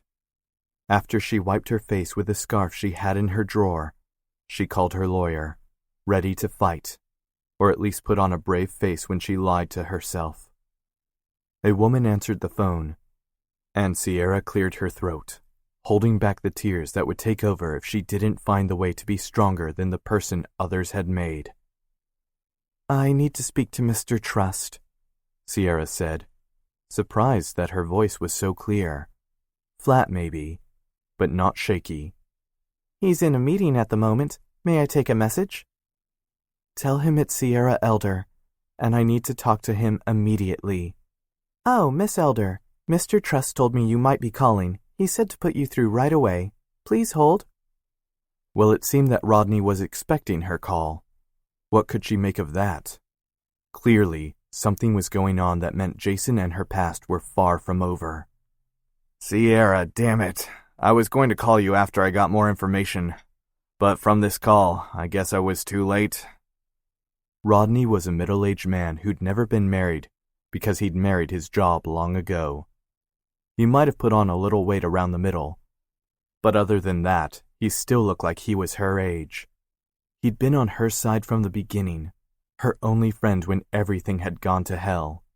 If she had been ready for a lover when they'd first met, she knew they'd have found each other in bed. By the time she was ready, though, they'd passed into the stage where they needed each other more as friends than a casual fling. The man worked like a dog and had protected her when no one else would. Now it seemed he'd have to do it again. Marcia and Todd called me, she whispered. She didn't need to be as strong for Rodney, much like she didn't need to be around Austin. She'd deal with that thought later. Damn it. You have the restraining order in place. She shook her head. It doesn't matter. They didn't call from their number, and I didn't record it. What can I do? I don't care anymore, Rodney. I just want to move on. He let out a breath, and Sierra wanted to throw the phone. They're not going to make that easy, honey. What are they doing now? They've tried criminal suits out the ass, and that hasn't worked. They don't have a leg to stand on. Now they're going through the civil courts and trying to find a way to make you pay. If they can't get you in jail, they're going after everything else you have. Eden, she breathed. Eden, damn it, I'm sorry. I'm working on what I can, but I don't know if it's going to be able to stop this one from going to court. If they base it on emotional damage to themselves rather than what happened to Jason and get a sympathetic judge, they could find a way in. Her stomach revolted, but she held down her lunch. God, her lunch? It seemed like ages ago that she'd sat with Austin and seen his face in those gorgeous blue eyes. What are we going to do? I'm going to try and find a way to fix this, Sierra. And if you can't? Just because they might get it to court, honestly, they don't have a legal leg to stand on. Doesn't mean they'll win. They lost their son, Rodney. You lost him too. He snapped back. You lost so much more. He let out a breath. I'm sorry. I'm working on it, and I will keep you posted. Live your life, Sierra. Try to find a way to make it, okay? I'll try. They said their goodbyes, then hung up. It seemed the past would never leave her. It would always lurk in the corner like a shadow. She looked down at her books and shook her head. She wouldn't be able to think tonight. They would have to be put off until tomorrow. She would just go home, take a bath, drink a glass of wine, and try to forget it for a moment. Wait, no, she couldn't do that. Austin was expecting her at his place. Sierra? Speak of the devil. She looked up at Austin and lost it. Tears spilled down her cheeks, and she let out sobs. He was on her in an instant. Oh, baby, what's wrong? He picked her up like she was nothing and held her to his chest before sitting down in her chair. It creaked, and she prayed it didn't break under their combined weight. He soothed her while she cried, kissing her softly and running his hands down her side. I'm sorry, she whispered when she was done. Baby, tell me what's wrong. She would, she realized. She'd tell him everything. He'd seen her scars, yet he never asked her about it. He trusted that she'd tell him eventually, and now that time had come. I don't want to talk about it here. Let's go to your place, and then we can talk. He searched her face, then nodded. I don't want you driving though, okay? I'll have Maya and Jake take your car home when they get done, if that's okay. We'll get your stuff, and then head to my place. She nodded, feeling drained. I'll tell you, Austin. I'll tell you everything.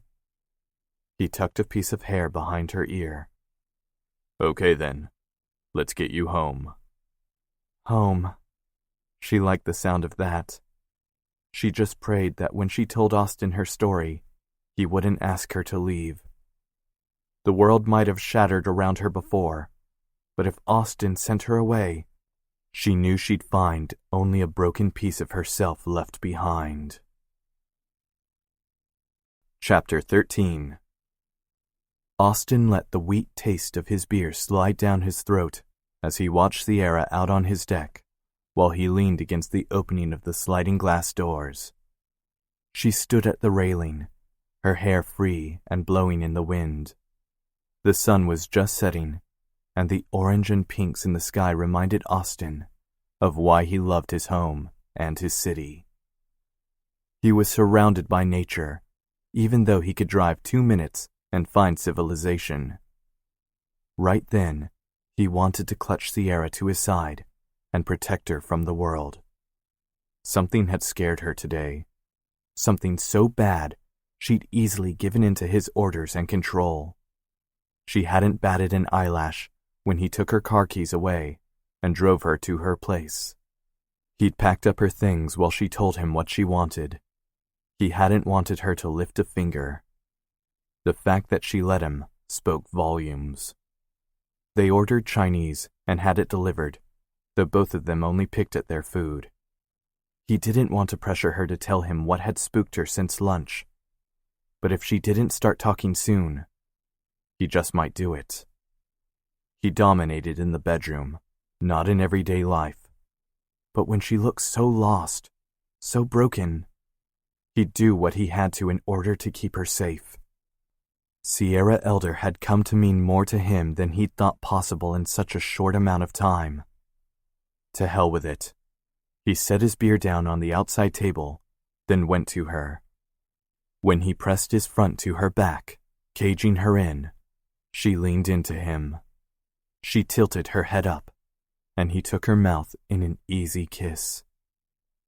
What happened after lunch, baby?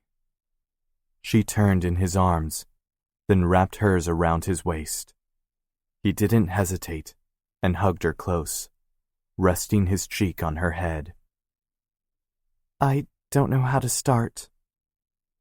He pulled back, then tugged on her hand, picked up his beer, and led her to the living room. He sat down on the couch and pulled her into his lap. Start with right after lunch. Who bothered you? She blinked at him, then snorted. Oh, well, before I go into shall we say, bad part, someone did come in after lunch and bothered me. Austin narrowed his eyes. Who? He growled. Now, don't freak out because I handled this part on my own.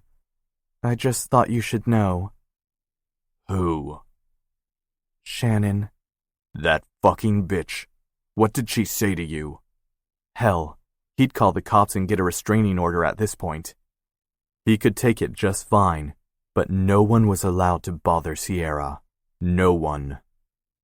She did her whole song and dance about how you're hers and all that crap. It didn't bother me other than it happened in my place of business. I handled it, Austin. I honestly think she's just bored and will go away once she finds something new. She just needs something, or someone in this case, to do. Don't worry about it.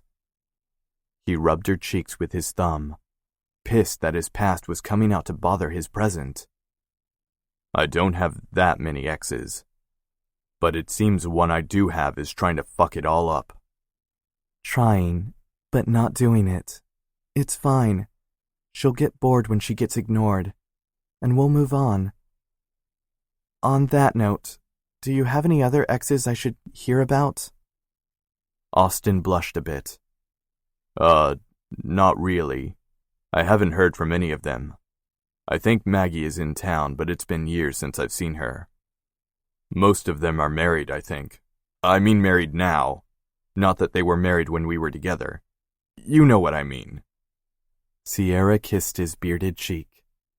I get it. She let out a breath, and Austin tensed.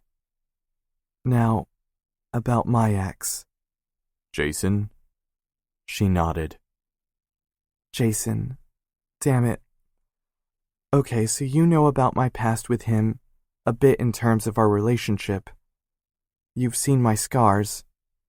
She closed her eyes, and Austin held still. If he moved or breathed loudly, she might stop speaking, and he knew she needed to get this out. Not only for him, but for herself as well. They're connected. Did he do this to you? He ground out. Sierra's eyes opened, and she shook her head.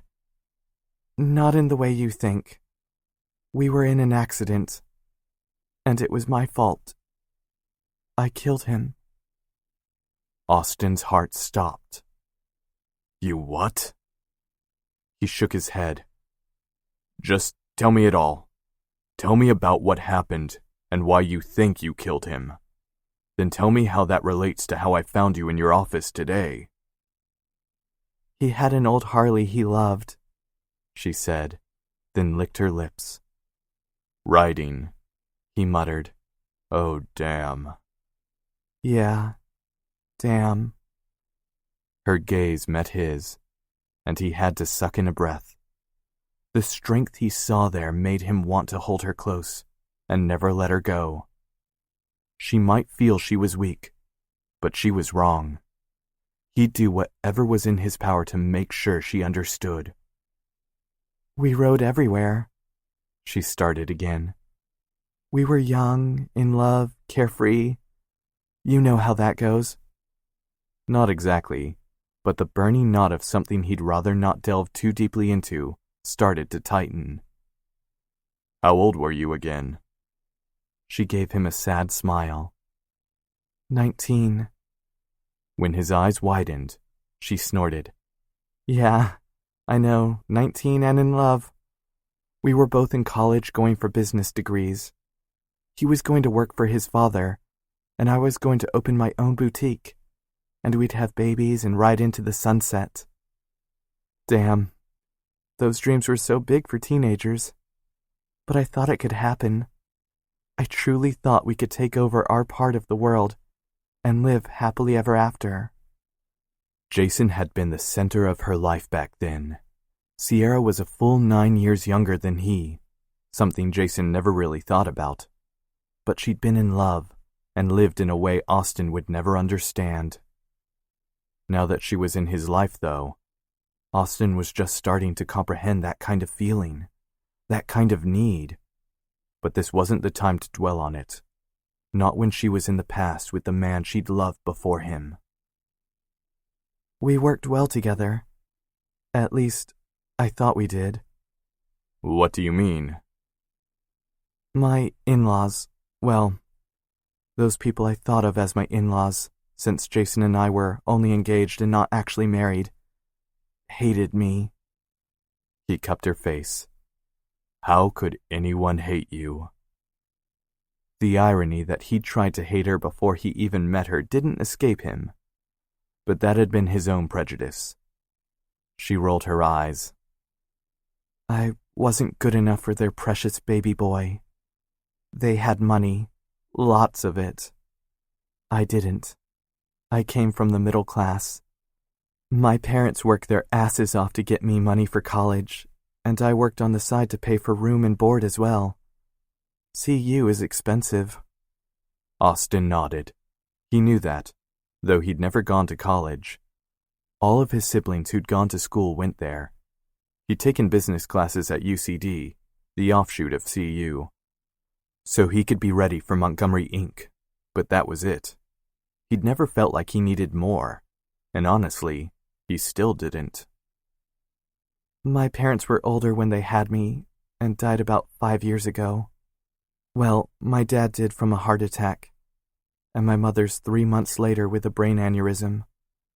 So now I'm all alone, but I've moved off track. Austen cupped her face. So much loss in such a short time. I'm sorry, baby. So fucking sorry. She closed her eyes and leaned into him. I'm okay now. I know they're together. And I had started to move on, but now I'm really off my story. She took a deep breath. So, Jason. Him. We rode together on the weekends when I wasn't working. He didn't have to work since his parents took care of him. I hated it a bit at the time since he could go off and do what he wanted, and I had to work my ass off serving tables. But it really didn't bother me too much. Money didn't matter to me, other than to save it. Jason was always a little spoiled. I get that now. But he couldn't help it. Not with the kind of parents he had. Her mouth twisted into a wry smile. They hated me. God, how Marcia and Todd hated me. Still hate me. Not only did they think I wasn't good enough for him, but right before he died, they found out about the DS part of our relationship. Shit, he mumbled. He could only guess how they'd reacted. A lot of people didn't understand the lifestyle. He wasn't out in the open with it unless he trusted people because he didn't want it to hurt his family and business. Yeah. Shit. They called me a whore and said I was abusing him. They said that I was some sick pervert that needed to be hit, so I must have tainted their poor son and forced him to flog me. They even went to the cops and said I made Jason choke and cut me. She narrowed her eyes at him. I was never into breath or blood play. I'm still not. But they went to the cops with the most taboo things they could find on the internet and tried to get me out of Jason's life. Fucking bastards. To take something so precious between a dom and sub and turn it out into the public like that? Fuck. He didn't know what he'd do, but it wouldn't be pretty. Pretty much. The cops couldn't do anything, thankfully. Jason and I were open and honest with them. And we got lucky in the fact that one of the cops was also a dom. He took care of us and kept an eye out just in case Marcia and Todd tried a different tactic. Thank God for him, then. I know, right? So the bad part. She shook her head, as if trying to clear the cobwebs. We took a day off to ride up to the edge of Pikes Peak. We didn't like to ride all the way up because that's freaking dangerous and cold. But we liked the drive, though. The springs and such. I get it. If he kept her talking, she'd eventually get to the bad part. And then to why she'd freaked out when he saw her in her office. Jesus, even with that she'd told him, it was enough to make anyone have a breakdown. So, we were on our way back, and the sun had set, so we had our lights on and our night glasses on for the wind and glare. We even had helmets on, though Jason hated his. I wouldn't let him on the bike without it, or his leathers if we were going for a long ride.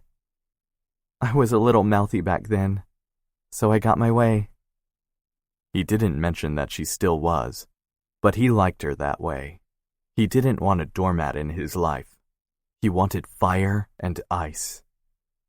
What happened, baby?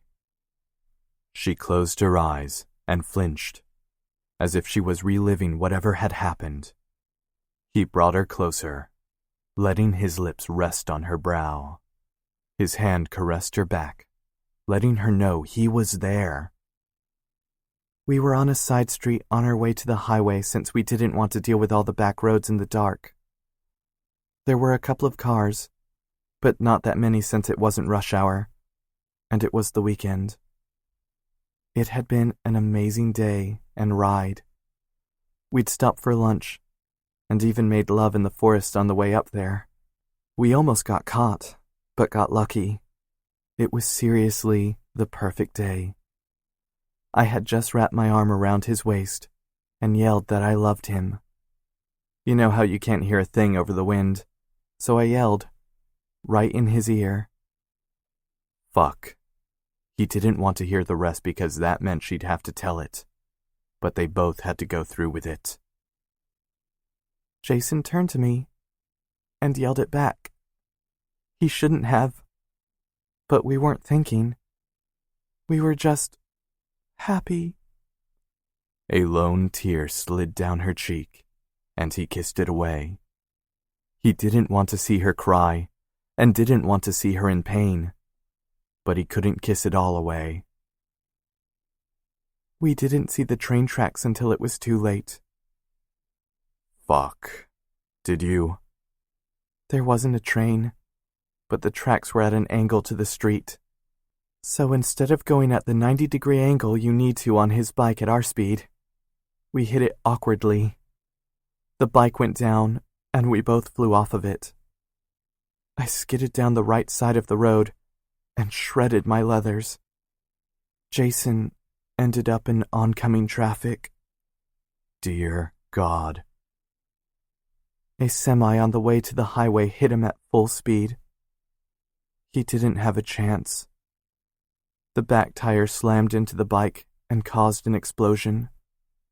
I had just turned over to see my fiancé die, hit by a truck, and then parts of the bike that were on fire slammed into my side. It was only a small part, but the burns and impact crushed 3 of my ribs and tore into one of my lungs. I don't remember much after that. Oh, baby. Oh, fuck. He gently held her close, as if she was still as broken as she'd been on the day of the accident 10 years ago. She wrapped her arms around him and hung on tight, tighter than he held her. Taking that as encouragement, he gripped harder, never wanting to let her go. Her shoulders shook as she sobbed in his arms, and he felt his own tears track down his face, into his beard. She'd been so young, and so fucking lucky that she'd lived through that. To have to watch your fiancé die like that? Hell, he didn't know how she survived. You're so fucking strong, Sierra. You lived, and you're still here. To do that, baby, you're so fucking strong, he repeated. She pulled back, confusion in her gaze, before she kissed him softly. Thank you for that. I don't always feel it, and back then, I knew I was weak. That's what I kept telling myself over and over again. That's what Marcia, Todd, and their lawyers kept saying. You were never weak. Thank you, she whispered, then cleared her throat. Jason died on impact. He was still alive when the semi came, because I remember him looking up at me one last time. But he would have died quickly after that, according to the doctors. I was in a medically induced coma for 4 days before I finally woke up. He ran his hand up and down her back, feeling incompetent. He didn't know how to take her pain, but he could do his best to comfort her. It took months of surgeries, skin grafts, and agony before I was able to leave the hospital and not have a home nurse. By then I had dropped out of college and moved back in with my parents. Sierra bit her lip, then shook her head. I eventually went back and got my degree, but it took a hell of a lot longer than I'd planned. My parents died before they could see me graduate. Oh, baby. I know, but they were there for me when I really needed them, not with just the healing and PT stuff. You see, it was an accident according to the cops. At first. She met his gaze, and Austin held back a curse. I told you Todd and Marcia had money. Well, they used that money to stir their grief and found a judge who looked into the case. They did all they could to find me criminally responsible for his son's death. They even tried to sue the semi-driver, though he'd done nothing wrong. He'd called the police and saved my life by putting pressure on my wounds. But Jason's parents didn't care. In fact, I think they blamed the man for saving my life. You're kidding me. She shook her head. No, I'm not. They told me flat out to my face that I should have died in that accident, and not him. They told me, and had the judge convinced, through money or idiocy, that if I hadn't forced Jason into the lifestyle, he would have been in the right mind never to get on the death trap of the bike in the first place. They told everyone they could that I must have done something on the back of the bike, sexual or violent depending on who spoke, Marcia or Todd, to cause the accident. They went on, trying to get me in jail. None of that would have brought back their son, he bit out. I know that. The cops knew that. The other judges knew that. We never went to court, thank God. They didn't have a case. It took years and many threats, but I was finally able to move on. By then, my parents were dead, and I had scars on my body that weren't as deep as the ones on my heart. The cops on the scene ruled it an accident, and though it was, it took me a long time to see that myself. In fact, I still don't believe it some days. I still feel like I'm the one who killed him. He cupped her face, anger running in his veins at the situation and the idea that she'd think that and blame herself for something so far out of her control. It was crazy. You did nothing wrong. You loved a man, and you both had an accident. That's not all, she whispered, the darkness in her gaze forcing Austin to hold himself back. What? I was pregnant when we went down. Fuck, he grunted, then tugged her close. Oh, baby, I'm so fucking sorry. I didn't know it at the time, and lost the baby due to the trauma. When Jason's parents found out, I'd been drugged up because of the pain and let it slip. They blamed me for that death as well. I lost my baby and Jason all in one day, and yet they compounded the whole situation. I'm so sorry, Sierra. There are no words, and yet all I want to do is hold you and try to make it better. I know. And the fact that you're here holding me makes it better in some ways. I've never told anyone about this. Not the girls at work. Not even Haley. Though she knows some of it. She met his gaze, her shoulders squaring. I don't know if I'll be able to get pregnant again, Austin. I don't know if babies are in my future. He let out a shaky breath. Yeah, he wanted kids, and the more time he spent with Sierra made him think that she was the one for him. But there were other ways. When and if we come to that, we will deal with it, he said softly. There are other methods of having children, and I'm not going to leave you because of something that might not happen. You get me? I get you, she whispered. Good. Now tell me how this connects with how I found you at work today. She sighed, then told him about the phone call and what her lawyer had to say. Each new piece of information set Austin's teeth on edge. It took all in his power not to clench his fists and end up bruising Sierra in some way because he couldn't control himself. You've got to be fucking kidding me. No, it's not over. And that pisses me off. Good. An angry Sierra is better than one who thinks she can't do anything. I like it when you're all icy and have your chin up. You can take on the world then. Her eyes filled with tears, and he wished he could take those words back. Maybe he'd been too honest. That's one of the nicest things you've said to me, she snorted. I know that sounds crazy, but the fact that you believe in me means so much. He kissed her softly, then pulled back so they were eye to eye. Of course I believe in you. You've been through so much, and you've never given up. And one thing, you're not alone. You get that? You've got me and the Montgomerys on your side. We're not letting these bastards hurt you. You're mine, Sierra Elder, and I'm not letting go. He'd never said those words to another person before, and he knew one day soon he'd also tell her the other 3 words he'd never uttered to someone who wasn't his family. Thank you, she whispered. Anything, Sierra. Know that. I'll do anything you need me to.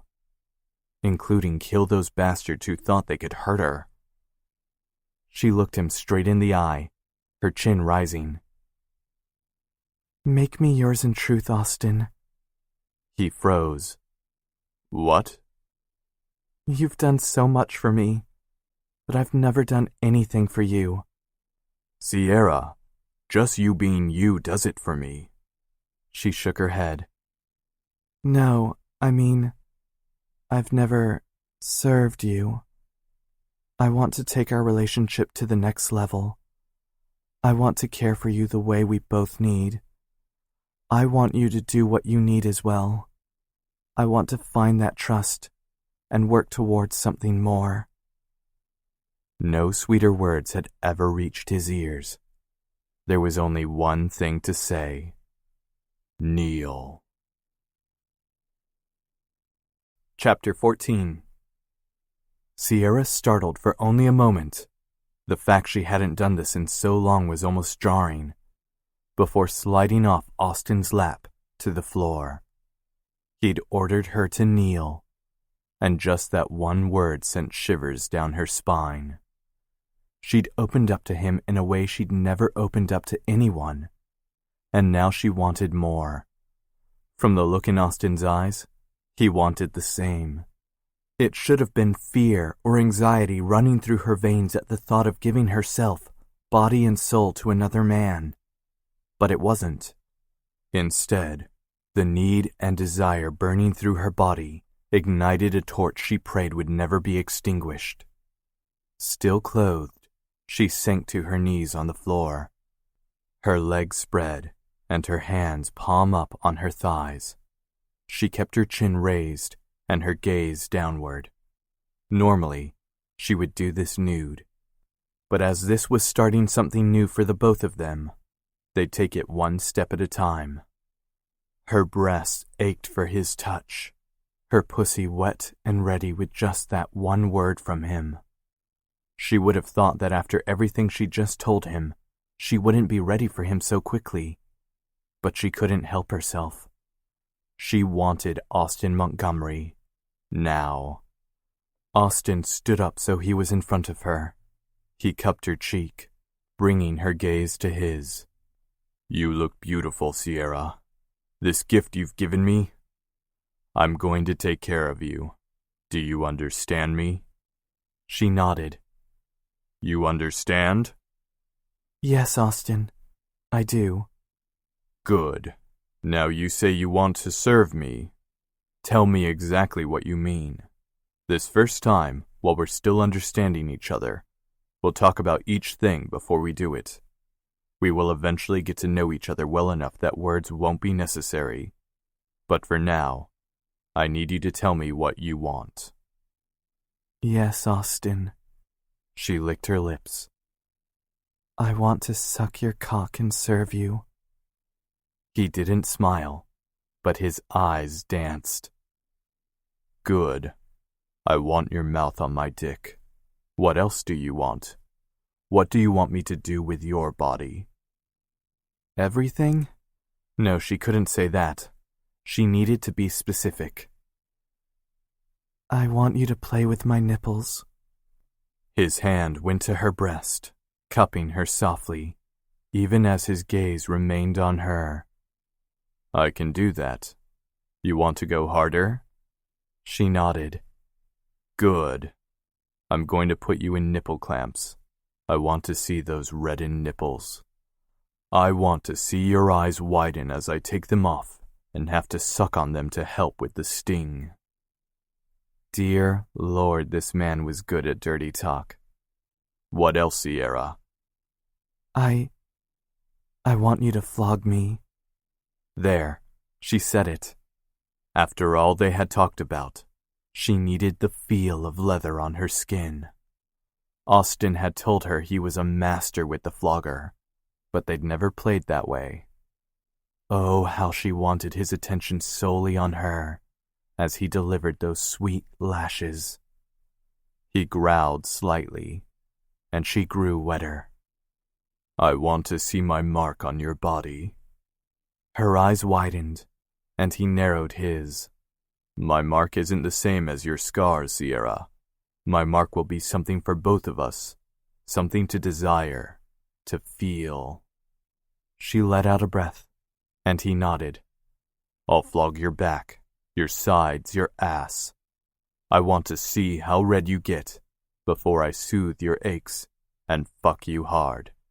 Tonight, we'll do both of those things after you suck my dick and swallow my cum. He pulled his hand back from her cheek, and she felt the loss. Undo my pants and take my cock out.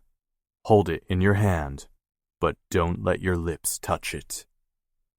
Nervous, she looked past him at the open windows that covered the wall, floor to ceiling. Austin's hand went to her hair, wrapping it around his fist. He pulled, hard. Don't look at the windows. I didn't tell you to do that. I told you to get my cock out. No one can see inside here, even when it's dark and I have the lights on. The windows are specially tinted so we can see outside, but they can't see in. If you think I'd let anyone else see you on your knees in front of me, you're disrespecting me. Tears shimmered in her eyes at the thought that she'd already messed up. She was out of practice, and Austin was so different than Jason. Damn it. Jason wasn't allowed in her mind anymore. He was gone, and she wanted to serve Austin. She quickly undid the button on his jeans, then slowly slid the zipper down. He was wearing boxer briefs, and because he already had an erection, she didn't want to hurt him. Her hands went to the waist of his jeans and slid them down over his ass so she could get a better angle. Then she took his boxer briefs and did the same. His cock sprang out, almost hitting her in the face. If it had been any other situation, she would have laughed, but all she wanted was to taste him and have him fill her.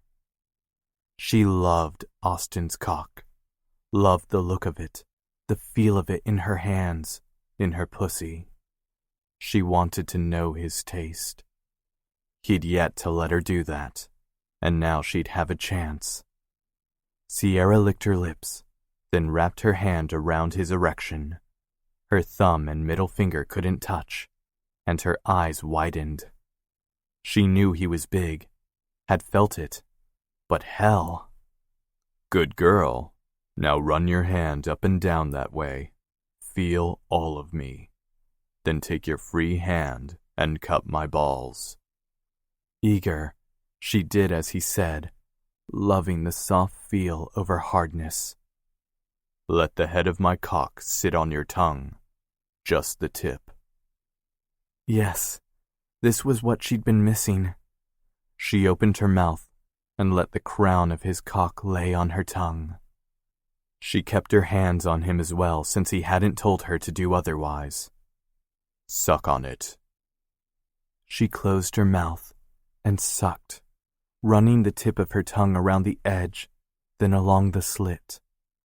Austin sucked in a breath, so she knew he liked that. Swallow as much as you can, then pull back, then keep going. Get me as hard as possible, and almost to the point of coming. Serve me. She held back a groan, then opened her mouth, letting her jaw hang open. She swallowed as much of him as she could, even taking some of him down her throat. But she couldn't take all of his cock. When she slid back up, she let her teeth gently graze him, but not too hard. Austin hissed, and she held back a smile. "You don't have a gag reflex," he grunted out. She pulled away, letting him go with a pop. "Not really." "Fuck, we're going to have so much fun." She met his gaze, then smiled. "I'm counting on it." His hand was still wrapped in her hair, so he pushed her closer to his cock. Taking that as a cue, she swallowed him again, then pulled back. She licked, nibbled, and kissed down his length, before repeating the process. Then she pushed his dick up so it pressed against his belly to give her better access to his balls. She let them fill her mouth one at a time, rolling them on her tongue. When he groaned, she went back to his length and sucked some more. She increased her pace and hollowed her cheeks, using all she could to get him going. When the first spurt of cum hit her tongue, she squeezed his cock with her fist, then opened her mouth wider. He shouted her name and came down her throat. She slurped him up, missing a few drops, but not caring. They slid down her chin, and she'd never felt more naughty. Well, maybe, but right then she didn't care. When he was done, he pulled away, then stripped off his shirt. He wiped her chin, then bent to kiss her, hard. "You're such a good girl, Sierra. You're mine." "Yours, Austin." He stood straight, then tucked himself back into his pants before holding out his hand. She put hers in his, then stood up. "Follow me." He led her to the basement, each step she took sending shivers and aches down her spine, right to her clit. When he took her into a room she'd never seen before, she held back a gasp. He had everything they would need in his small, personal dungeon. It wasn't fancy or too expensively done, but it looked safe and sexy as hell. "Stand in the center while I undress you." She did so, clasping her hands in front of her. Her chest hurt from her heart beating so hard. He stripped off her shirt, and she had to put her arms up to help him. Then he undid her bra and took off her pants, leaving her naked to his gaze. He walked around her, inspecting her. She'd never felt so naked, bare in front of another person, yet so cared for at the same time. When he came around again, so he stood in front of her, he smiled. "You're beautiful, baby. I love that you don't shave your pussy but trim it. Your scars only make you look stronger. And your breasts? Fuck, I can't wait to see them in clamps." Her knees shook as he left her to get the clamps from one of the drawers on a side table. He came back, and she felt like she could climax right then. He lowered his head, taking one nipple in his mouth. He sucked and teased until it was so hard she felt like she was breaking. When he put the clamps on, she sucked in a breath. Oh God, it hurt, but in the best way possible. He did the same to her other breast, and she had to hold herself back from squirming. She was so wet, she knew that if he looked, he'd see it. That alone pushed her to the edge. He kissed her again, a fierce show of strength and caring, nibbling on her bottom lip as he pulled back. "Go stand in front of the cross facing the wall." "Do you need me to tie you to it? Or are you going to be a good girl and hold on tight?" Both ideas made her warm. "I can hold on." He raised a brow. "If you don't, you'll be punished." Right then, she'd take it, but she wanted to see if she could do it. She went to the cross and put her arms on the slats facing the wall. She could hear him looking through something, but she couldn't look back and see. He hadn't told her she could. When the tail of something soft and smelling of leather brushed along her back, she gasped, but didn't let go of the cross. Austin came to her side and gripped her chin so she could face him. "This is our first time, so instead of surprising you or letting you tell me what things are just by touch, I'm going to show you. This is elk hide and buttery soft." He held up a yellow flogger that looked almost brand new. She must have given something away because he nodded. "It's new. Everything I will touch you with will be new. You're the first woman I've brought here in 10 years. She nodded, her eyes filling with tears. "Now we're going to go slow today. I won't go too hard. I don't break the skin, nor will I use anything different than what is in my hand right now. Do you know your safe word?" "Yes, Austin." "Good girl. Face the wall." She did so, and heard him move to her back. She closed her eyes, waiting. The first touch of leather against the meat of her shoulder stunned her, the quick sting of pain receding into pleasure. He did the same to her other shoulder, then her lower back, ass, and thighs. He increased the pace slightly, never striking the same spot twice in a row. The pain gave way to warmth that went straight to her clit. Her breathing slowed, and she knew her pupils had dilated, the sweet pain becoming bliss. Soon, she couldn't remember how much time had passed, until she felt his hands on her back and her ass. "Let go of the cross," he whispered. She let go and swayed on her feet, leaning into his hold. He soothed her, kissing her softly, running his hands over her body. He released each nipple clamp, sucking the nipples into his mouth before the hurt came. "Come on, baby girl. You did so well. You look so fucking hot right now with my marks on you." He picked her up and pulled her to his chest. She closed her eyes, letting her body relax even further in his care. When he set her on the bed, she laid down, her legs spreading of their own accord. She felt so good. Austin came back and wiped her down with a cool cloth, caring for her like she was the most precious thing in the world. He brought a glass of water up to her lips, and she drank greedily. "I've never seen anything as beautiful as your submission to me, Sierra. I want to fill your pussy and make you come. Are you ready for me?" She blinked up at him, her mind finally regaining focus. She hadn't come yet, because he'd been careful not to touch her clit. "Yes, Austin. Make me come." He lowered himself to her, kissed her hard, and then spread kisses down her body until he reached her clit. He licked her once, and she came. Her eyes shot open, and she bucked off the bed. He held her down and lapped up her juices. She was so wet that she could even hear him feasting on her. It was so fucking sexy that she was already on the verge of coming again. He nibbled on her pussy, spearing her with his tongue before fucking her with his fingers. She came again when he pressed on that inner bundle of nerves, the muscles clamping around his fingers. When he pulled away, she whimpered. "Face down on your knees.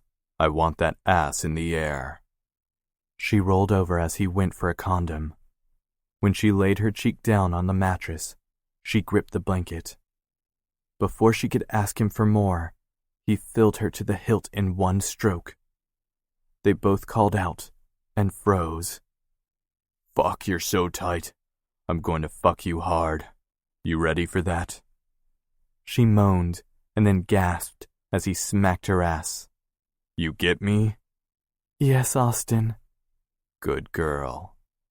He pulled out, then slammed back into her.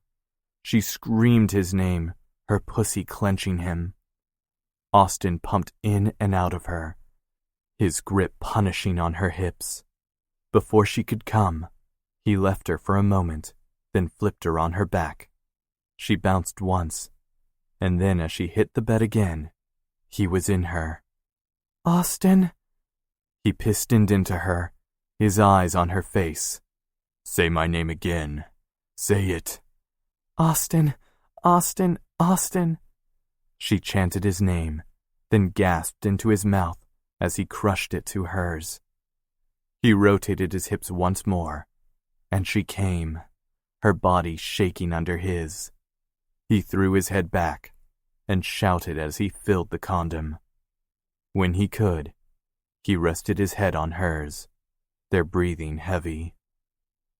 "Best ever," he mumbled. "Yes, Austin," she agreed. He smiled against her cheek, then held her close. "My good girl." Yes, she was. She was his. And nothing could take that from her. Nothing. Chapter 15. "Again," Austin shouted. "Say my name again." "Austin," she panted, her body bowing as she came one more time on his cock. His hands came to her breasts, rolling her nipples between his fingers. "You're mine, Sierra. Your pussy is like a fucking vice on my dick, and I'm going to come. You ready for that?" "Please, please come inside me."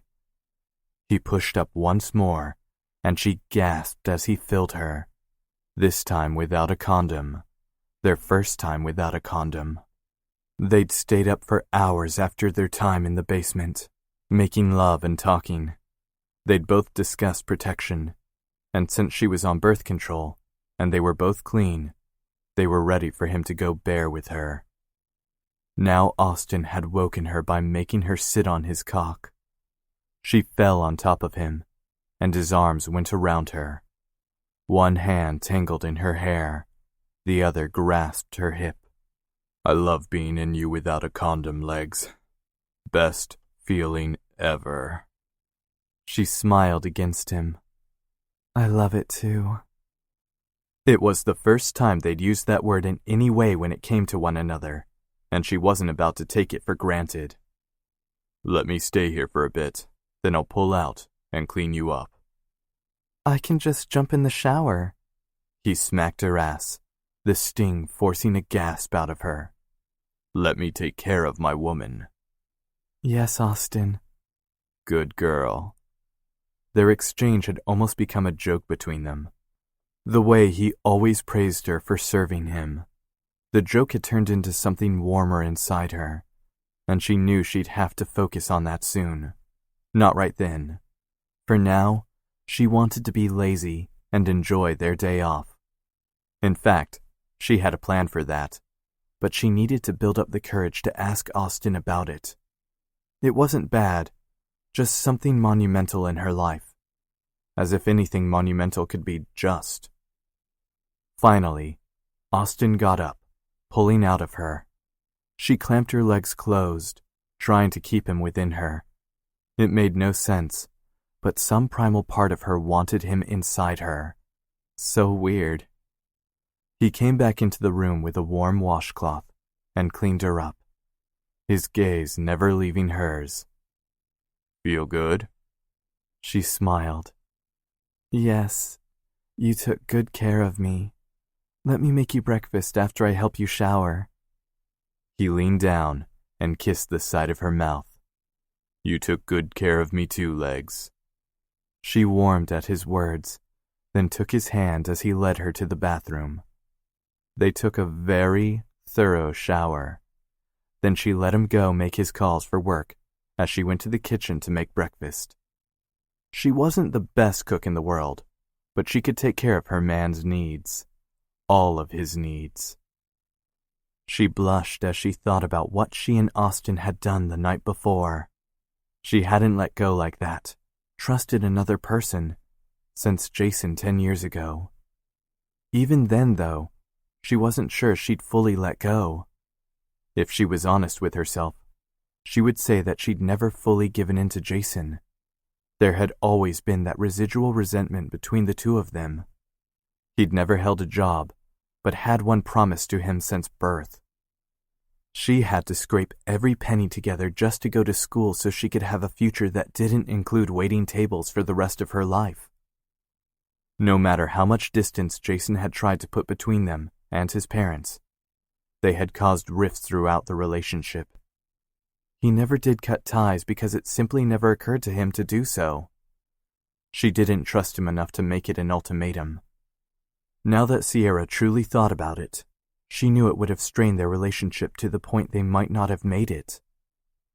The idea that they would have brought a child into the middle of that worried her, but she would have shouldered that pain to have her baby back. She must have known something was off between her and Jason all along, because she'd never trusted or given in to him as she had with Austin in just one night. That might scare her, but she would just take it in stride. She'd had it. She was finished with running. She'd been a child with Jason, but she wasn't with Austin. Strong arms wrapped around her waist, and she leaned against her man. "Good morning," she murmured as he kissed up her neck, his beard scraping her delicately.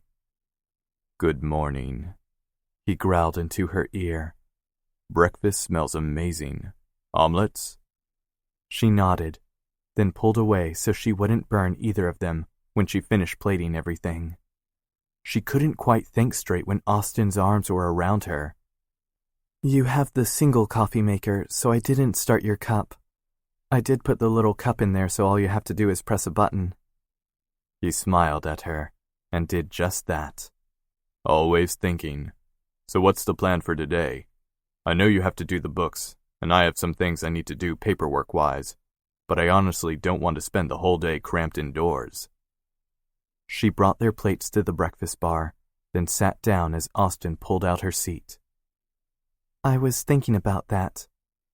What do you say we work for a couple of hours since it's only 6?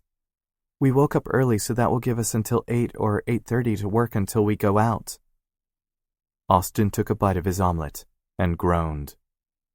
"This is good, Legs. I'm going to have to keep you around just for these." "I live to serve," she said dryly, then almost choked on her coffee at the heated look he gave her. "Good to know," he whispered. She cleared her throat. "Anyway, at 9 or so I thought, if you are ready, we can go on a ride to Estes Park." She looked down at her plate instead of at him, so she couldn't gauge his reaction. The memory of how she'd freaked out at the shop when he'd asked her the first time was not lost on her. Austin's big hand went to the back of her neck, and she sucked in a breath before facing him. "You sure you're up for that, Legs?" She nodded. "I think so. I mean, we'll know before we even leave the driveway, right?" "You don't have to prove anything to me." She smiled at that. No, she didn't. Not with Austin. He took her as she was, and she wouldn't trade that for anything. "I know. I have something to prove to myself. Plus, I miss riding, Austin. I used to do it weekly, and now I haven't been on a bike in a decade. I'm ready." He searched her face. For what, she didn't know, but he must have found it. "Okay then. I don't have that much paperwork to do, so I can get the bike ready for us when you're finishing up. A ride to Estes Park isn't that far, but it's not around the block either." "I know. I want to go in big." He leaned down and brushed his lips over hers. "We will, baby. I have an extra helmet that my sisters use when they ride with me, so you'll be good there. We'll have to stop off at Maya's and get you a leather jacket, because it might get cold up there on the mountain in some spots."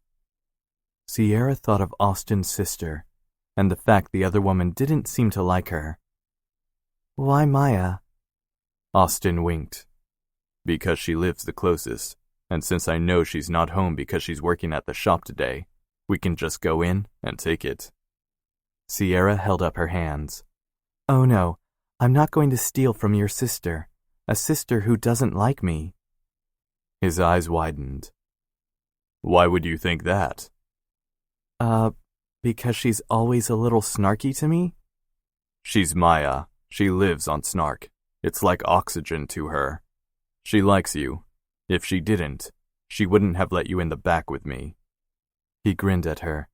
Not that I think that would have stopped you. You've got nerves of steel. If that's what you think, sure. But why are we stealing her jacket? Austin shrugged, then started on the dishes. Because she won't care? I'll text her just in case, but she'll be fine. She's not wearing it today because Jake is out of town, so she's not riding. I thought Maya would want her own bike. She seemed the type of woman who wanted that kind of power between her legs. In fact, in the past, the idea of owning her own bike had crossed Sierra's mind a time or two. She wasn't sure she was quite ready for that right then. She'd rather daydream without having to deal with steering and all that. I see that look on your face. You want a bike of your own? She lowered her eyes, then sighed. I used to. I didn't know if Jason would have liked it, though. Austin put a wet hand under her chin. If you feel like you can handle a bike, then get one. Let's get through actually seeing if you can ride on the back of mine first.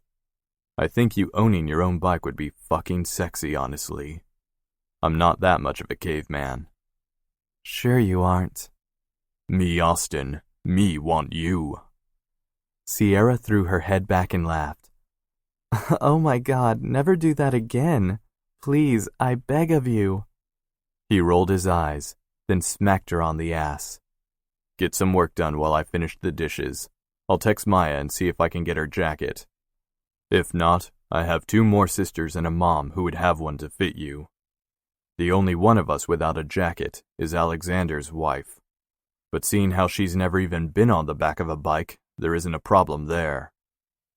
Sierra caught his tone and raised a brow as she pulled out her work. You don't like her? He shook his head. Can't stand her. She's a bitch. And since I try not to call women that name, that should tell you how much she bothers me. She treats Alex like shit and thinks our family is a bunch of inbred losers. Between her and Megan's husband, Richard, we Montgomerys haven't had much luck with spouses. He left it at that, and she was glad. If he had made a joke about changing that, she might have freaked out. They hadn't been dating long enough for marriage, but the idea that she could spend forever with Austin didn't scare her as much now. They worked side by side for an hour, and unsurprisingly, Austin's presence didn't hurt her concentration. She'd taken her bag with her when they went to his place, so she had her things with her to work on. Since they were both focused, she didn't have time to worry about being nervous or anything like that. It was just comfortable and nice. Austin left her alone for a bit to get things ready for their ride. She finished up 1 set of numbers and felt good enough to call it a day. She packed everything up and then looked down at her clothes. Thankfully, she had on jeans and a tank, and had brought boots, so she'd be properly clothed on the bike. Once she had a helmet and jacket, she was all set. Yet her stomach threatened to revolt. She could do this. She wasn't going to crash. There wasn't going to be fire and pain and screams. She'd ride with Austin and be safe. Austin would be safe. He walked in, his boots squeaking on the kitchen tile. We can back out, Sierra. We don't have to do this. She shook her head. No, I'm ready. Just having a little pep talk. Do we need to bring anything? He gave her a look, then held out his hand. She went to him without question, sinking into him. I have food and water and extra supplies in the saddlebags. It's not that far of a ride up there, and it's a tourist area, so we can grab lunch and just hang out. We had a tough winter, so the river and streams are going to be swollen. It should be a nice view. I have my camera in the bag too, in case you want to take photos. The man thought of everything. and he was doing his best to make the destination worth it, rather than focusing on the ride to get there. Let's go. My bike's out front. All we need to do is get on and leave. She let out a breath. Okay. He cupped her face. I'll be there the whole time, and I won't take my eyes off the road. You get me? She smiled softly. I get you. Okay then, let's ride. She followed him out of the garage and hit the panel on the side to close it. He put on her helmet, then his. When they both had their sunglasses on, he leaned down and kissed her quickly. We'll head to Maya's, then up to Estes Park. He got on first and started the bike so she would literally just have to get on. The sound of the pipes roaring didn't send her into convulsions, so she took that as a good sign. And his bike was freaking sexy. All black and chrome with the Montgomery Inc. logo etched on the side. So very Austin. She took a deep breath, then walked over, careful not to touch the hot pipes. She put one hand on Austin's shoulder, then took another breath. She could do this. This was Austin. He would protect her, and she would protect herself. She put one foot on the footrest, then slung her leg over quickly so she didn't knock the bike over. She needn't have worried, though, considering Austin had his feet firmly planted on the ground. As soon as she sat down behind him, she felt the vibrations of the bike. Where she thought she might have been scared, instead, she was invigorated. God, she missed this. Missed the feel of the bike and its power between her legs. She'd missed wrapping her body around a man as they rode. Missed the air on her face. Though the last thing she remembered doing on a bike was wrapping her arms around a man, she did just that now and wrapped her arms around Austin's waist. The world didn't end. She didn't pass out. Thank God. Austin patted her hand, but didn't look back. She was falling in love with him and didn't want to stop. He took off slowly up the driveway and into the neighborhood. Her grip tightened as they moved. It had been a long time since she'd ridden. It was like riding a bike. She grinned at her little joke, then let her body remember the motions. She leaned into the turns, didn't throw her weight around, and let Austin have the control, just like he needed.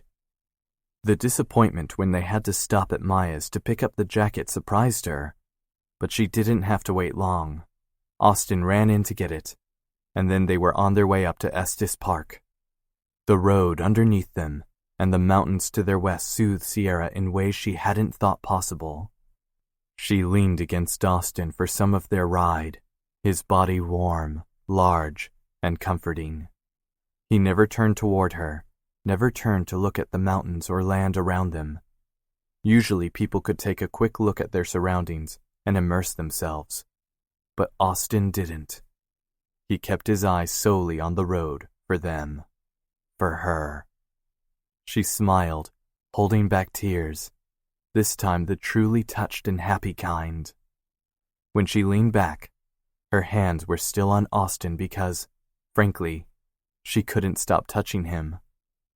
She let her head fall back, and the sunlight and shadows danced across her face.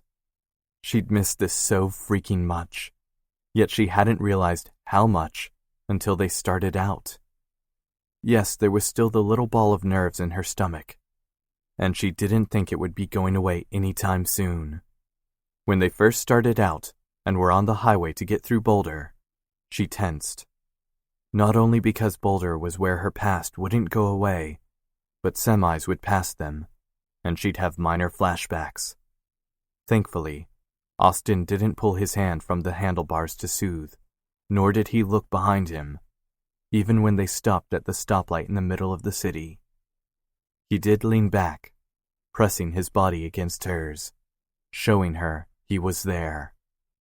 He really knew how to care for her, and the fact that she felt like she was stumbling to take care of him in the same fashion made her want to try harder.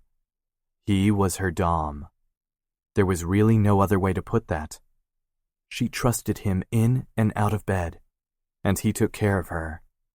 She needed to be fully into being his sub.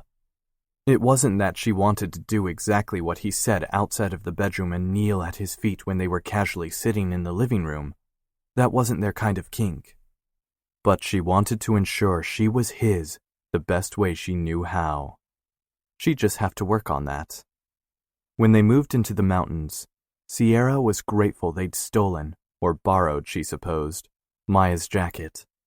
The sun still beat down on them, but the wind was cooler, the air thinner.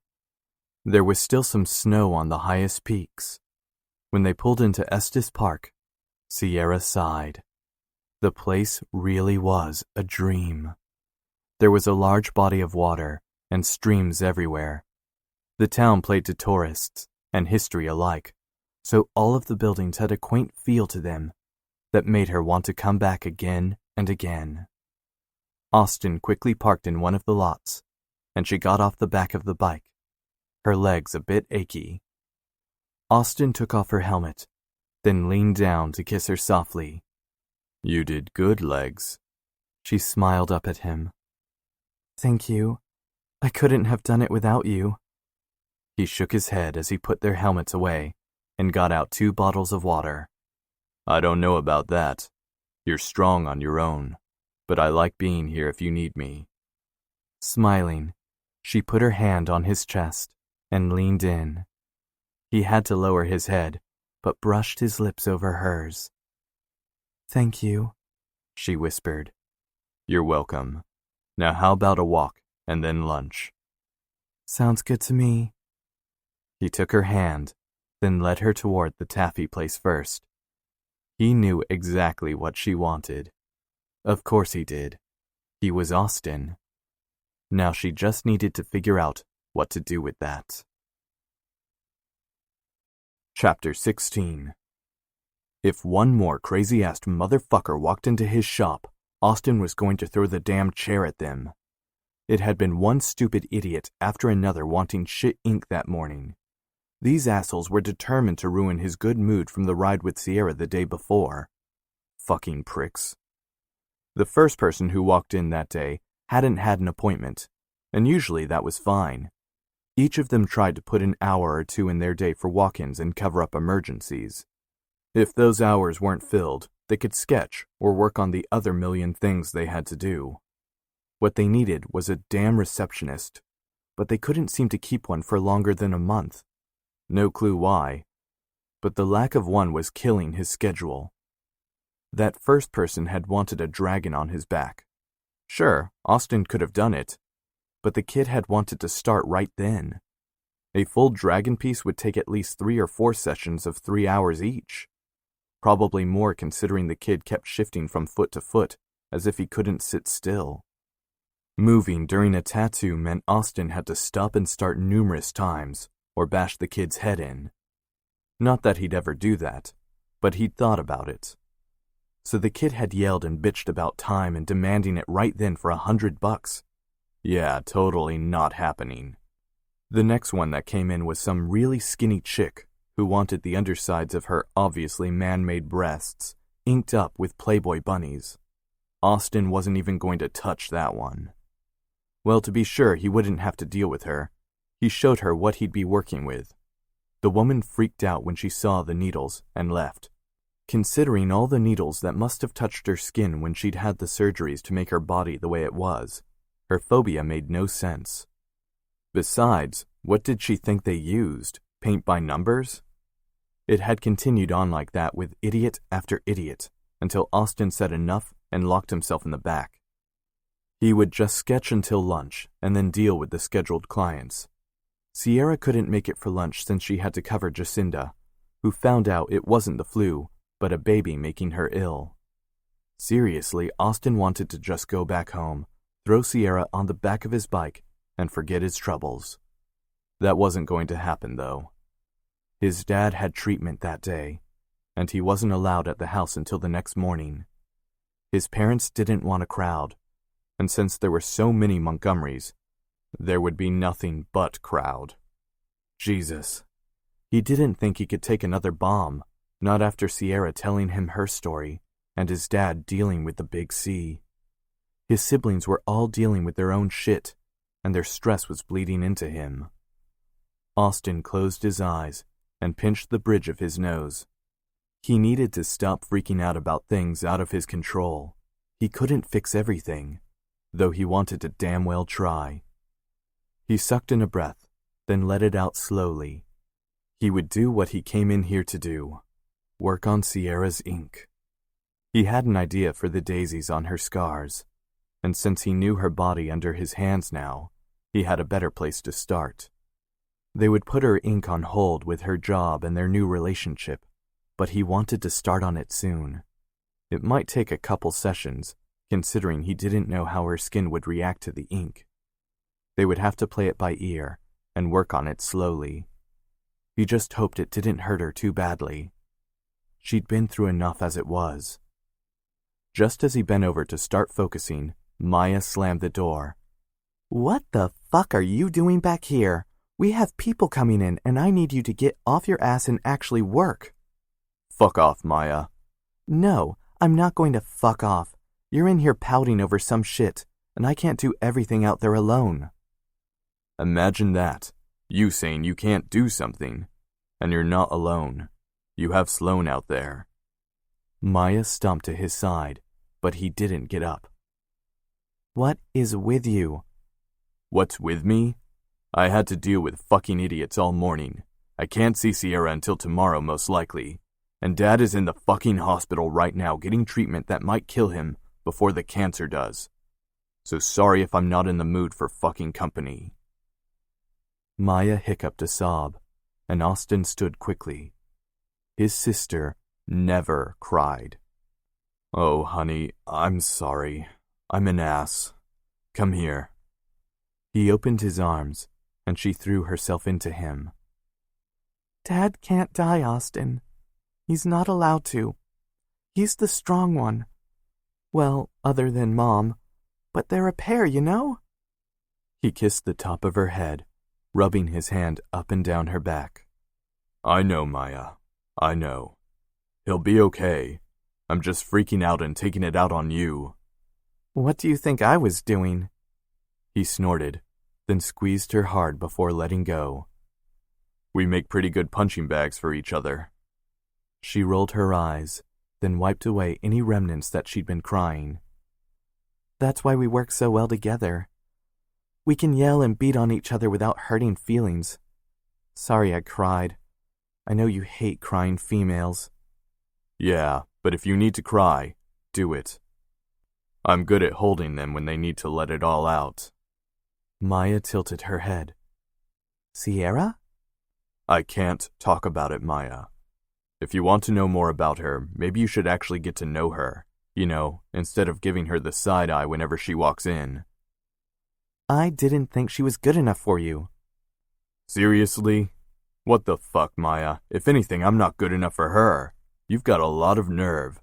"Hey, I didn't say I still thought it, did I? She makes you happy, Austin. Anyone with eyes can see that. If she hurts you, I'll kick her ass. But now she's cool." "She'd be cooler if you actually spent a few minutes with her not scowling." She rolled her eyes again, then punched him in the shoulder. "I'll try. If she's going to be around, I guess I'll have to get to know her." He met Maya's gaze and nodded. "I think she's going to be around for a long while, Maya." His sister's eyes widened. "No shit?" "No shit." "So, she doesn't think your kink is weird or anything? Not like that Maggie chick?" Austin closed his eyes and groaned. How his little sister knew this, he didn't know, nor did he want to talk about it with her. "We're good, Maya, and that's the last we're talking about that." "What? We all have kinks." She winked.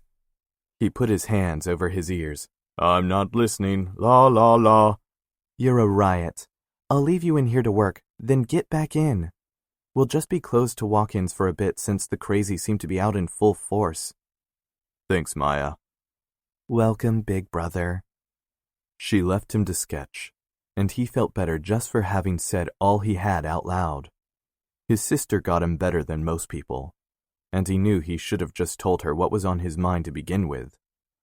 He wanted the daisies to flow down Sierra's side, delicate like her skin. It was going to hurt like a bitch, but he'd make it up to her. Maybe he'd let her help him sketch his next tattoo. That way she was a part of him always. Always. He liked the sound of that. Scary as hell, but good. He could see her at his side as they grew older, raising children, whether through adoption or through the usual method. Even a month ago, he wouldn't have thought it possible he'd find someone he could potentially spend the rest of his life with. Sure, he had an itch to settle down because he knew 40 was quickly approaching. But it had been only a dream, not something as concrete as thinking of Sierra as a Montgomery. Maybe she'd even get the Montgomery iris tattoo, like the rest of his family. Richard and Jessica had never gotten the ink. Richard because he didn't think of himself as a Montgomery, and he was an asshole. Jessica because she hadn't wanted to mar her figure. And she was a first-class bitch. Come to think of it, bringing Sierra into the mix was only a good thing. He'd be increasing their clan in a good way, rather than bringing in the idiocy Alex and Megan did. Well, that was just cruel of him to think. His siblings had each found someone they loved. Just because their partners didn't fit in with his family didn't make them bad people. In Austin's opinion, it was the way they treated their significant others that made them sketchy and not good enough for his family. Sierra treated him right and trusted him with her past and her body. He had an inkling she trusted him with her heart and soul as well, though neither of them had said the words. Those would come, though, he was sure. They were on the good path, and he just prayed nothing pushed them off. "Yo, Austin, you have a visitor." Austin blinked at Sloane's words and shook his head, clearing his thoughts. Damn it. He had to stop wool gathering. He'd never get a sketch done for Sierra at this rate. Wait, visitor? If it was Sierra, she'd just walk back. So who could it be? A knot formed in his belly. Fuck. He hoped it wasn't. "Hello, Austin," Shannon purred. "I'm out of here," Sloane said as he fled. Fucker. "What do you want, Shannon?" She stood in the doorway, her dress too tight, her eyes too bright. He didn't want to deal with her, and was thankful they weren't still together. "I wanted to say I'm sorry." Austin almost cleaned out his ear with his finger at her words. He couldn't have heard right. Sorry? Really? Seriously? You're sorry? She stuck out her bottom lip and pouted. "Yeah, I shouldn't have gone to your girl like that. She didn't do anything wrong but get the toy I wanted, and I acted like a brat." "Did you just call me a toy?" She blushed. "I'm just using the words Tony used." Tony? She made no sense, and he wanted her out of his office. But if she got whatever she needed to off her chest, then hopefully he wouldn't have to deal with her again. He'd take the little pain to be free. "My new man." Well, that was fast, and exactly what Sierra had said to him about Shannon needing a new man to get off Austin's back. He'd just have to kiss his woman when he got to see her again. Hard. "Good for you," he mumbled. She smiled. "Thanks. Tony is just so... Well, you don't care, and I don't want to take up more of your time. So I'm sorry for coming in here, calling you and bugging your girl. I just don't like being alone, and I took it out on you. So, sorry for being a bitch." Austin let out a breath. "You weren't a bitch, Shannon. You were just... clingy." She snorted and shook her head. "I'm a bitch and I know it. I'm going to try and not be." Austin wasn't too sure she could stop so quickly, considering it had been all of 2 days since she'd acted like that. She couldn't have been with Tony for long. But if he was going to change her for the better, then good for him. Good luck with that, Tony. Thanks for apologizing, he said. There really wasn't more he could say, and he'd rather she left. Call him an ass, but he was over it all. Thanks for listening. I would go apologize to your girl, but I don't think either of you would appreciate that. He nodded. I'll let her know. Tired of sitting at his desk and getting nothing done, he followed her out of the office. He wanted to make sure she was actually gone. Call him a cynic, but he didn't trust many people these days. Apparently Maya felt the same way, considering she kept her eyes on Shannon until she was out the door. As soon as the door closed behind her, everyone in the room let out a collective breath, including the clients in the chairs. She gone for good then? Maya asked, her focus on the man's arm in front of her now. Yeah, so she says, but it might actually work this time. She apologized. We know, Callie said with a wink.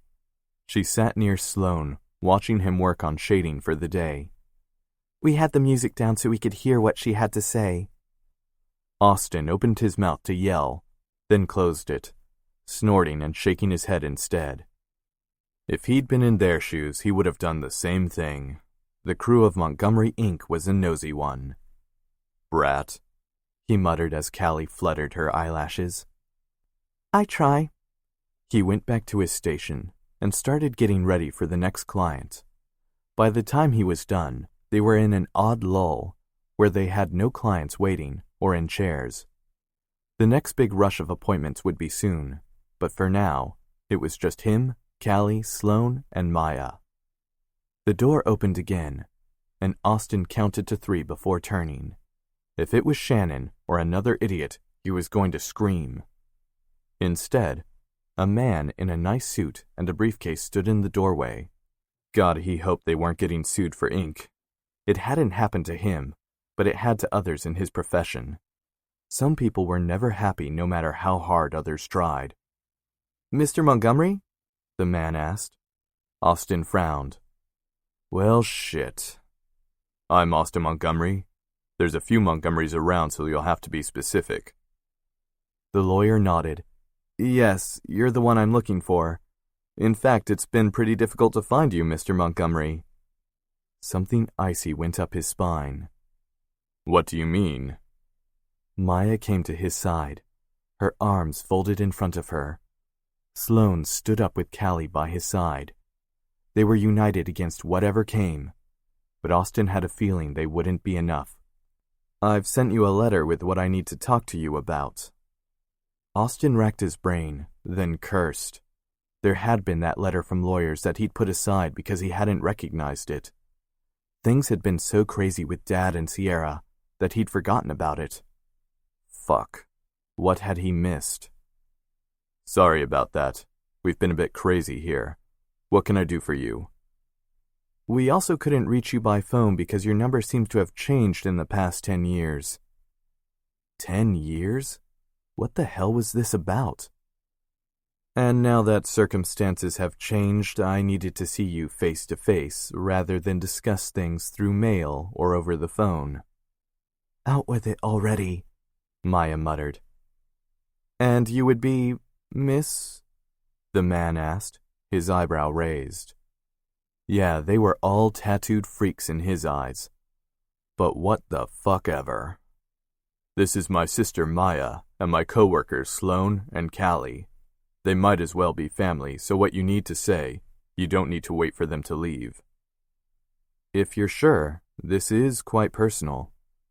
Austin's stomach clenched, but he didn't let his nervousness show. At least he hoped not. They're family, so they'll find out anyway. What's going on? Why are you here for me? The lawyer nodded, then walked forward, putting his briefcase on the counter. You might want to sit down, Mr. Montgomery. Call me Austin. Mr. Montgomery is my father, and I'm fine standing.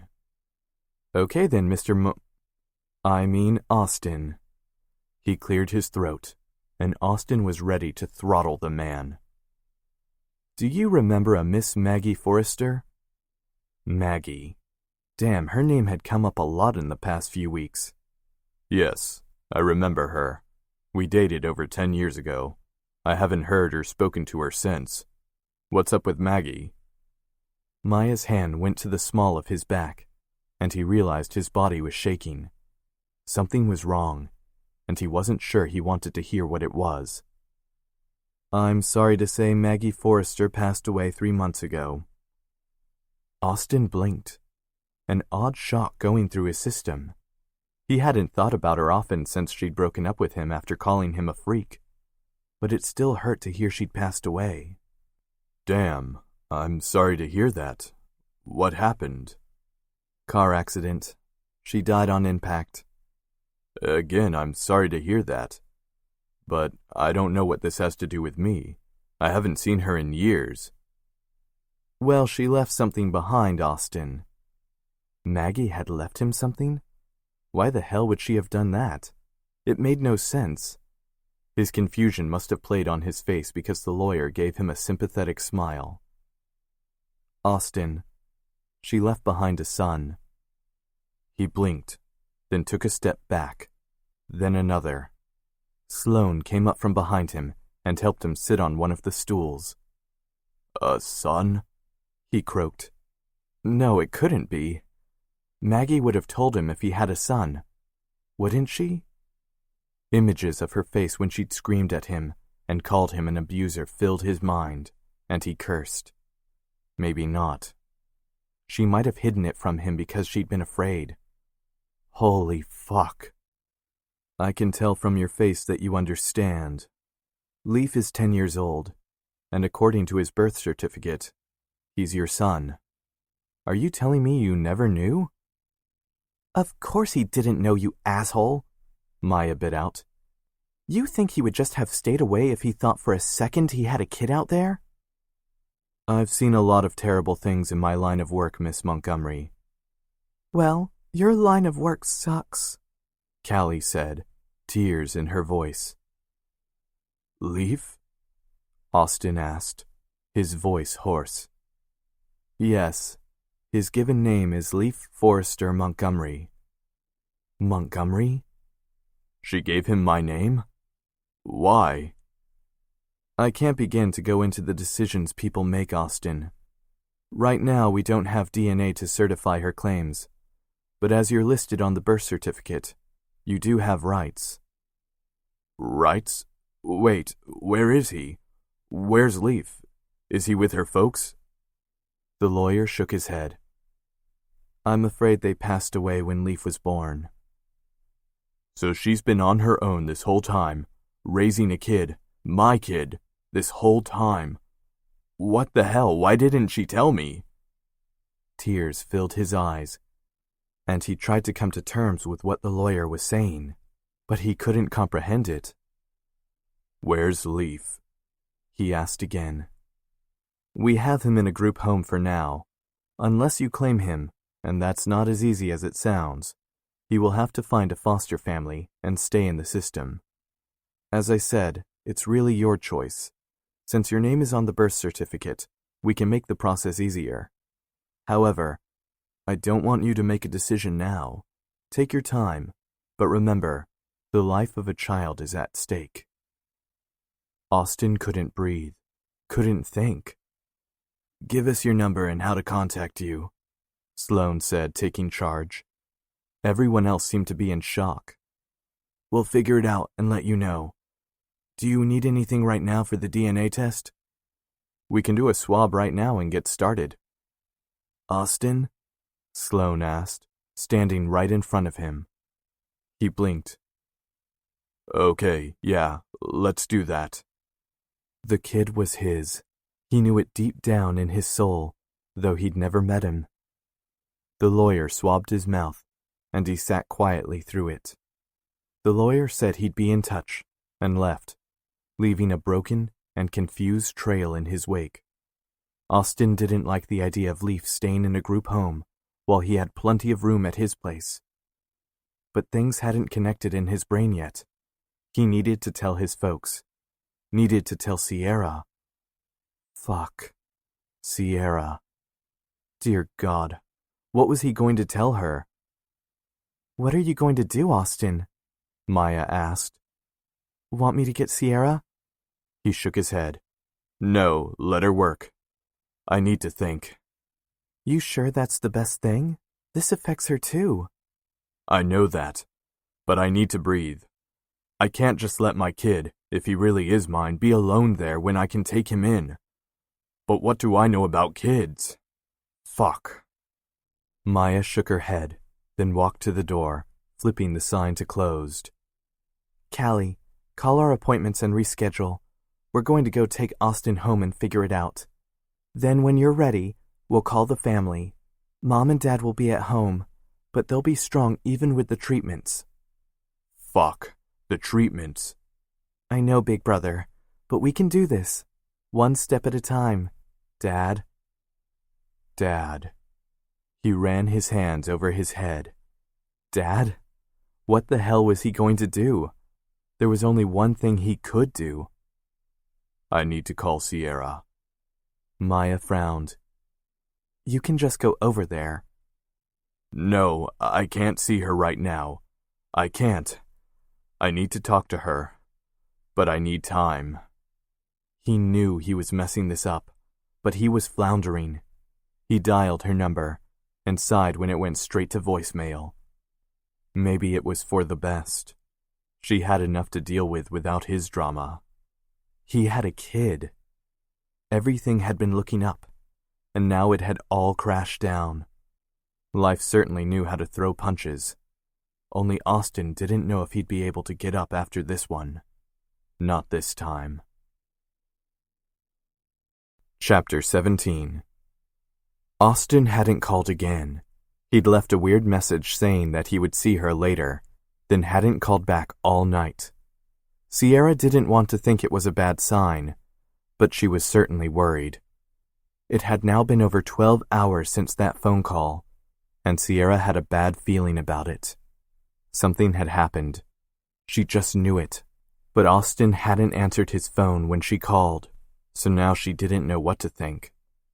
The day before, she'd spent almost all of her time either on her feet, dealing with a mad rush that might have made her pocketbook happy, but not the arches on her feet, or she'd been in the back, bent over her books.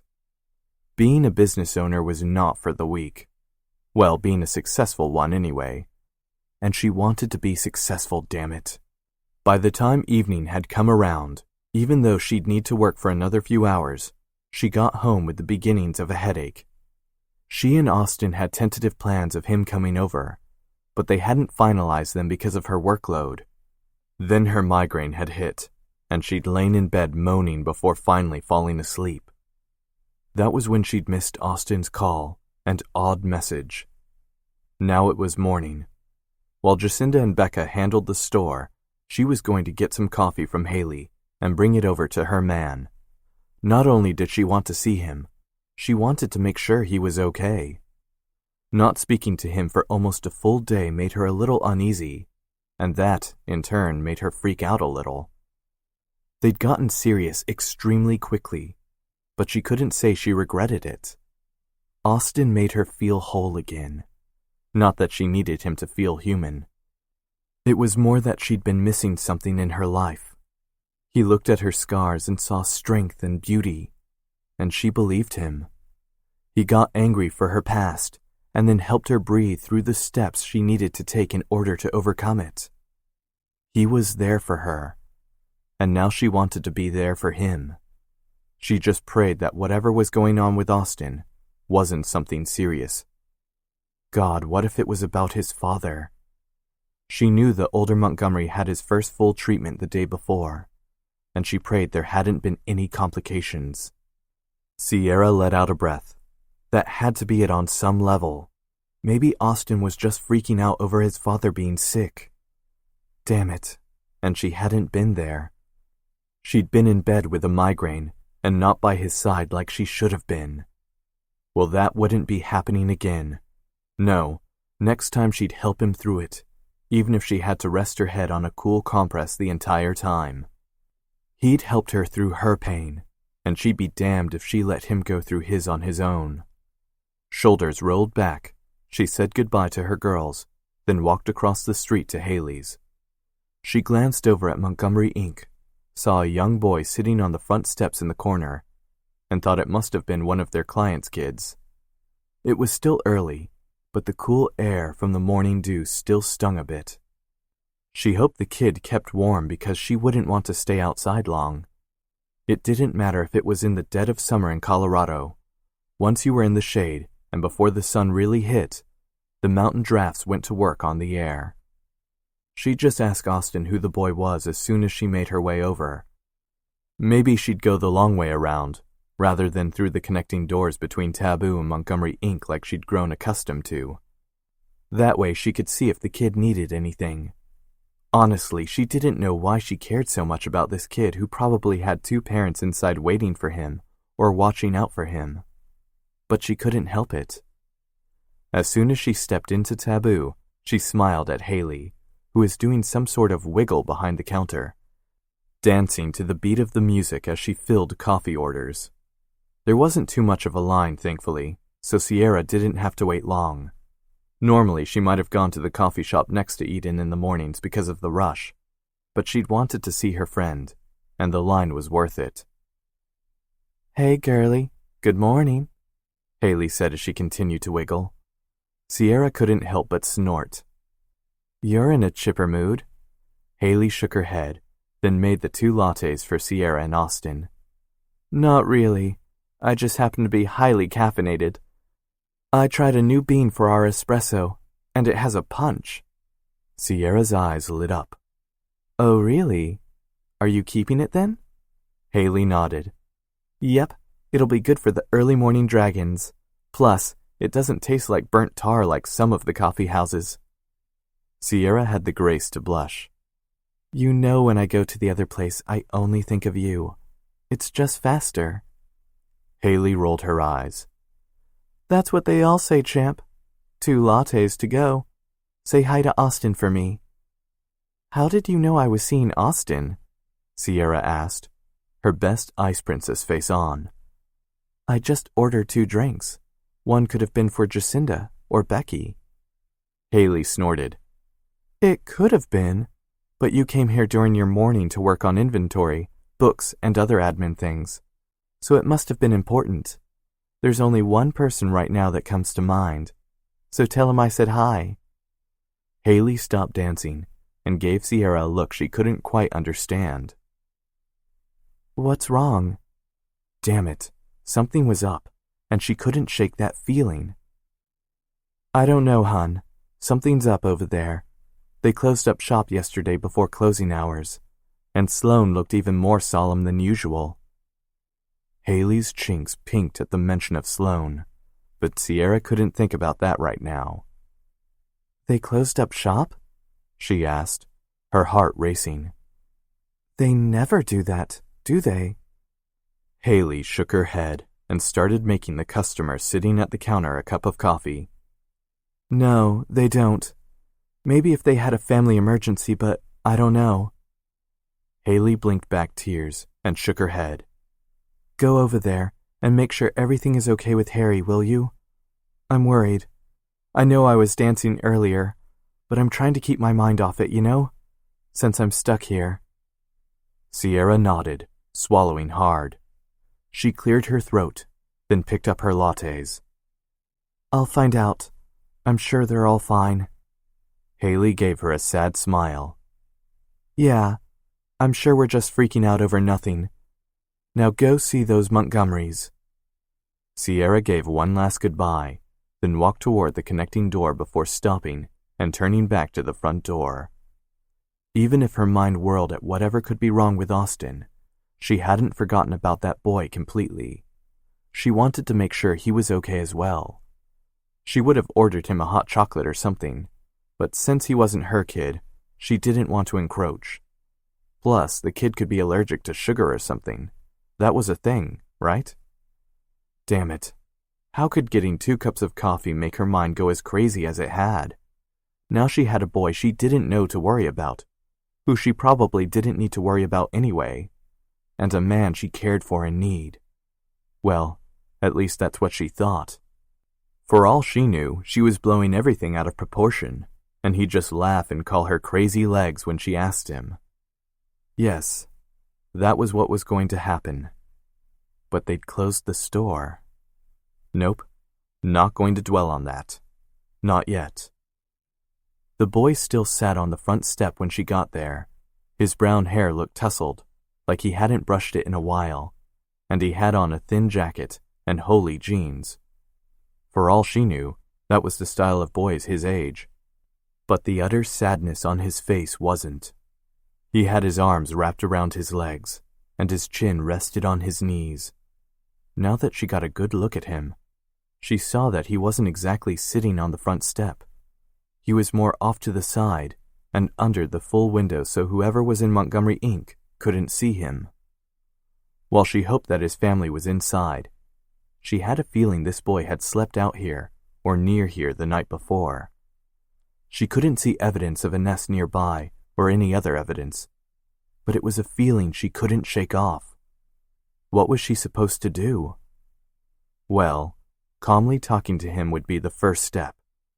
Though she was a stranger, and he probably shouldn't talk to her in the first place, she couldn't just walk past him. She put on a smile and tried to not look like a murderer or whatever a little boy would think some woman on the street might look like. "Good morning," she said brightly. The kid, who had been staring off into space, jolted, then turned to her, his eyes wide.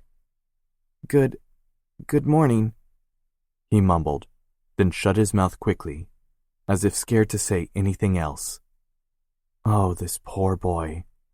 Something was surely up with him, or she just scared the crap out of him. Either way, she had to fix it. Sierra bit her lip, then said to hell with it.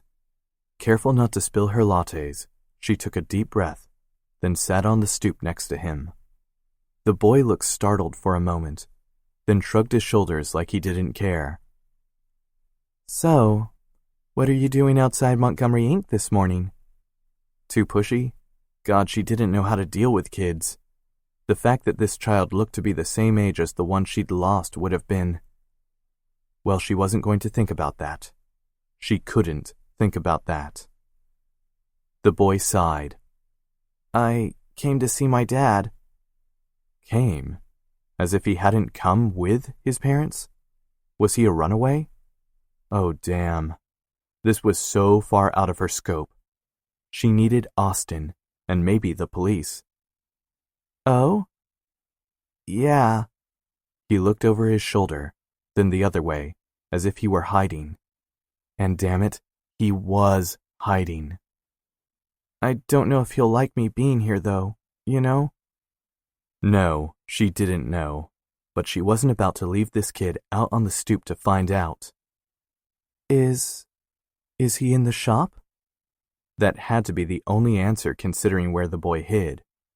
An odd prickling sensation went up her spine as the boy thought over his answer. No, surely not. There had to be a customer in there. Or maybe even Sloane, right?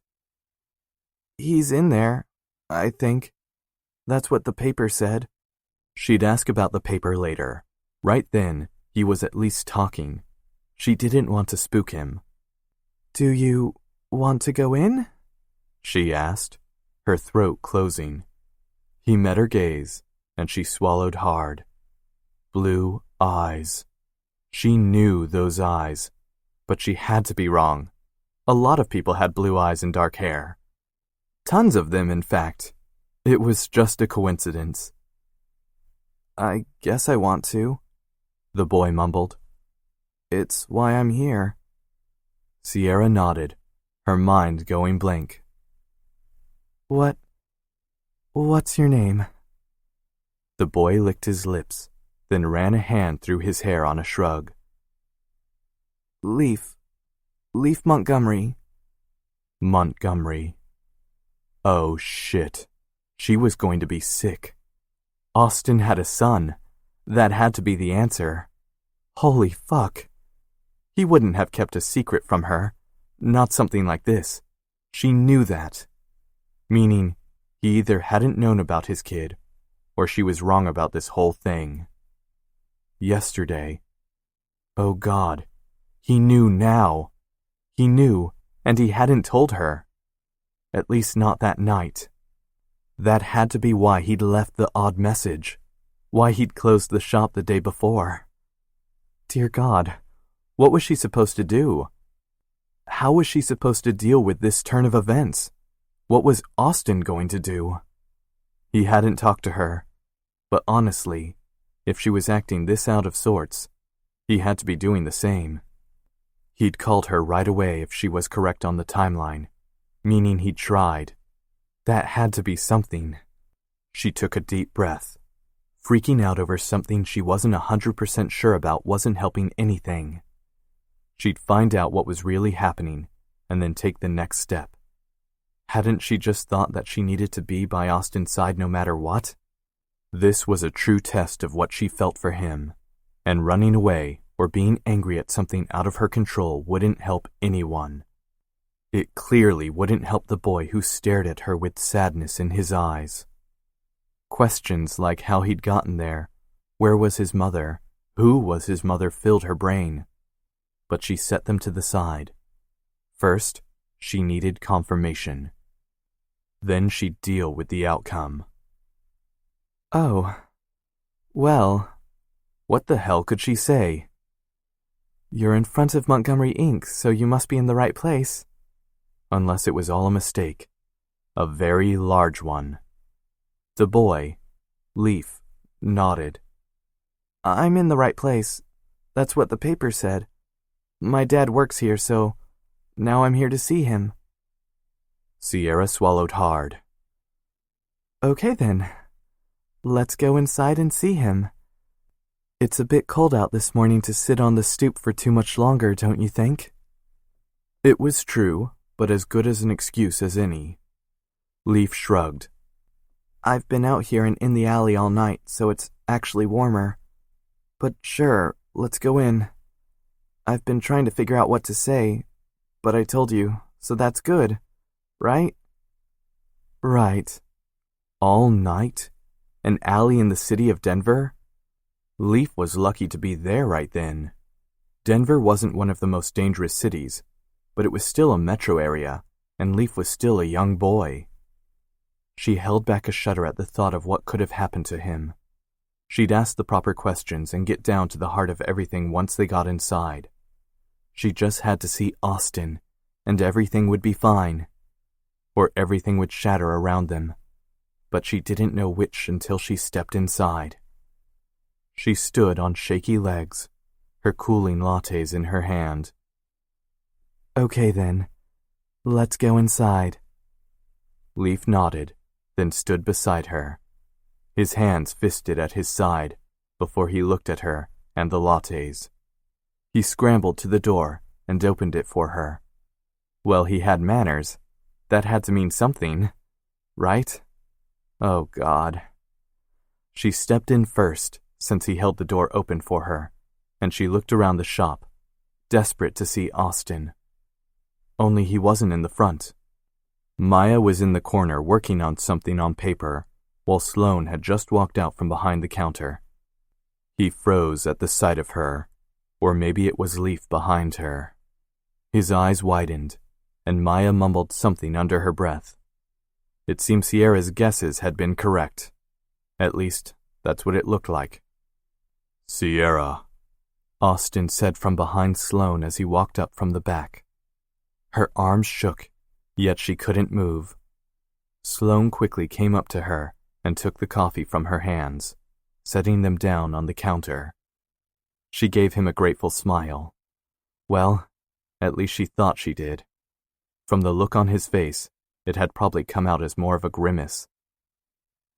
Austin, she said after she cleared her throat. Good morning. He frowned, then looked behind her, his face draining of color. He saw it too. He couldn't miss it. What on earth were they going to do about this? What could be done about this? Who is your friend? He asked, his voice low level. She turned around, then did what was instinctual. She held out her hand, and Leaf took it quickly, surprising them both from the look on his face. He leaned closer, as if she could help him. Oh, buddy, if that were only true. She met Austin's gaze. The only people in the building other than her and Leaf were Austin, Maya, and Sloane. They were his family, both by blood and by choice. From the look on the latter two's faces, they had an inkling of what was going on. She didn't let that hurt her, or she tried not to, as a little slice went across her heart. They must have been there when he'd found out or something. After all, he'd tried to call. Once. No, she wasn't going to be petty. She would help. There was no other choice. Sierra looked down at Leaf, who had his gaze on Austin, his eyes wide, his lips pressed together tightly in a thin line. "This is Leaf," she said softly, her eyes on Austin. "He says he's here to see his dad." Tears prickled at the corner of her eyes, but she didn't cry. Not then. There would be time to wrestle her emotions later. "Leaf," Austin grunted out, seeming to come out of whatever trance that he'd been in. "Leaf." Sierra squeezed Leaf's shoulder. Time for her to buck up and be strong. "I think we all need to sit down and talk about what is going on here. I don't know anything at all, but I think I can guess. What do you say?" Leaf pressed into her harder, his whole body shaking. She quickly knelt so she was at eye level. "Tell me what's happening, honey. I can't help it if you don't help me." She said it to Leaf, but it was for Austin as well. Leaf met her gaze and nodded, speaking to her alone. "I ran away from the group home. They were mean there. I don't want to live there anymore. I know Mom is dead, but that doesn't mean I have to live there, right? I mean, my dad is right there." He didn't look at Austin, but his words were a punch to the gut. "You ran away?" Austin asked, suddenly closer than he'd been before. Sierra looked over only to find Austin kneeling beside the two of them. Thank God. Leaf looked over hesitantly. "Yeah, so?" Austin shook his head. They would have to deal with this. Deal with all of it. "You're Maggie's son?" Maggie. He'd mentioned that name before when they talked about exes. He hadn't said they'd been too serious. Apparently they'd been serious enough.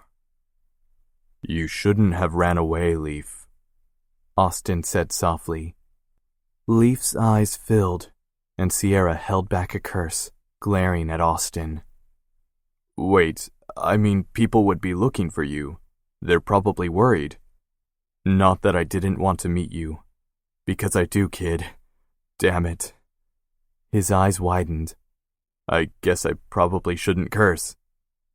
"No, you shouldn't," Sierra mumbled, and held back a sigh as Austin ran a hand down her back. That was something at least. "So, you're Leaf," Austin said, sounding like he had no idea what to say. That made two of them.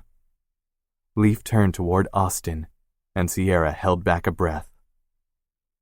"I don't want to live there anymore. Mom said you were my dad because I had your name. If you don't want me, fine, but I don't want to go back. I'll live in the alley like I did last night." Tears filled Sierra's eyes, and she looked into Austin's, who had the same look on his face as she was sure she had. "Allie?"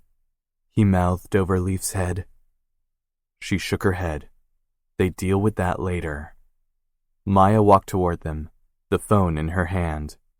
"We need to call the lawyer, and then his social worker. They need to know he's safe." "I'm not going with them." Leaf wrapped his arms around Sierra and hung on tight. She gasped. not ready for his weight, but Austin steadied her.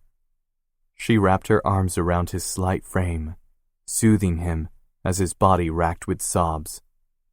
"Oh, honey," she murmured. Austin ran his hand down her back, but didn't touch Leaf. She didn't blame him. She didn't even know the full story. Austin came closer, kissing her temple before whispering, "I'll tell you everything soon. Trust me?" She pulled away to meet his gaze and said the only thing she could say. "Yes, always." Austin's shoulders relaxed marginally. "Don't leave me, okay?" he whispered again. "Never," she whispered, then squeezed Leaf tight. "Okay, honey. We need to call them like your Aunt Maya said." Leaf rose, then looked over his shoulder. Fuck. She hadn't meant to say that. It just seemed natural. Well, hell, she was going about this all wrong.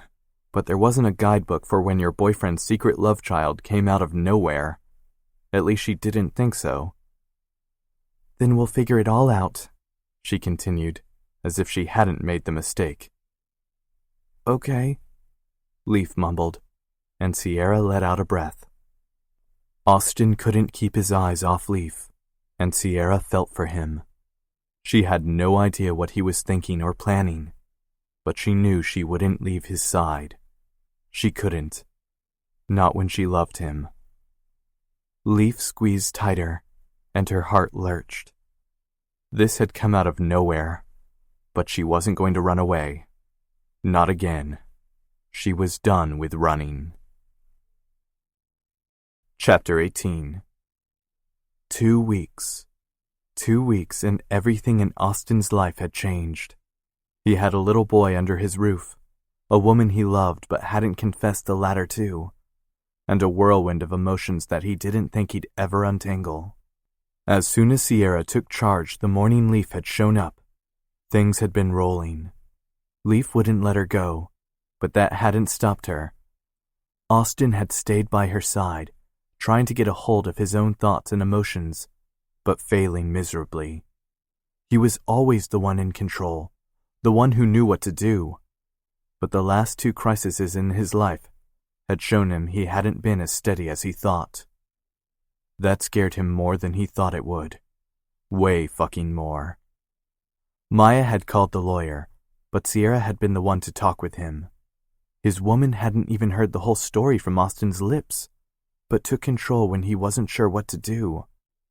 He didn't know what he'd have done without her. While Leaf hung to Sierra's side, refusing to let her go, she talked to the lawyer about what to do, then handed Austin the phone when things turned to his choices. The phone call had changed his life. "Austin, I can push through and find a solution that will allow Leaf to live with you now, if that's what the both of you want.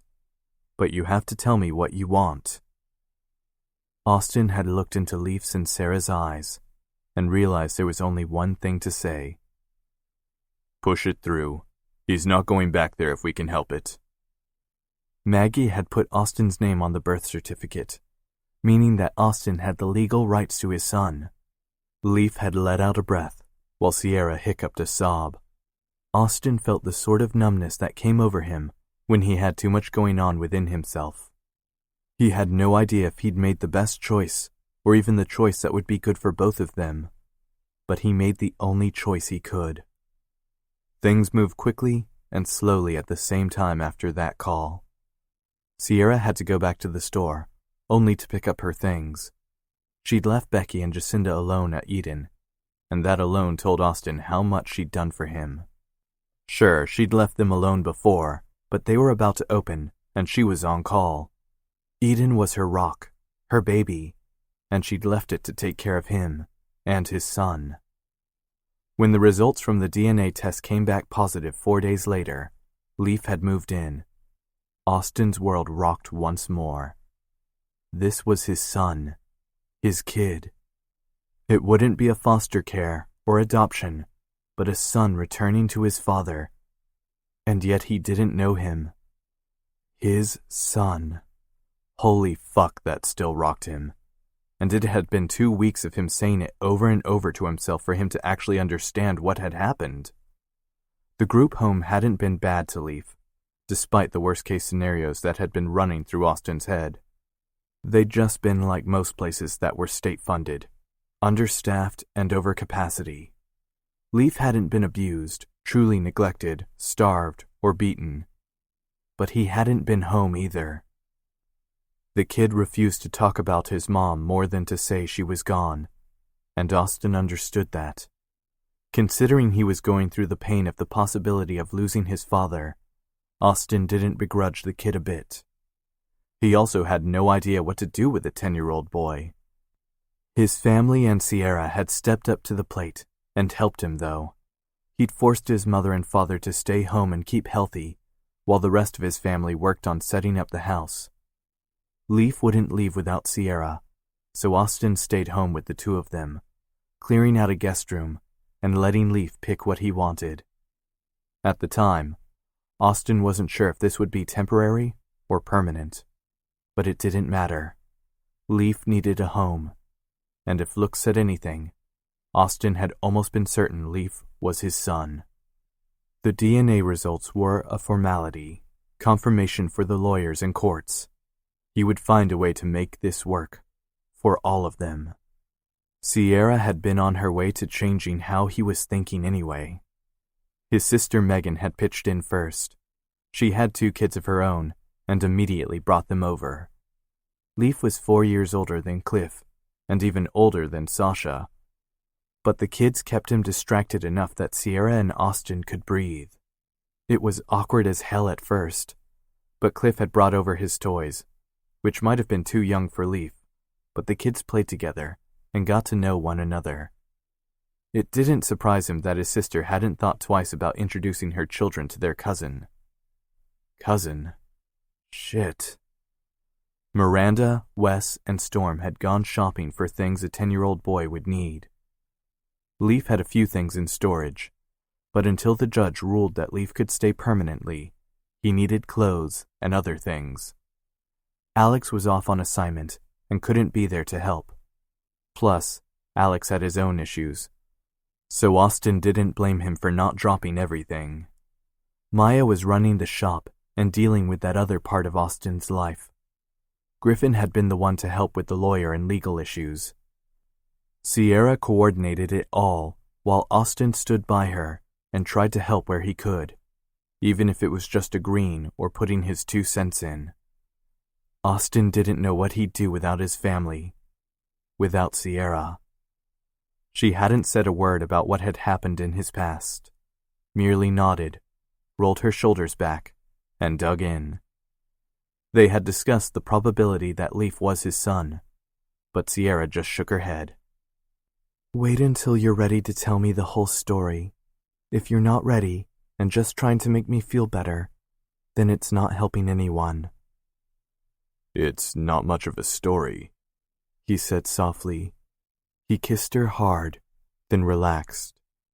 She slept over each night, practically moving in. They hadn't made love, but they'd spooned, holding each other deep into the night. Sierra worked during the day and helped him at night. Austin worked at getting Leaf in school, dealt with lawyers during the day, and was learning how to be a father at night. Taking care of the details and practicalities had taken over their lives, and now that those were somewhat under control, the emotional punch was taking its toll. Now here he was, a father, a single one at that. Yes, Sierra was his in every way, but they hadn't had the discussion they'd needed to. That would have to come soon because he wasn't sure he could put any more of his own issues on her shoulders. He already felt like a heel for doing as much as he had so far. Sierra was at work when Austin came home to find Leaf sitting on the porch, staring out at the mountain range, his body language closed off. While Austin had been worrying about his own life, Sierra's life, and that of his family, Leaf was always in the forefront. He'd always known that one day he'd become a father. He just hadn't expected to skip the first 10 years of the child's life. Now he had a 10-year-old on his hands and had no idea what to do with him. How did one get to know one's son when neither of them seemed to be very good at communication? He saw his own eyes in that little face, saw his chin, his hair, his cheekbones. Leaf had Maggie's nose, but that was it. Leaf was a Montgomery, and yet Austin didn't know what the next step was. "Go out there, son," his mother said from his side. She'd taken the afternoon to watch Leaf when he got out of school so Austin could try to catch up at work. Harry was doing okay considering, and hadn't wanted Marie around hovering. A new grandchild had been just the ticket for the both of them. Funny how things happened. "I don't know what to say to him, Mom," Austin said softly. He'd never felt the need to lie to his mother as an adult. Sure, he'd been a dumb kid when he was growing up, but now that he was older, he wanted advice and comfort. He didn't hide things, other than what he felt for Sierra, but that was something he needed to process on his own, eventually. "Go find out what his hobbies are. Find out his favorite color. Ask about his day. He finished his homework, but you can ask about it." Marie cupped his face, and Austin sighed. "He's a very bright boy, Austin. He smiles when he thinks no one is looking." "I know. I've seen that." Hadn't he been watching? Hadn't he been trying to figure out what to do? "I know, baby. You're trying. This has thrown us all for a loop. I liked Maggie when you were dating her, though I didn't know her well. It's really sad that she's gone." Austin nodded. "I know. I don't know how Leaf is dealing with that." Marie shook her head. "Well, thankfully, Sierra set up time with a counselor." Austin sighed. "She said hers helped her, and frankly, though I don't like telling strangers my feelings, if it helps him, then sure." "Good for you, son. This is a blessing. I know it. The fact that we have a chance with him now is something we can't take for granted. I'm just upset we lost 10 years with him." His mother's mouth thinned, and Austin pinched his nose. They'd been over this before. No one, including Austin and Sierra, was pleased that Maggie had hidden him. In fact, Austin was fucking livid. But right then, yelling and storming around wasn't going to help Leaf. There had been no secret letter or notes to Austin in the case of Maggie's death. There had been nothing but Leaf's last name, and Austin's on his birth certificate. The lack of answers raged in Austin to no end, but at this point, there was nothing he could do but move on and find a future with the son he'd just met. "I know you're upset, Mom." Marie let out a breath. "I'm sorry for bringing it up again. I'll try to stop, but I can't right now. Go out on the porch with your son and get to know him. He's not that scary, and I'm pretty sure he doesn't bite." Austin cracked a grin, then kissed his mom on the cheek. "I love you. Thank you for everything." Marie smiled softly. "I love you too. Will Sierra be home soon?" Home. Sierra didn't technically live there, but he'd gotten accustomed to her being there. God, he didn't find it fair that he was throwing all of this on her shoulders. She'd lost a child of her own, and now she was essentially raising his with him, one that was the same age as her child would have been. It wasn't fucking fair, and Austin wasn't sure what he was going to do about it. "Should be," he said absently. His mom studied his face, frowning. "See you soon, honey." "Thanks, Mom," he said again as he walked her out. He found himself watching Leaf on the porch, his hands in his pockets just like his son's. His son. He wasn't sure he'd ever get used to saying that. "What are you doing out here?" Leaf turned around, his eyes wide. "Just thinking." Like pulling teeth, Austin thought, though he wasn't much different. Like father, like son. Fuck. "About what?" Leaf shrugged again and sank down into one of the deck chairs. Things... How was work, Austin? The kid called him Austin, not Dad. Something they both probably weren't ready for, not by a long shot. Austin shrugged, much like Leaf had. Good, I guess. The kid blinked and looked away. Yeah. Maybe he should share a bit more to get Leaf to do the same. The kid was a human being, and Austin had interacted with plenty of those. Why was this so hard? I had 2 consults today. That's where I talk with clients about what they want. Leaf perked up and turned. Really? Do you tattoo them right then? Austin relaxed at Leaf's interest. Tattoos were something he could talk about. He might not look like the perfect dad with his sleeves, beard, and build, but tattoos weren't taboo to him. Maybe he'd show Leaf that too. Sometimes. It depends on the design and time frame. A huge design might take more than one sitting. Plus, I like for the people I work with to go home with something like that and think about it just in case. I don't want to ink them and have them freak out that they made the wrong choice. Because tattoos are permanent. Austin nodded, holding out his arm. Yep, I can do cover-ups, and there's tattoo removal if they really need it. But that hurts like a bit. It hurts a lot. Plus, you're just scarring the tissue then, so it's not really the same. Leaf studied Austin's arm intently. So, you have it all tattooed? Yeah, both arms. I did some of it. Maya did the rest. They're called sleeves. Leaf looked up, his eyes wide. You tattooed yourself? Austin grinned.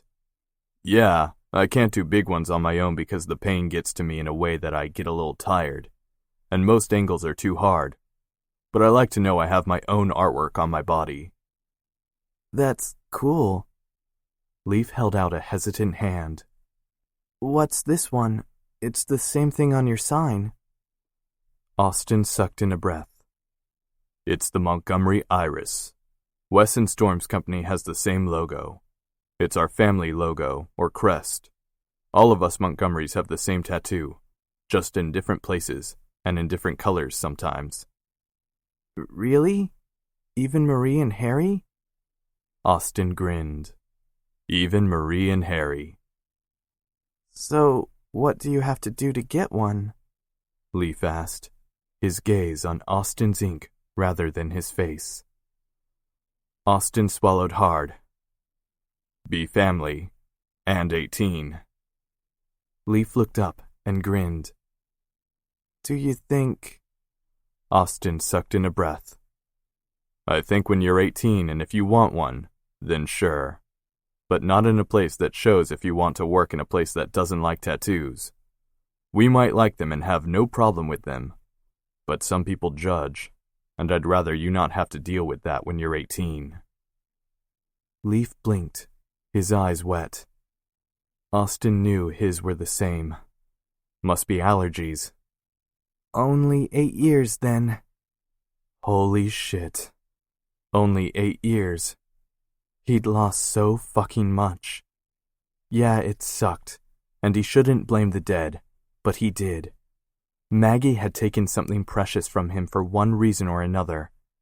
She'd put his name on the birth certificate, so yeah, he could be traced eventually like he had been. But she'd kept his son from him. Maybe deep down she wanted him to know about Leaf, but he didn't know if that was the case. She'd hidden him. Most likely because she thought he was a freak. But right then, he didn't care about the reason. He just cared about the fact he'd missed Leaf's birth. Missed his first words, his first steps, his first day of school. He'd missed so much.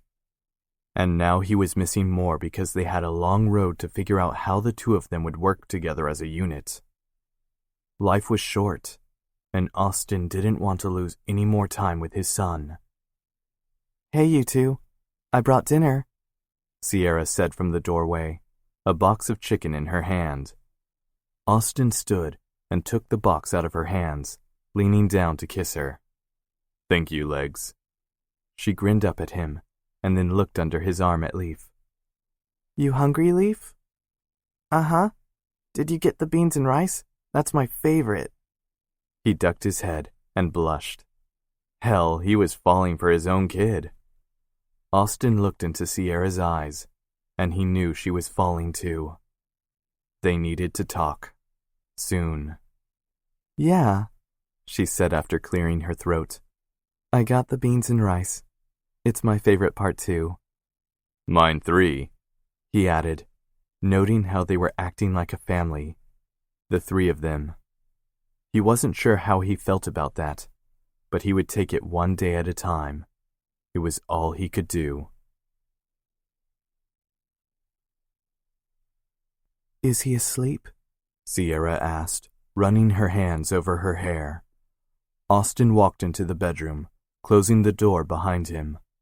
Leaf had taken the room upstairs and across the hall, meaning it was the farthest from Austin's first-floor master bedroom.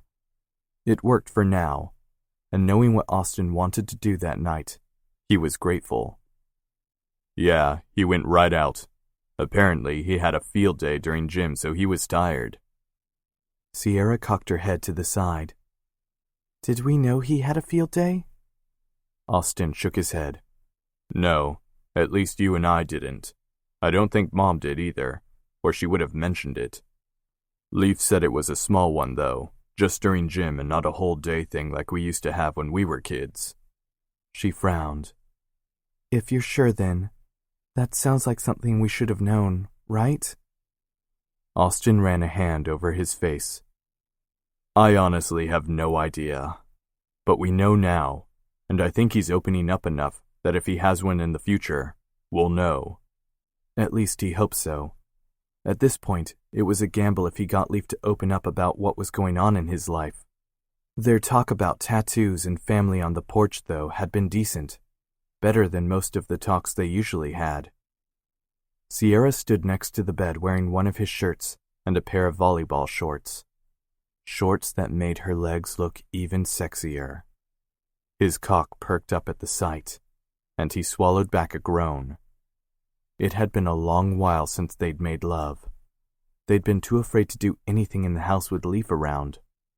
Sure, it wasn't a problem for most couples with kids in the house, but this was a first for him, and he didn't want to fuck it up. As it was, he and Decker had quietly taken down the dungeon in the basement. It had been pretty easy considering Austin hadn't had that much of a setup, but it was a little like saying goodbye to a part of him in the process. He couldn't risk having a place Leaf could easily find. What he and Sierra did in private wasn't any of his business, but it was still irresponsible not to find a way to shield him from things he didn't understand.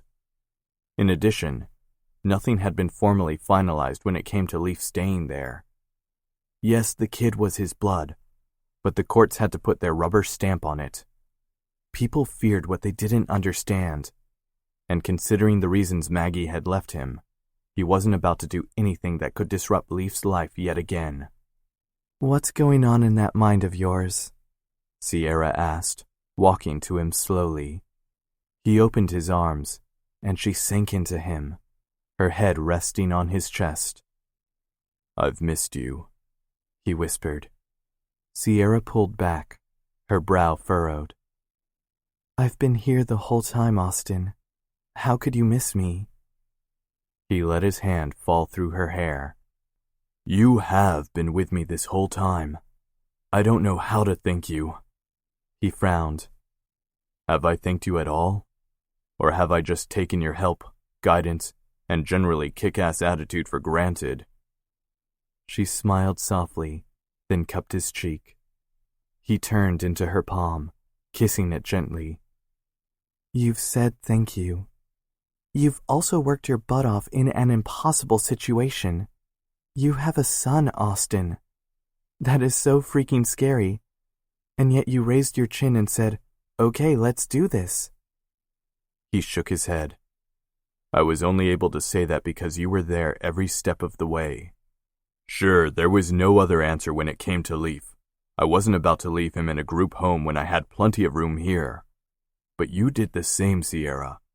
You put everything on hold and then changed your life for him. And for me.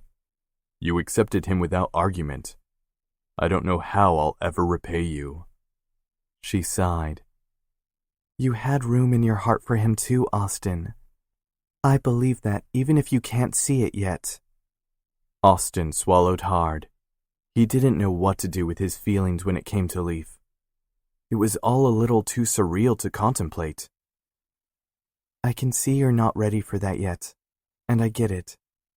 As for repaying me, you don't have to. I get to watch you two work together and figure out what it means for him to be here. I'm getting everything I need. God, she was perfect. She was giving up so much for him. They had started out just trying to have fun and see where their relationship went. And now she was practically living with him and playing house with Leaf. She hadn't asked for any of it. And Austin felt like he kept waiting for her to say it was enough and leave.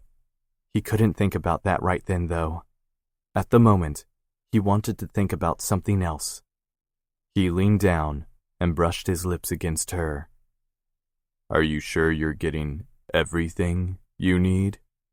Sierra blushed, the heat of her skin scorching his. Austin. It's been 2 weeks, baby. He's across the house, and we can be quiet. He raised a brow.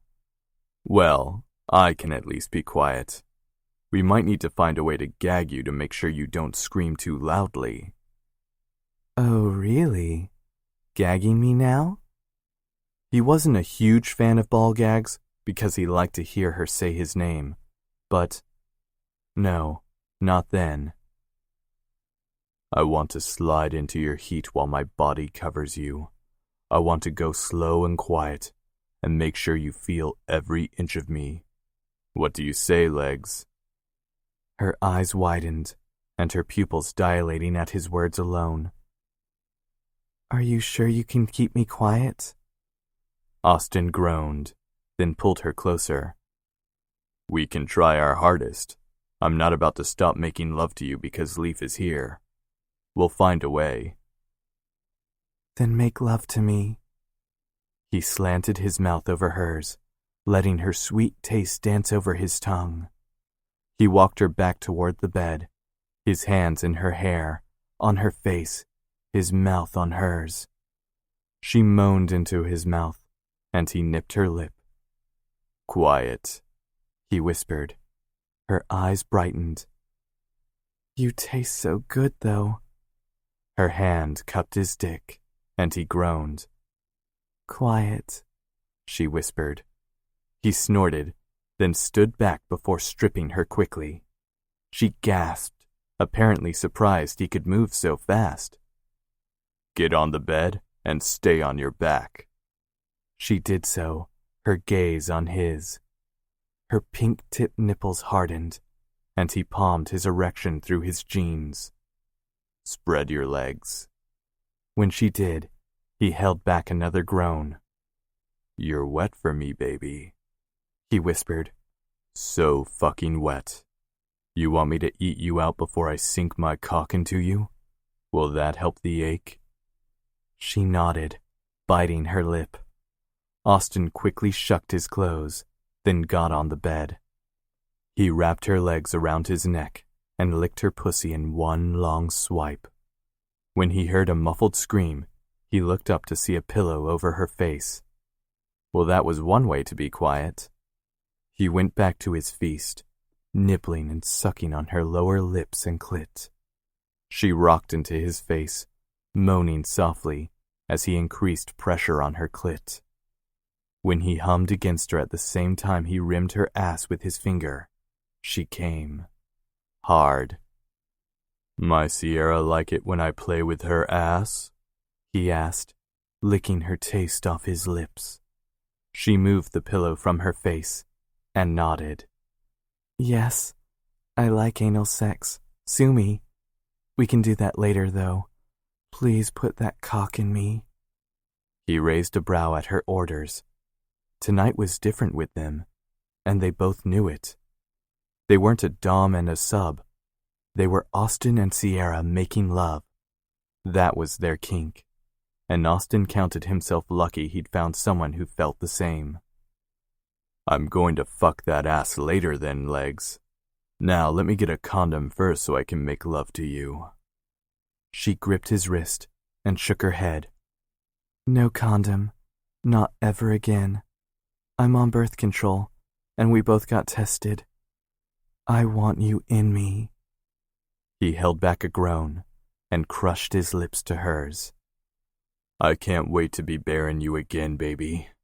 I know we did it without one before, but this time it's for keeps. Got me? Then be in me. He positioned himself at her entrance, keeping his gaze on hers. As he pushed in, her mouth opened on a silent gasp. He slowly rocked into her, inch by inch, until his balls rested against her ass, and he could feel every sweet inch of her around his dick. Austin swallowed hard, his arms shaking. You feel so fucking good, baby, he whispered. I... She blinked up at him, then ran her hands up his back. Move. I want to feel all of you. He nodded, then pulled out before slowly thrusting back in.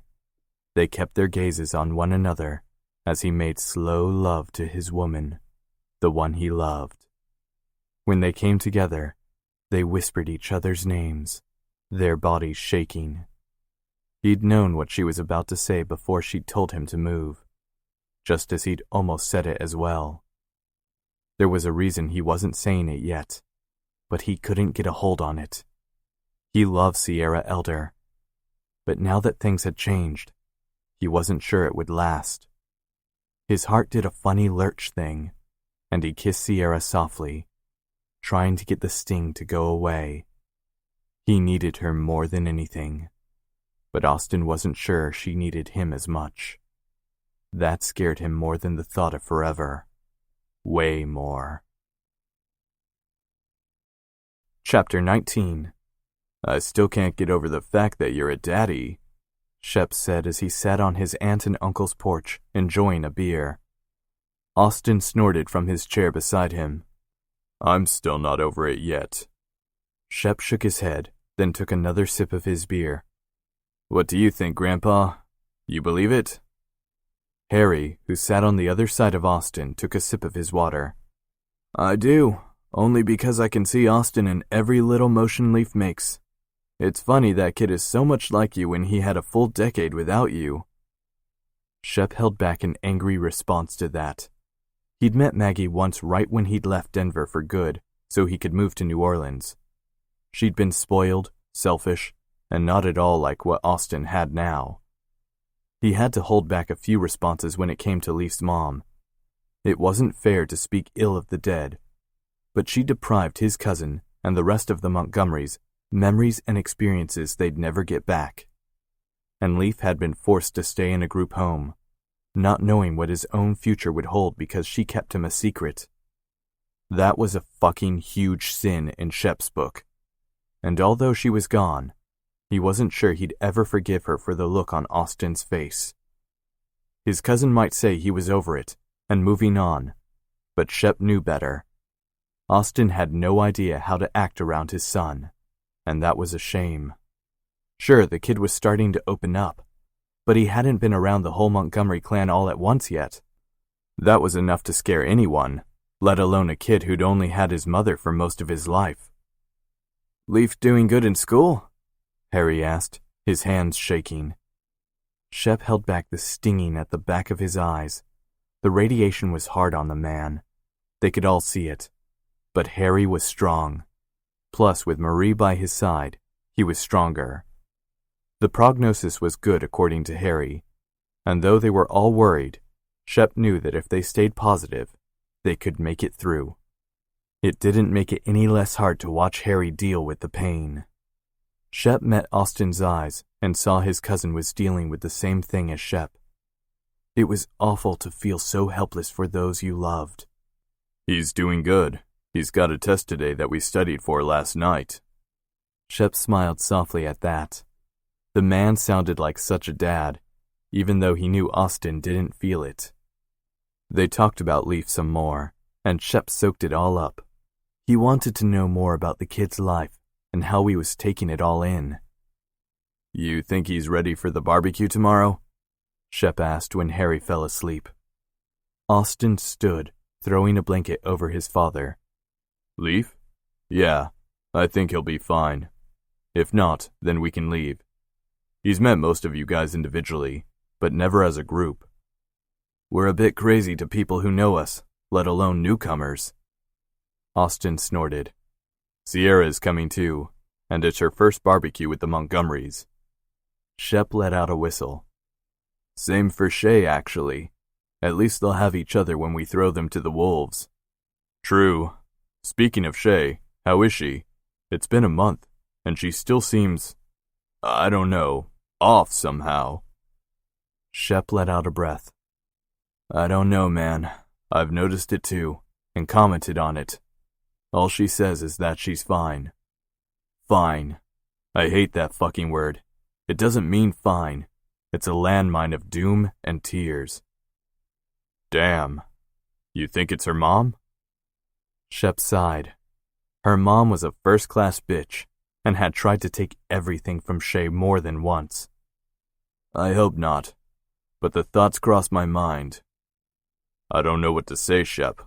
I'm not much help if we can't figure it out. You have enough on your plate right now that doesn't have to do with me. Worry about that, and I'll figure it out. It's got to be something because she isn't fine. We both know that. Hopefully she'll open up to me, because it's killing me that she doesn't trust me enough to do so. Austin looked over sharply. Trust? You think that's it? Shep ran a hand over his face. What else could it be? I thought we were open and honest about everything. I guess not. Shep. Whatever. I'm going to head out and back to Griffin's. Shay is there working on something and, well, I want to be there. He met Austin's gaze, then looked over at a sleeping Harry. We'll probably head back to New Orleans soon. We've been here for a month, and though Shay can do everything from her computer, and I've been working at Montgomery Inc., we need to get back. Austin nodded. I know. I figured. You just let me know when, and I'll help if you need me. He hugged his cousin, ran a hand over his uncle's head, and then went back to the house so he could leave. Something was up with Shay. She wasn't happy, and he could only think it was something he'd done. He swallowed hard. There was no way he could let her get away with not telling him. He loved her more than anything on this earth, and he needed to know how to help, even if it broke him. Chapter 20. How many Montgomerys are there going to be again? Austin didn't answer her, and Sierra had to turn, narrowing her eyes. Her man grinned, his hands in his pockets. You sure look sexy in that dress, Legs. She held back her smile at his words. She did look good in her sundress. But he wouldn't be let off the hook with nice words. Wait, was she too sexy? She turned on her heel and looked in Austin's full-length mirror on the back of his closet door. Is it too sexy?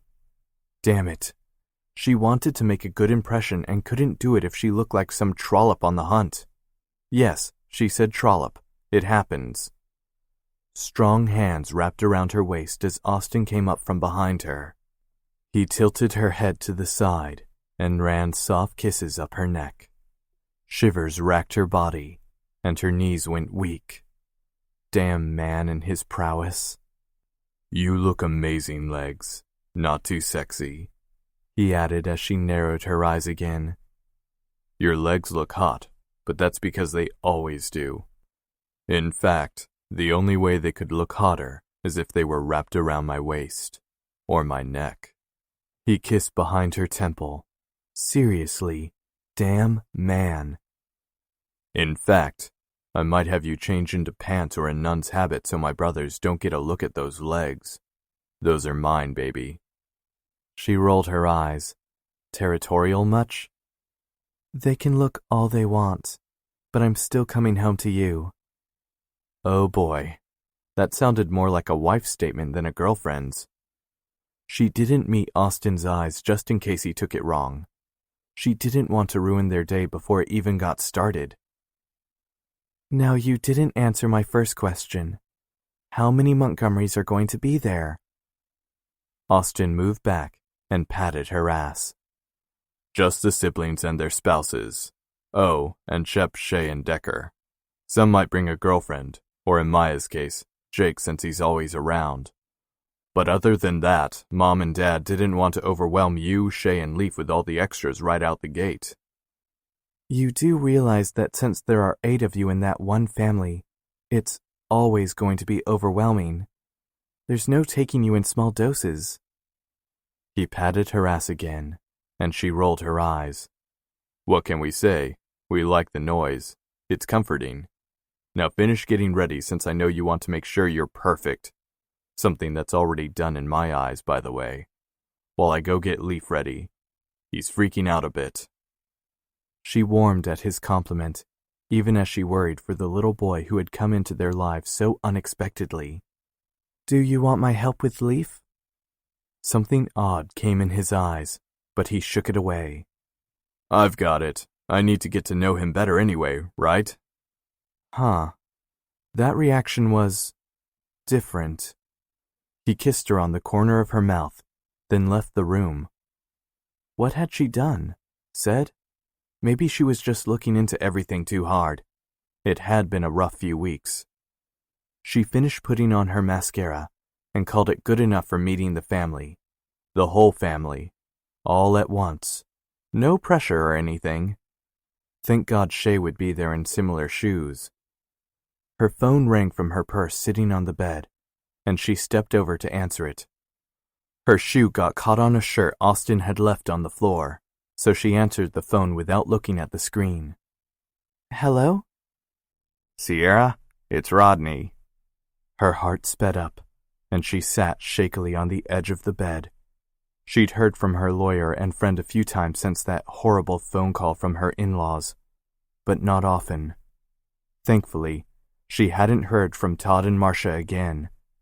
Actually, the more she thought about it, the more that worried her. If they had nothing up their sleeves, they'd call and harass her like they used to when they were out of options. Now they'd left her alone. That could mean they'd given up, but Sierra knew better.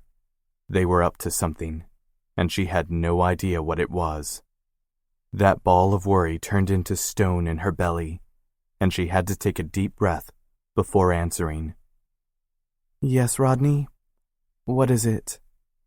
Well, I have good news and bad news. She swallowed hard. Okay. The good news is that we haven't received any court documents about their suit. The bad news is they are still trying to make waves. Her body shook. What does that mean? It means we're not out of the dark yet, and they're looking for ways to sue you. I'm sorry, Sierra. Thank you for letting me know. I have to go now. She hung up before he could say anything back and tried to find her composure. Marcia and Todd wanted to sue her and take Eden. They wouldn't be able to. There was no way unless they found a way to pay their way into that outcome. The fact they'd almost done that before worried her, but she had to breathe.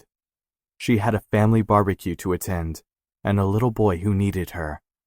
A little boy who wasn't her own, but she was damn sure acting like he was. She put her phone back in her purse, straightened her dress, and then walked out of the bedroom, putting away her fears and what-ifs. She'd tell Austin about the call and what she was thinking after the barbecue. She didn't want to ruin the party and Leaf's introduction with her own problems. They had enough of their own without adding hers into the mix. Austin and Leaf sat in the living room, both silent, not looking at each other. Well, they looked, but only when they thought the other wasn't. She knew Austin was trying to get to know his son, but it was hard. They honestly didn't know how to go about it, and were failing in some respects. Yes, Austin had gone full steam into being a father and hadn't pushed Leaf away, and Leaf had come to Austin in the first place. But it wasn't enough. They were two strangers in an impossible situation. "Ready to head out?" she said, startling them both.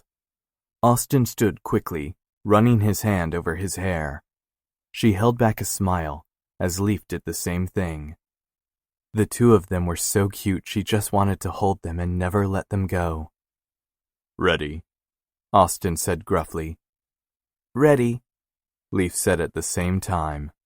Too cute. The number of Montgomerys in one place was a little startling. No, overwhelming, and of the "oh my god" variety. "It's like they multiply when they're together," Shay whispered from her side. "Exponentially," Sierra whispered back, grateful for the other woman's presence, though she did seem a bit pale. "You feeling okay, hun?" Shay met her gaze, her eyes wide. "I'm fine." Huh. Austin was right. Shay kept saying fine, and no one believed it. Poor Shep must be out of his mind. "If you're sure." "I am. I'm going to find Shep. You okay right here?" Sierra nodded and watched Shay walk away toward her husband.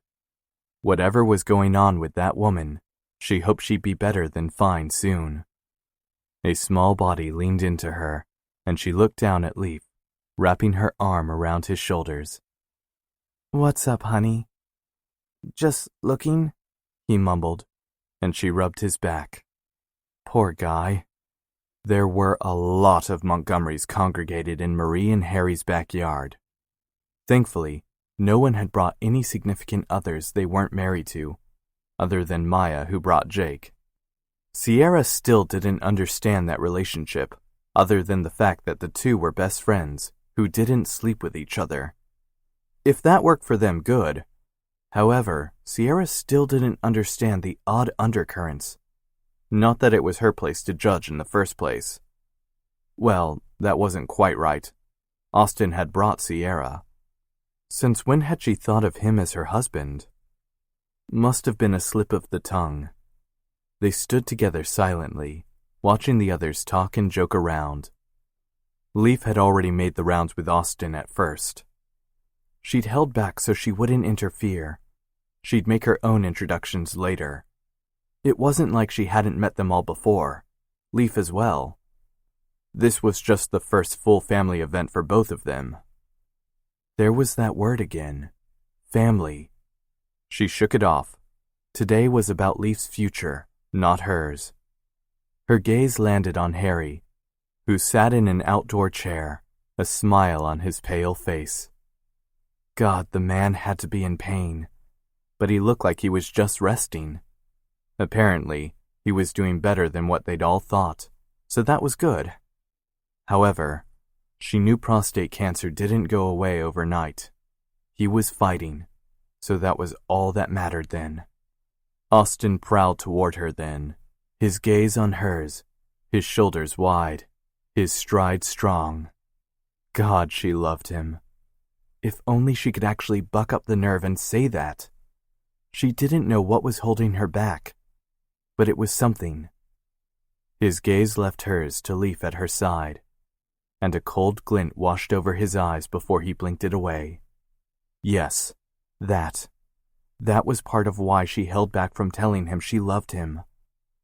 Leaf went to her first, always. He trusted her and leaned into her hold more than he did with Austin, if he ever leaned at all. God, was Austin jealous of her? No, that couldn't be it. She must just be imagining things. "Hey, you," she said softly, shrugging off her feelings. She was blowing things out of proportion. That had to be it. "Hey." He leaned down, brushing his lips over hers. He pulled away, reaching out for Leaf. then put his hand down as Leaf burrowed into her side more. The shattered look on Austin's face broke her heart. "Having fun?" Austin asked after an odd moment of silence. Leaf shrugged. A clatter of feet on the deck, and Cliff ran up to them, Sasha right on his heels, even at such a young age. That little girl wasn't about to be left out of whatever her big brother got into. Sierra couldn't help but smile. "Hey, Leaf, wanna go play?" Cliff held a rubber ball like the one she'd used in gym for dodgeball, or even kickball. "Play," Sasha said as she clapped her hands. Sierra's ovaries, the one she'd thought long dead, perked up. Well, that complicated things. "Can I?" Leaf asked. Her, not Austin. She met Austin's gaze, helpless. Leaf wasn't hers, no matter how hard she tried. She was only Austin's girlfriend, not a replacement for Maggie. Austin gave her a slight nod, his mouth drawn tight. "Sure, honey. Have fun and make sure you let Sasha play without hurting her." Leaf rolled his eyes and hugged her hard before running off with Cliff, Sasha trailing behind. There went those damn ovaries again. "Be careful with Sasha, Cliff, and let her play," Megan called out as she and her husband Richard walked toward Austin and Sierra. Austin turned, holding out his arm so Sierra nestled under it, resting against his side. Honestly, there were only a few other places better than where she was right then. "Hey, little sister," Austin said as the other couple came closer. Megan smiled and leaned into her brother, kissing his chin before coming over to hug Sierra too. This family sure loved hugging. Well, most of them.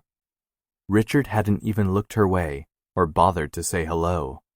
She hadn't liked him the first time she'd seen him, and that attitude hadn't changed. Nor did she think it would any time soon.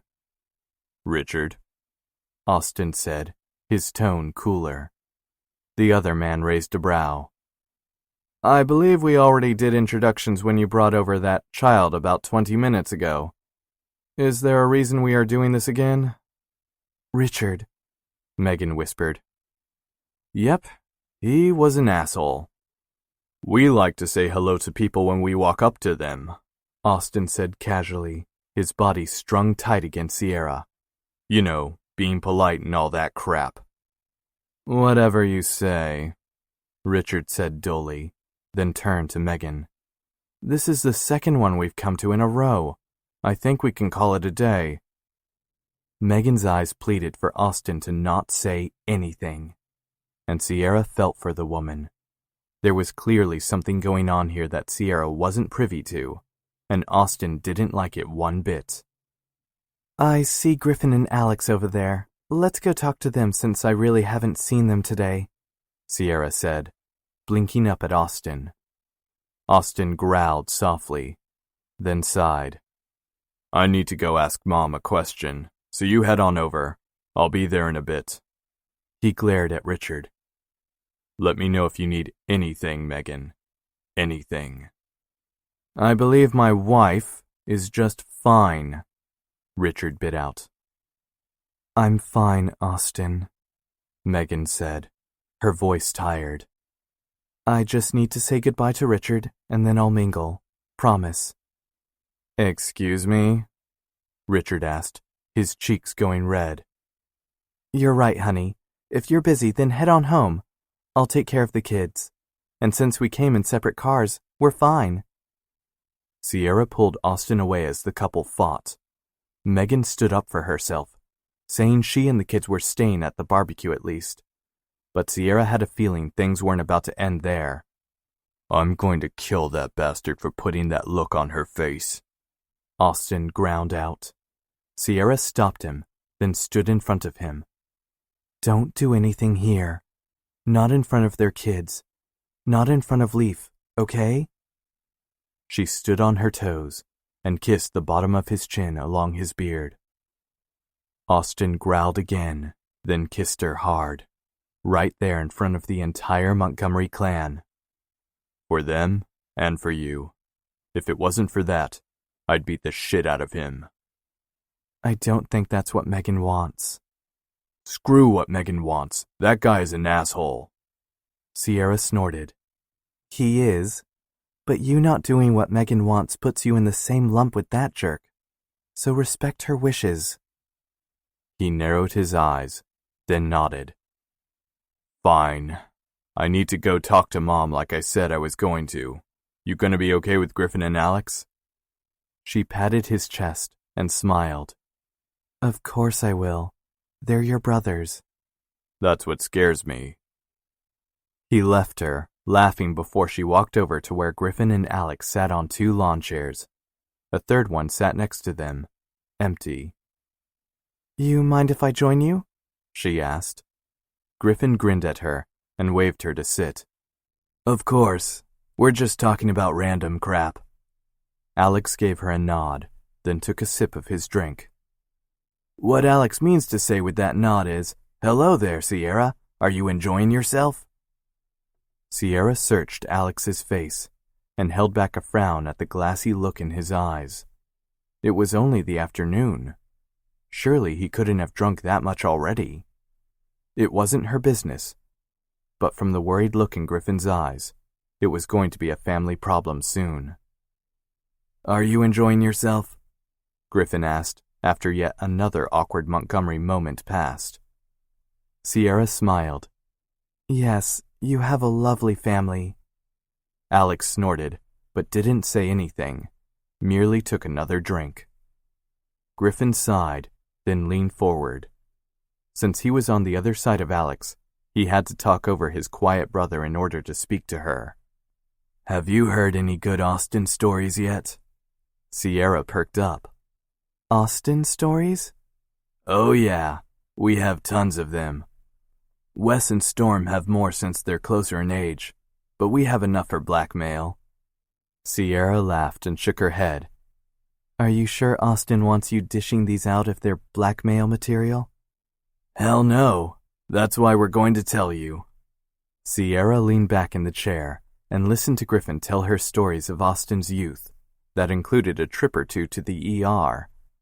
The kid might have wanted to take care of all his younger siblings, but he got in a lot of trouble with a younger Shep. God, she really loved this family. Even the grumpy people opened their arms for her. Well, maybe not Alex, but he didn't spit at her at least. They were just getting to the really juicy stuff, Austin's teenage years, when Wes and Storm joined them, bringing over their own chairs. There was this time we caught him and what's-her-name down in his truck near the train tracks, Wes said. Damn, what was her name? Storm smiled. Susan Lady. Lady? Hell, I forgot that, Wes said on a laugh. What are we laughing at? Maya asked as she strolled over with Jake by her side. The man didn't talk much, but damn, Maya had one sexy friend. Not that Sierra was really looking much. They're telling me Austin stories, Sierra answered. I have a few of those, Jake said, his voice low and deep. Maya rolled her eyes. We all do. You don't get much privacy in this family. So what do you want to know? I'm pretty sure we all know the night he lost his virginity since Mom freaked out. Sierra raised a brow, holding back a grin.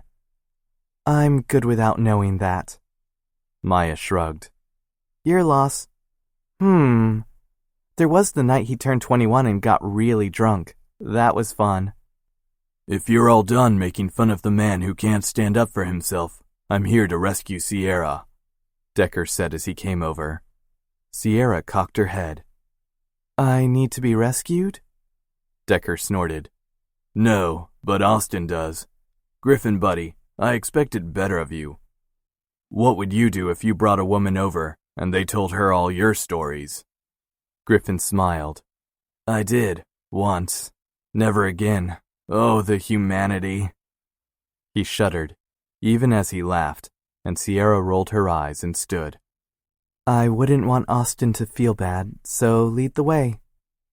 Decker held out his arm, and she linked hers with his. Thanks for all the stories, guys. I'm glad I came. They waved her off, then started back on Austin's stories. Apparently, when they had one, there were 3 more to be told. What a family. Are you really having fun? Decker asked as he led her to Austin. Sierra nodded. Totally.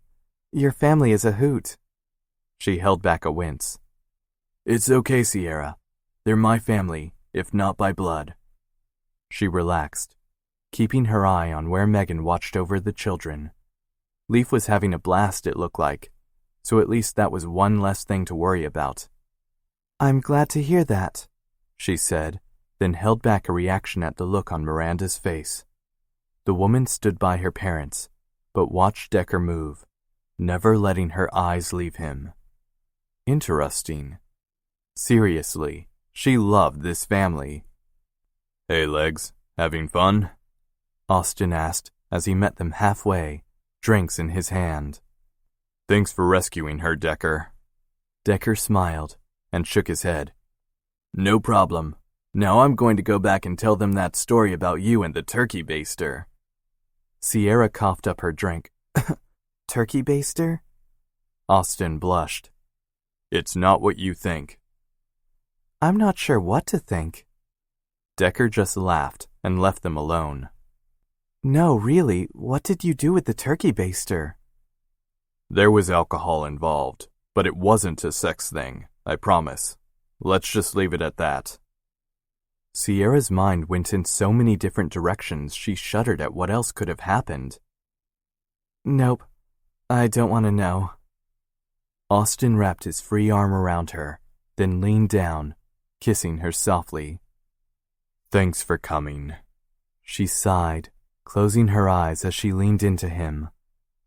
I love this.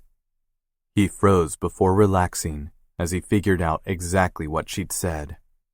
She swallowed her disappointment and let it go. Something was going on with him, and she couldn't tell what it was. But whatever happened, it scared her more than threatening phone calls and the unknown. Much more. Chapter 21. Austin guided the needle across his client's skin, paying extra attention to detail. He did not want to fuck up this tattoo. The man in the chair, Saint, was one big-ass motherfucker. Scary, too. Austin knew he was part of the local Hell's Legion MC, but that was about it. He didn't know what else the guy did, nor did he particularly want to know. While Austin was big, Saint was bigger. He didn't have as much ink as Austin did, but it was cutting it close. Over the years, he'd worked on a few pieces on the man, but unlike what he normally did, he never asked what they meant. He valued his life too much. Not that he thought Saint was going to kill him or anything. Maybe. He finished up the shading of Anubis on Saint's side, wiping it clean for the last time. The scary-ass dude hadn't moved an inch during the entire 5-hour session. The man hadn't even groaned or twitched. Austin even winced sometimes during his sessions, not Saint. He went through the aftercare instruction as Saint stood, that bored yet I will cut you look on his face telling Austin everything he needed to know. Do not mess with this guy. Saint left a roll of hundreds on the front desk, then walked out, throwing his colors, his leather vest that told what MC he was part of, back on without wincing at the contact with his tattoo. As soon as the man left, Austin let out a breath. Jesus, he didn't know what it was about that guy, but Austin was never fully calm around him. In fact, when Saint made an appointment, or showed up randomly as he was prone to do, Austin made sure he cleared out the place as much as possible. The man seemed to want privacy, and Austin didn't want to step on his toes. Is he gone? Maya asked as she walked out from the back, her eyes on the door. Yep, he paid up front, though I didn't quote him. Let me go see how much he put down. Maya sighed. That man sure is built, and I wouldn't mind taking a ride, but he scares me a bit too much, you know? Austin repressed a shudder. Never say anything about riding Saint or any other man again. We may be friends, but you're also my sister. Oh, and if you touch Saint, or think about touching Saint, I'm sending you to a convent." His sister snorted. "Yes, I can totally see me in a nun's habit with my eyebrow piercing and ink. And anyway, I'm allowed to think of Saint in naughty ways without actually touching him.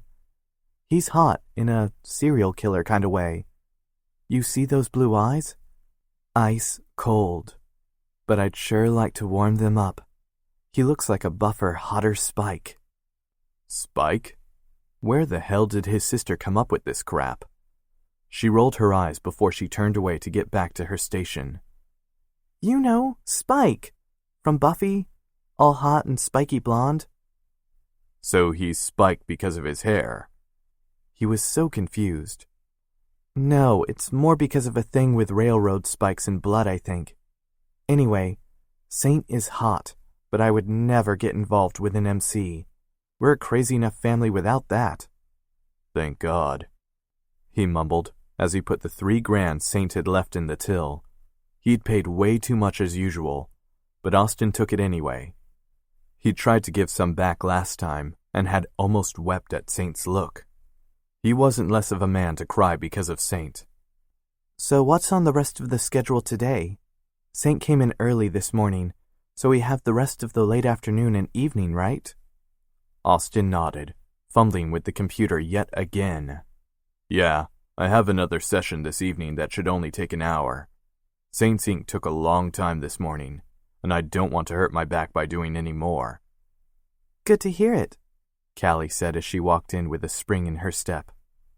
"What's up with you?" Austin asked. "I just saw the hottest man ever outside. He looked just like Spike." "No!" Austin and Maya yelled at the same time. Callie's eyes widened, and she took a step back.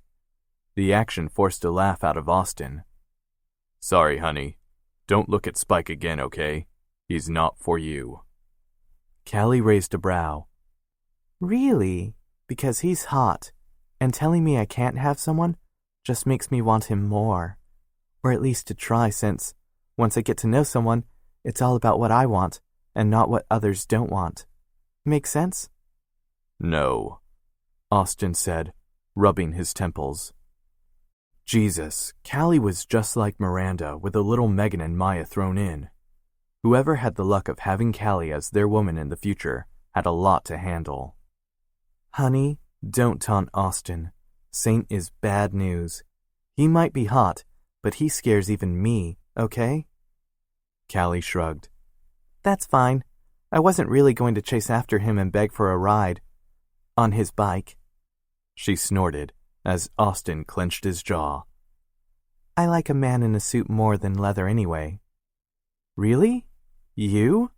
Maya asked, and Austin had to agree. "Sure. They can have ink, piercings, and other fun and tasty things under the suit. But there's nothing like a man in a suit to rev my engines." Austin closed his eyes and said a silent prayer. "Please stop talking about revving anything, and for the love of God, Maya, don't encourage her. And don't talk about riding. Please, I can't take it anymore. You two are killing me." "Aw, poor Austin can't handle his little sister having sex," Callie said, teasing. "I swear I'm going to fire your ass, Callie." "I'd like to see you try. You can't get on without me." With that, she pranced off to the back, humming a tune Austin didn't recognize. Why didn't I get a nice apprentice who happens to have a dick and doesn't bug the shit out of me? Maya grinned. "Because Callie fucking rocks at ink, and she needed your help." "True, but I don't think I can take any more sex talk for the day." "So I guess I shouldn't ask how you and Sierra are doing." Austin sighed, then went to his station, pulling out his notepad. He still hadn't finished Sierra's sketch. She also hadn't asked about it. Had she forgotten? Or maybe had second thoughts? For some reason he felt like if he finished this sketch, then a part of what he and Sierra had would be over. It didn't make any sense, but Austin couldn't quite place what was wrong there. It sucked to think that the initial burst of heat and attraction would be over, and in its place, a comfort he'd never had would remain. No, that wouldn't be right. He still got hard and wanted to fuck her up against any wall or surface he could when he saw her. Maybe this was what a real relationship felt like. Something different. Something comfortable. It didn't make any sense then that he was still so fucking twitchy. Earth to Austin? You okay? Austin shook his head, clearing out the thoughts that wouldn't go away at Maya's words. I'm good. Just thinking too much. Maya came up to him. About what? I mentioned Sierra and you got all serious. Is there something going on there you need to talk about? I might joke and tease with you, but you're my big brother and I love you. If you need to talk, I'm here. Austin set the unfinished sketch on his pad down and sighed. I don't know, Maya. I just have an odd feeling, I guess. She sat down on the bench next to his chair, her teeth nibbling at her lip. You guys really work well together. I mean, it's like you guys fit, you know? He nodded, knowing she was right. I know that. It's just... This all happened really fast? He let out a breath, glad that Maya got the situation and him. I feel like 1 minute we're sniping at each other over Shannon, and the next minute, Sierra's living with me and my kid. Insta-family. Fuck. Yeah, I guess. It's not that I don't want this to happen. I just didn't think that it would happen within 2 months of actually knowing her. And having Leaf show up out of the blue doesn't help either. I don't know what to do with him, he whispered. Maya punched him in the shoulder. You're not thinking of trying to get rid of him or anything, because if you do, I'll not only kick your ass, I'll take that kid from you so fast you won't even have time to blink. What? No, that's not what I meant. There's not another alternative. There's never been one. I'm not letting him go. I just don't know what to do with him now that he's here. Be his dad, Austin. He growled, throwing his sketchpad across the room. I fucking know that. I know I'm his dad, not that he actually says the words. No, he barely talks to me. Sure, he'll talk to Mom and Sierra, but me? Nothing. I tried to talk to him, and it even worked a bit when we talked about tattoos. But that's it. He just mumbles and looks like he's ready to bolt at any moment. I don't know what to fucking do. Maya sighed as Callie came out of the back room. She bent over and picked up the sketchbook, holding it to her chest. I don't want to lose him, but do I really have him? I feel like I'm just standing here and making a home for him so he's safe. But I'm only the landlord. He doesn't need me. Oh, Austin, of course he needs you, Callie said. Really? Because it sure doesn't seem like it. He needs Sierra for sure, but he doesn't need me. As soon as he said it, he felt like an ass. You can't be jealous of your girlfriend, honey, Maya said softly. The fact that she spoke softly and didn't hit him spoke volumes. God, I'm so fucking jealous and I hate myself even more for it. He had Maggie before, Callie added in, still clutching the sketchbook. He had a mom and not a dad. Yeah, it sucks that he didn't have it before, but he's not used to men in his life. At least, as far as I can tell. And honey, there are a lot of male Montgomerys in the world. You all are a bit overwhelming. You need to talk to Sierra about this, Maya added. She's not going to judge you, but if you keep it bottled up inside, you're going to end up resenting her for being an awesome woman, who not only deals with your surly ass, but opened her arms to a little boy she didn't know without even blinking. Don't just talk to me and Callie. Talk to your girlfriend.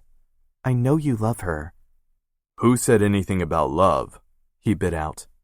Oh, shut up, Maya snapped. You love her and she loves you. Just because you might not have said the words to each other doesn't make it any less true. Maybe if you actually said it, you'd get over whatever is blocking you from feeling settled with her. God, he loved Sierra. He loved her more than he ever thought he could love someone else. But it all happened so fast. He thought he'd be ready for the emotion and all it meant when it finally came to him. But he didn't know it would feel like getting hit in the head with a 2x4. He'd wanted to settle down, find a wife, and have a baby.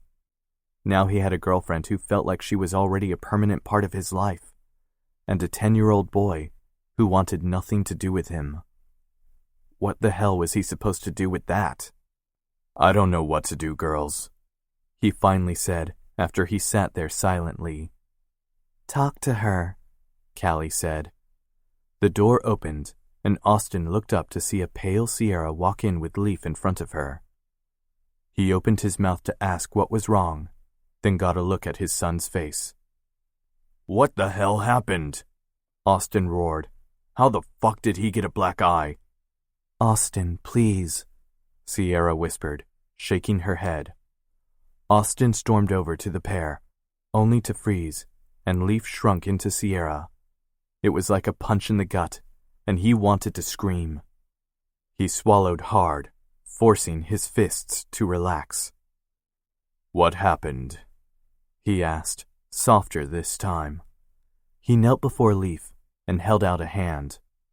When Leaf didn't flinch, he took his son's chin and tilted his head. Ouch. Tell him, honey, Sierra whispered. Leaf shuffled his feet, then sighed. Some kid called me a bastard, so I hit him. I broke his nose, so his friend punched me in the eye. He sniffed. But the first kid bled a lot. Pride and anger warred within him. If it had been only the two of them, he'd have said good job for hitting a kid who called him names. But he knew that wasn't the right reaction. Hell, he whispered. You get ice on that? He asked, not knowing what else to do. I did in the nurse's office. Hey, buddy, let's go get you an ice pack next door, Maya said from behind him. He heard the edge to her voice, the one that spoke of punching people for hurting their blood, but he wasn't sure if anyone else heard it. Okay, Leaf said, then turned to hug Sierra before walking away. He didn't even bother telling Austin goodbye. Great. Just fucking great. Austin stood, running a hand over his beard. What the fuck, Sierra? Why didn't I get a call? Sierra narrowed her eyes. We tried. Your cell is off, and your work number keeps getting a busy signal. Don't snap at me for being there when you couldn't. That's why we put my name and number on the emergency list. He cursed and looked down at his phone. Fuck. It must have accidentally turned off. And someone knocked the phone off the cradle, Callie said as she hung the work phone back up. That really sucks. No shit. It wasn't lost on him that he hadn't said thank you or even kissed Sierra. But he couldn't. The fact that Leaf had been hurt and he hadn't been available made him sick. What kind of father was he? Maybe the kid was right for choosing Sierra over him. If you're done, I need to go back to work. I was at my accountant, so that's why I didn't stop here on my way over to the school if you were wondering.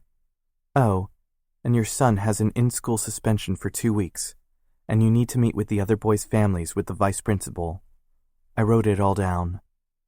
She took out a piece of paper from her purse and threw it at him. I'm sorry you feel like I hid it from you, but don't yell at me for helping. Leaf was scared, Austin, and I didn't know what else to do. Damn it. He felt like a heel. Sierra. No, don't. I need to go back to work, and then I'm heading to my place tonight. I need a breather, and frankly, it's been so long since I slept in my own bed, I don't know if it's still even there. Panic hit him hard, and he took a step toward her. She held up a hand, stopping him. Just one night, Austin, she said, her voice shaky. Tell Leaf I will see him tomorrow. She walked away, and Austin staggered back. Go after her, you idiot, Callie barked. I can't. She'll just turn me away. I'll make it up to her in the morning. I know I'm an idiot. I'm not going to lose her. You might have already done that, Callie said sadly, then walked away. Austin thought the same, but pushed that away. He wasn't going to lose her, but he knew he'd fucked up. Badly. With that thought, he turned back to Haley's to go see the son that didn't want him. He wasn't giving up on either of them. That didn't mean it would be easy. Chapter 22. Sierra's stomach lurched again, and she forced herself not to freak out. She hadn't exactly walked out on Austin the day before, but it was close enough to the truth that her palms went damp at the thought. Work waited for her, and the strained smile on her face hadn't gotten past Becky, though her customers didn't seem to know she was breaking inside. That was something at least. Just a few more hours of work, and she could go home. Which home? Well, she hadn't decided yet. When she'd gotten the call from Leaf's school, she dropped everything, leaving her accountant with an understanding look on his face. Luckily, Sierra had almost been done with everything, so she hadn't missed out on much. But she still put Leaf before her other responsibilities and dreams. Or at least, the money side of her dreams. And she'd do it again too. The fact that Leaf meant so much to her so quickly made things worse for her in Austin. She knew that. But now she'd just have to deal. The look on that little boy's face when she'd walked into the office would be forever cemented on her mind. At first, he'd look so disappointed. That hadn't hurt her, not in the sense that she felt she wasn't the one he'd wanted. Leaf, despite the fact that he didn't know how to communicate it, wanted his father to be there. Because of a set of circumstances that seemed to be out against them, Austin hadn't been there. Leaf had only looked that way for a moment, before the relief had clearly hit him. At least he was happy to see her. The black eye had jolted her, but she'd pushed through, demanding to know what had happened and what would be done with the other boys. Bullying was not to be tolerated. Violence was not to be tolerated. Leaf had learned a lesson, and she'd been damned if those other boys didn't learn one as well. The school had been on her side, but they needed Austin as well. He'd be there for the next meeting, she was certain of it. No amount of dead phones and odd occurrences would keep him away from Leaf. From her, however, well, that was another matter altogether. The look in his eyes when she told him how she'd gone instead, God, she wasn't sure she'd ever get that out of her brain. It wasn't rational for him to be jealous of her how Leaf connected with her so quickly, but that didn't make it any less of a valid response. She knew something was bothering him, yet she hadn't been able to fix it. Just as he'd been angry at her and the situation, she'd also been just as angry. So she lashed out and walked away, determined not to let Austin dig into her like he had before. He might have had second thoughts and regretted the way he treated her, but she was right in that she needed a night apart. Damn it, though, it had been tough. She hadn't slept without him in a month, and his side of the bed had been so cold. Her apartment felt barren and small, empty without his presence, empty without the heat and care that came from Austin being who he was. Although she told him it was only for a night, she was afraid it might be more. They hadn't parted on good terms, and she wasn't sure how he'd react to seeing her again. Frankly, she wasn't sure how she would react at seeing him again. They'd fought before, sure. Both of them were strongly opinionated, and it was only a matter of time before they clashed. But this one was big. This wasn't something that could be brushed under the rug and forgotten. In fact, she wasn't even sure how to talk about it. Throwing a secret love child into a situation would never end up on an easy road. The rough and tumble paths to find a way to live with Leaf and find out how Austin and Sierra could have a future seemed almost overwhelming to her. They'd taken Leaf in without a second thought, and now they were going to have to learn to find a way to cope with it. Letting the state have him had never been an option to Austin, and it sure hadn't been to her. But having him blend into Austin's family at the same time Sierra was trying to find a way to do the same wasn't making things easy. She and Austin needed to talk. Well, that was the understatement of the year right there. Miss, does this come in purple? Sierra blinked, then shook her head, trying to clear it. Her customer took the movement as a no to the question and pinched her lips. Well, if you don't have the color I desire, I guess I will go to another store. You have every other color here but the one I want. Oh, I'm sorry, yes. We have purple in the back, I believe. Someone must have bought the other one I had laid out this morning. Then why did you shake your head?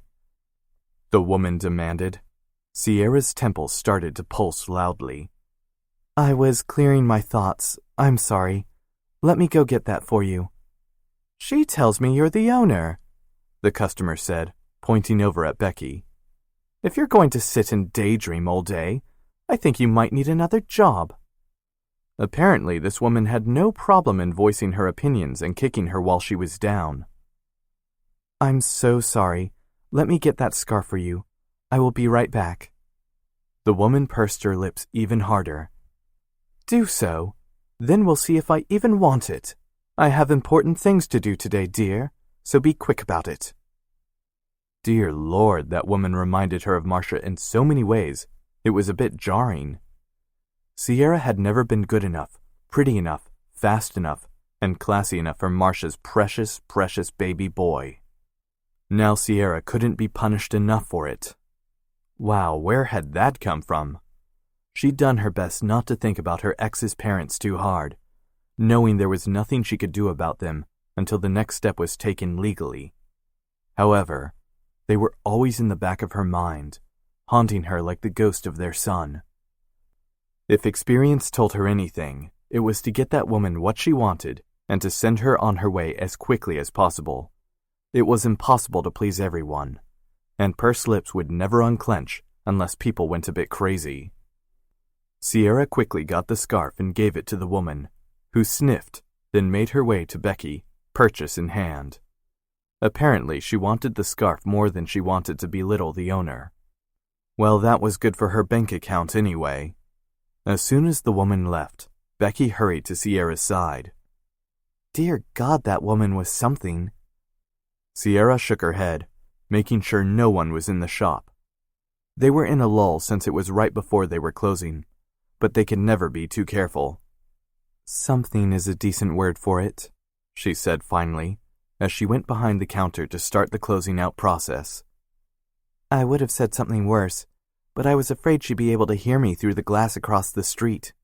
You never know with those types. Sierra nodded, her mind on the task in front of her so she wouldn't have to think too hard on what her next step was that night. Austin or being alone. Walking out and not calling for a day wasn't the most mature response. She knew that. But it had been the only thing she could do then. The look on Austin's face when he'd heard the whole story was enough to break her all over again. She didn't want to see it again. Having him apologize and say he would do better wouldn't be enough.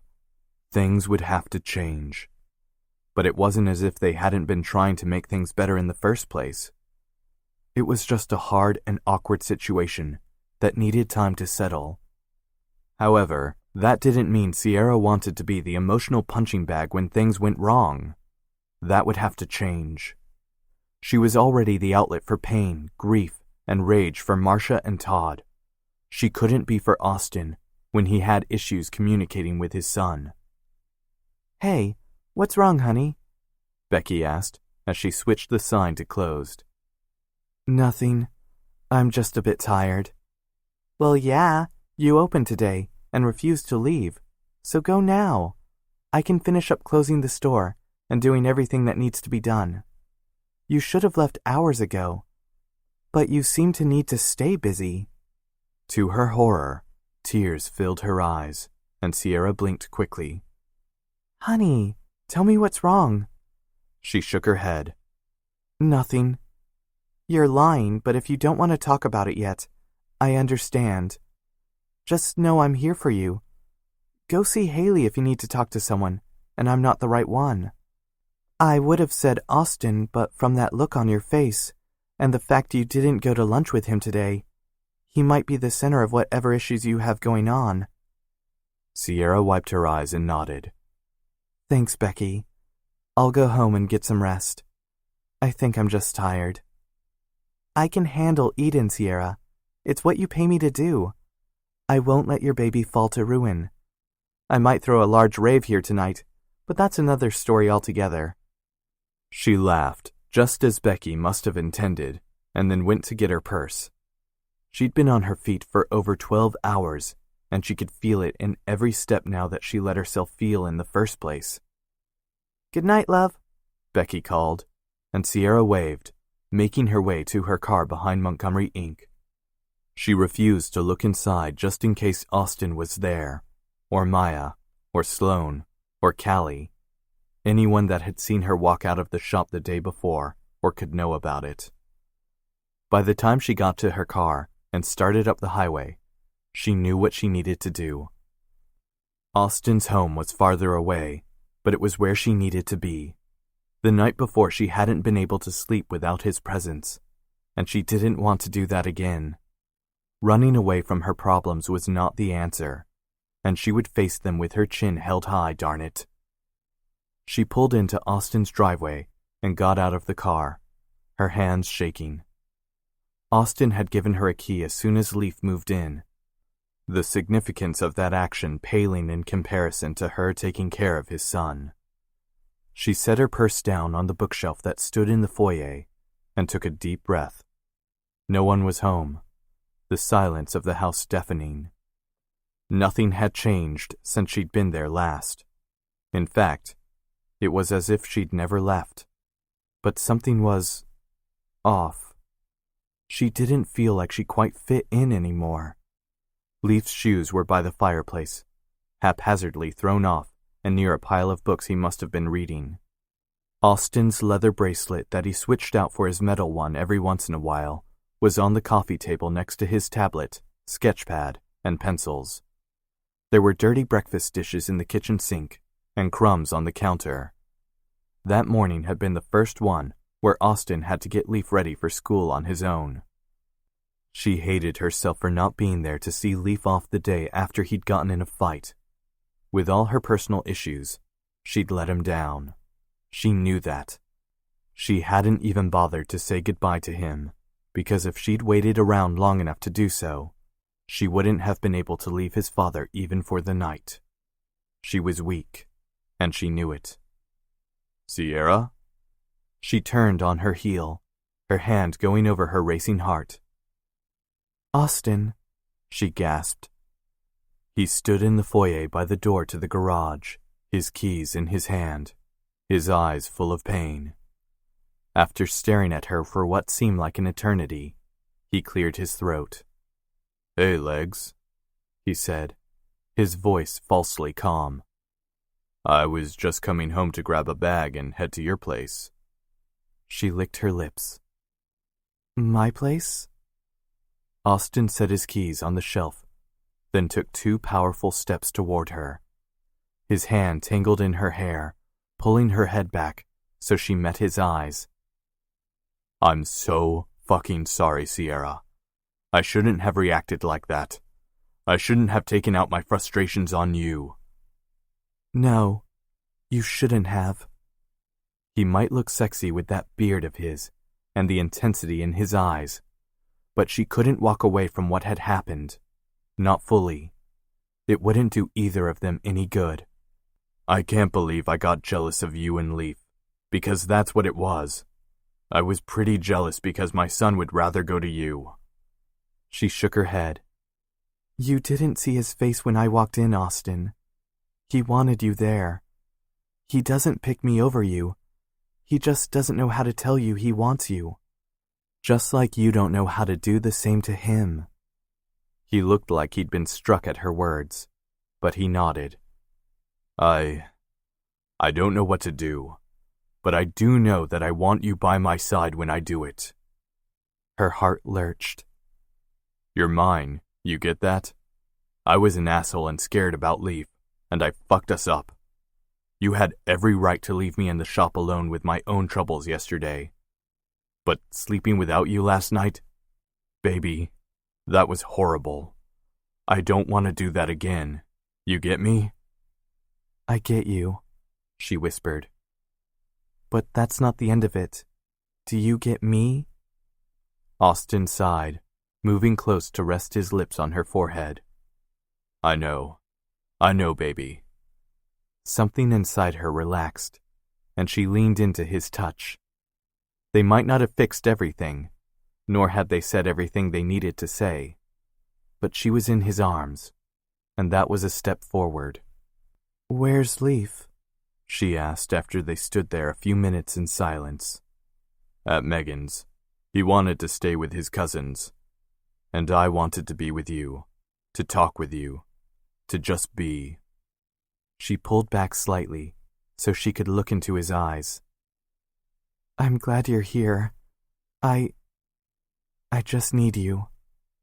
She couldn't say her true feelings out loud. Not right then. Not when she might have trusted him with her body, but her heart was fearful of what was going on inside his head. He collared her throat, and she sucked in a breath, her body shaking in anticipation. I want you in my bed, but tonight isn't about sex. It's about you and me talking, and just being ourselves. She nodded, even though the disappointment of not having him inside her crashed into her. She wanted to hear his voice, feel his beard on her neck, as he hugged her hard. He held her then, picking her up and cradling her to his chest. They laid in bed fully dressed, their legs entwined as they spoke of their days, starting with the small things and just listening to one another. The major decisions would come, and the challenges of being with a man who had a son he'd never met before would find their paths. Right then, though, her worries were voiced, and she could breathe again. It wouldn't be easy, but she had Austin's voice, his touch, and his body. She just needed his heart. Chapter 23. Shay paced Griffin's living room, running her hands through her hair as she did so. They were leaving Denver in 3 days to head back home, and yet she didn't feel like she was ready. In fact, she felt like everything had taken a turn for the worse in her heart, rather than the actual reason they had come north in the first place. Shep's uncle was doing okay, but not great, and nowhere near out of the woods yet, but alive and breathing. That counted for something when cancer was involved. She'd met Shep's family and friends, and had been welcomed with open arms. If anything, that made what was going on within her even worse. She had a clear example now of what a family was supposed to be, rather than the farce she'd lived with. Her mother had attacked and emotionally abused her for her entire life, while her father had cheated on his family and had ignored Shay since she was a baby. Baby. Damn it. She couldn't think about that. She couldn't think about what was going on within her, while there were more important things. She was being stupid and silly, and yet she couldn't stop it. Shep was pulling away day by day, because she wasn't telling him what was going on inside her head and body. Yet she couldn't find the courage to actually tell him. Maybe once they got back to New Orleans, everything would be okay, and she'd be back to normal. That had to be the answer because right then, she couldn't think about what was going on. She couldn't make decisions, and that was so unlike her. She'd spent her life doing what was expected of her, and following the path that others laid for her before she ventured out on her own, first with her job, then with leaving her ex, the same man her mother had chosen for her. Then Shay wanted a tattoo, and found Shep. Her happily ever after was supposed to be all roses and rainbows now, not pain, heartache, and nervousness. Shay? She turned on her heel quickly, almost falling in her haste. Shep put out a hand and held her steady. that ever-present worry in his gaze. You startled me. And she couldn't bear to look at him and keep this secret any longer. I can see that. Tell me what's wrong, Shay. You're killing me here. What did I do wrong? How can I fix it? I love you so fucking much, and you're pulling away from me. Please, please tell me what's wrong. Oh God, she was doing this all wrong. She was ruining something perfect because she was scared. Scared that she'd ruin it all. I... He cupped her face, kissing her softly. She leaned into him, letting his taste settle on her tongue. He anchored her. He was her first love, her only love, and she needed to be honest and open. She shouldn't be afraid of him. She wasn't. No, she was afraid of herself. Tell me, Shay. We're having a baby, she blurted out, her body shaking. The relief that should have come from telling him what she'd kept secret for far too long never came. Instead, she wanted to throw up, and she didn't think that came from morning sickness. Shep opened his mouth 2 or 3 times, like a fish out of water, then grinned. A baby? He picked her up, twirling her around the room. She clung to his shoulders, wanting to run away, rather than search inside herself. We're having a baby! Oh God, Shay, I'm so fucking happy about this. All this time you were worried we were having a baby? That's it? His eyes widened. Is something wrong? Do we need to go to the doctor? Let me get my keys. He set her down like she was fine china, then patted his chest and pockets looking for his keys. Shouldn't you be sitting down? Do you want water? Or how about crackers? How are you feeling? The way he acted should have been cute. Instead, she could hear only her mother in her head. Her mother who had told her that she'd never amount to anything, who had belittled her for her entire life, making her want to run away or find another more permanent end to the way things had been. Shep had saved her life right then, and she couldn't think of how to stop the pattern, to stop the torment that had plagued her for decades. Shep cupped her face again, and she blinked back tears. What's wrong, Shay? You're not speaking, and you look scared. You're pale, baby. Tell me what's wrong so I can fix it. She hiccuped a sob, then pulled away. You can't fix it, Shep. I'm having a child. A baby. Shep frowned. I know, Shay. You just said it. His face went carefully blank. Do you not want this child? The idea of not having this baby made her body turn to ice. The implication of his words forced her to say what she was thinking, rather than going around it. I want this baby. I've always wanted our baby, Shep. But don't you understand? I won't understand until you tell me, Shay. I don't know why you hid it from me. Why you were so scared to tell me. If I told you, then it would be real, she whispered. And what is so wrong with it being real? We love each other, and we had said we wanted children. She remembered them talking, but when they'd brought it up, it had seemed like a dream. Now, it was a reality she wasn't prepared for. She didn't have the life experiences needed to be a good mother. She saw the way Shep's cousin Megan cared for her babies, how Marie cared for her grown children. Shay had never had that before. How was she sure she wouldn't end up like her mother? We did this so fast, Shep. Her husband's face set to stone. Yes, we did. We both decided to marry quickly without a wedding. We both decided to have me go bare within you and deal with what happened if the pill alone didn't work. Now tell me why you're so scared, because you need to be clear. I don't want to turn into my mother. Shep's face softened, and he took a step toward her. She pulled back, but he didn't let her stay away. Instead, he tugged her close, crushing her to his chest. He cupped her face, kissing her hard. You silly, thoughtful woman. I fucking love you.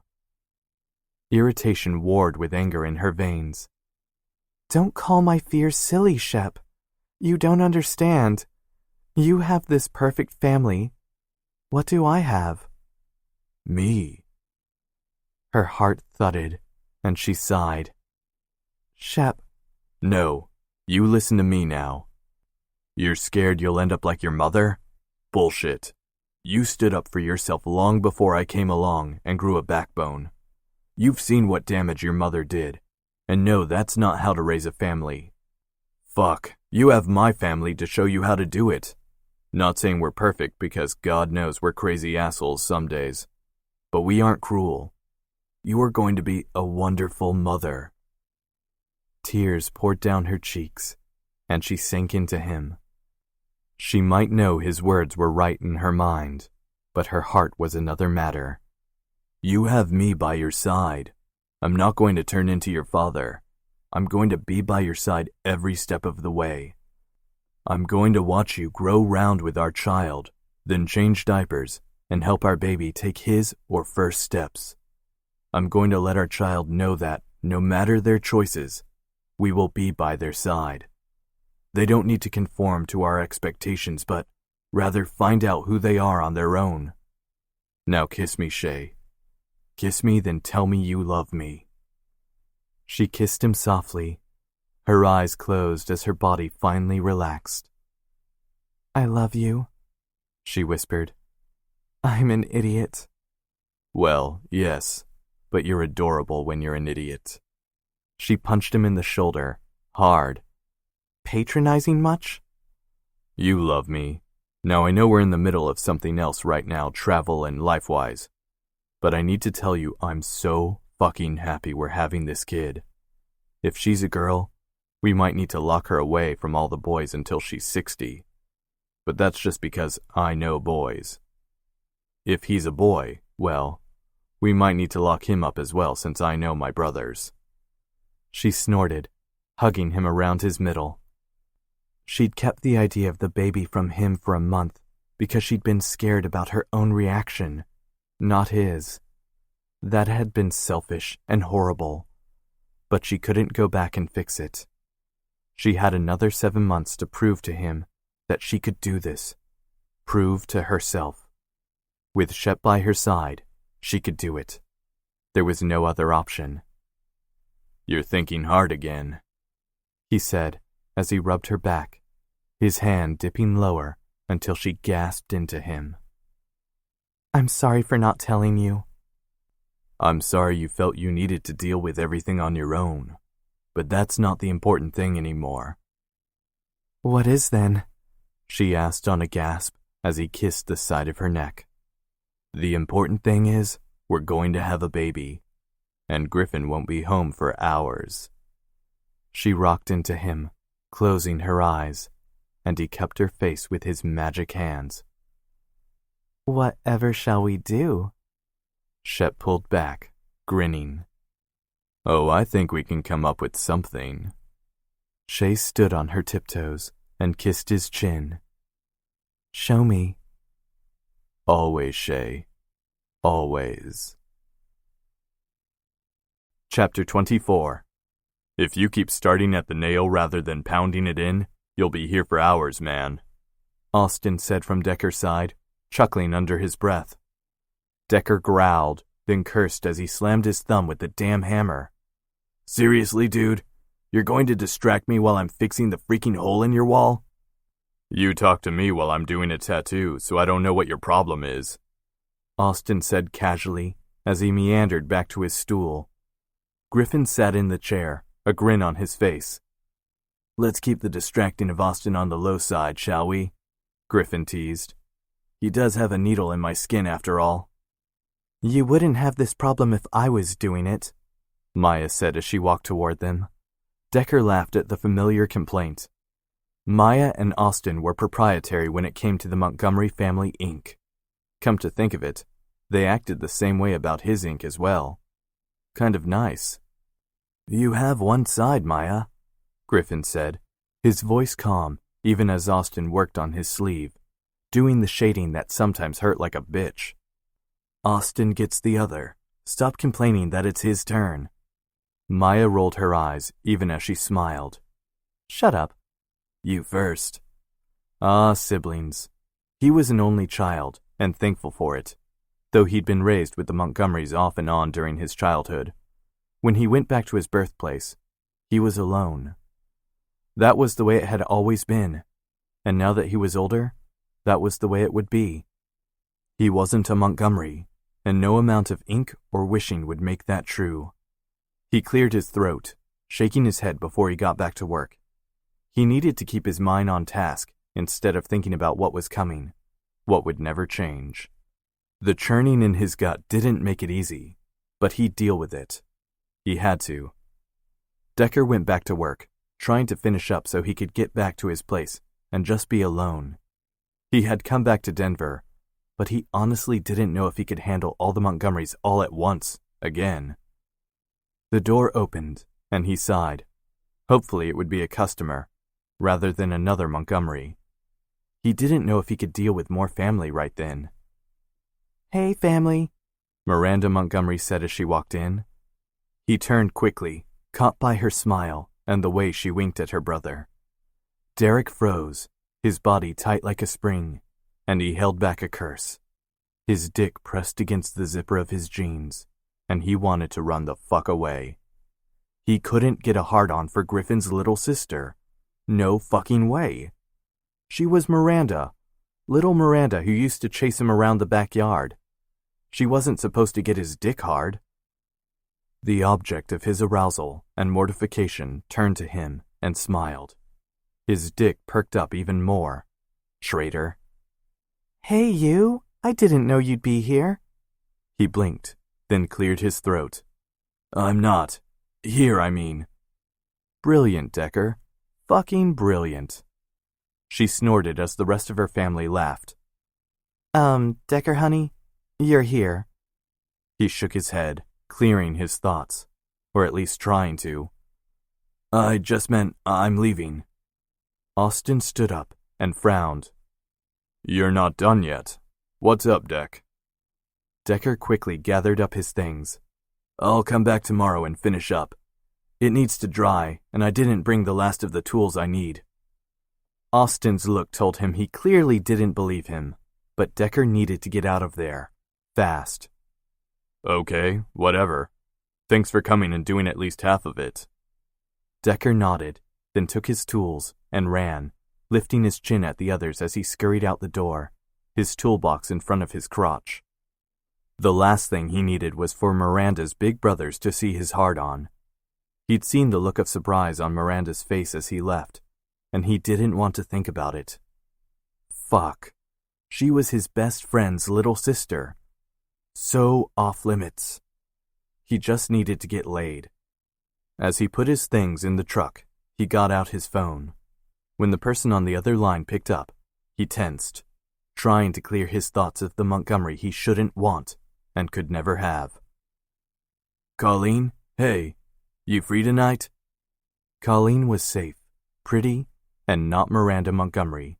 The perfect combination. Sierra locked up Eden and made her way to her car. It had been a long day of customers who hadn't known what they wanted, blaming her and the girls for it.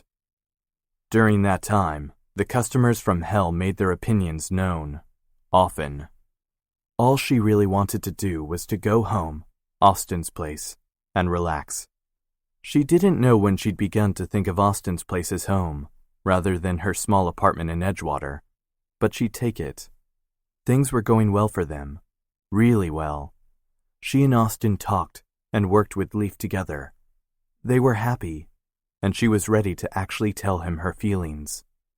She loved him more than anything, and she wanted a future she never thought she'd have again.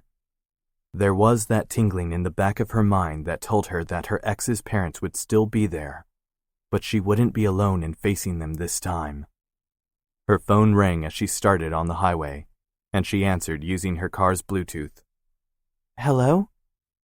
Sierra, it's Rodney. Speak of the devil. Her hands clenched the steering wheel, and she swallowed hard. Hi, Rodney. What's going on? She took the next exit and pulled off to the side of the road. There was a field around her since she'd gone north to Austin's place, but it was safer than being at the wheel right then. They threw out the case, Sierra. It's over. For real this time. Marcia and Todd don't have a leg to stand on. Sierra blinked, and she turned off the car but kept the battery on so her phone would still work. What? She couldn't believe it. She must have misheard. Sierra, it's over. The case was thrown out with prejudice, and this was their last chance. They can't come at you again. You're free to live your life the way you want to without having to look over your shoulder. Seriously? She asked, her words raspy. After all these years, it was over? Seriously. Go home to Austin and celebrate. You won't have this shadow over you anymore. Tears streaked her cheeks, and she bowed her head. Thank you.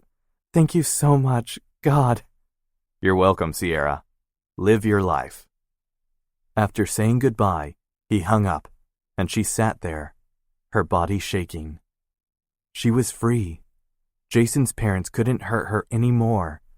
She could love Austin freely and not worry about lawsuits and the past that wouldn't take its claws out of her.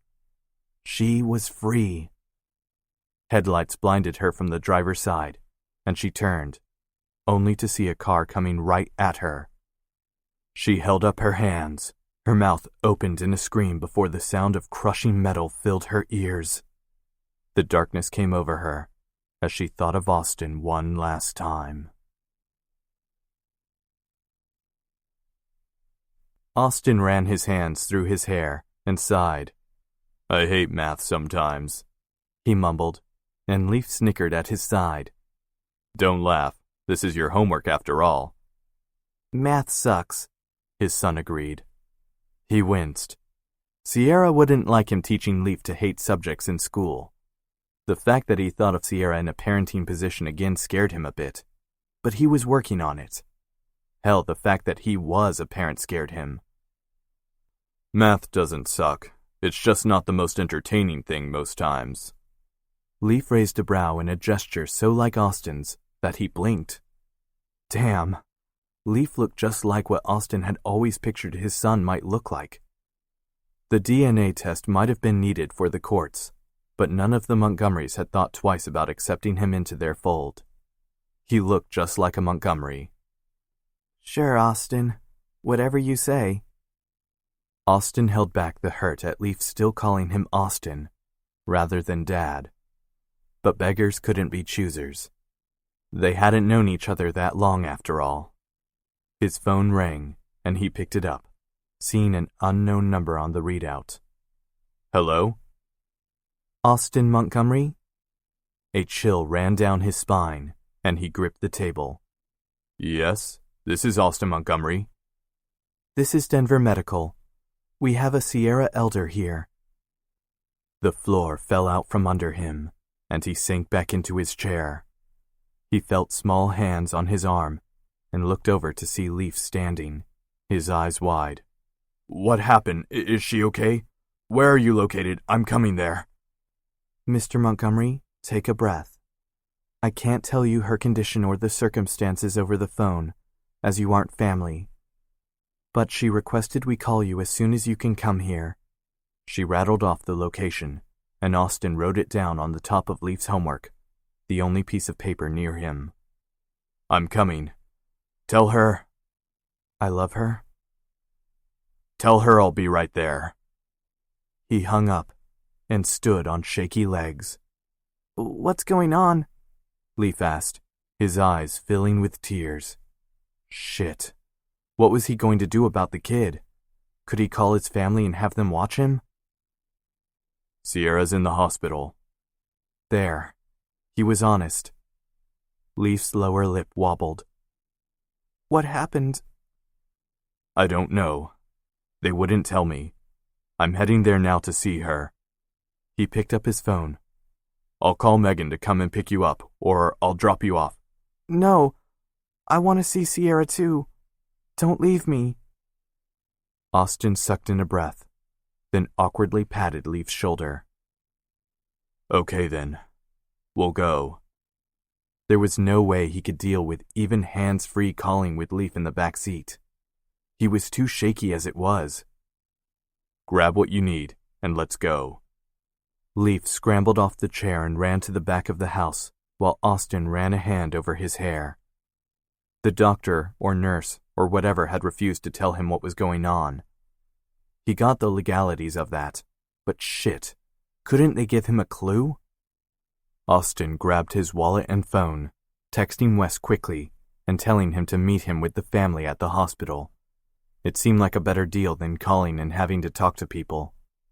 He ended the text with, "Don't call," since he would be driving. Wes texted back right away, saying he'd be there with the crew. That was the Montgomerys, there, no matter what. Leaf ran back out with a Kindle in his hands and his shoes on his feet. "What's with the Kindle?" Austin asked as he went into the garage, Leaf on his trail. It's Sierra's. She was reading it and left it here last night.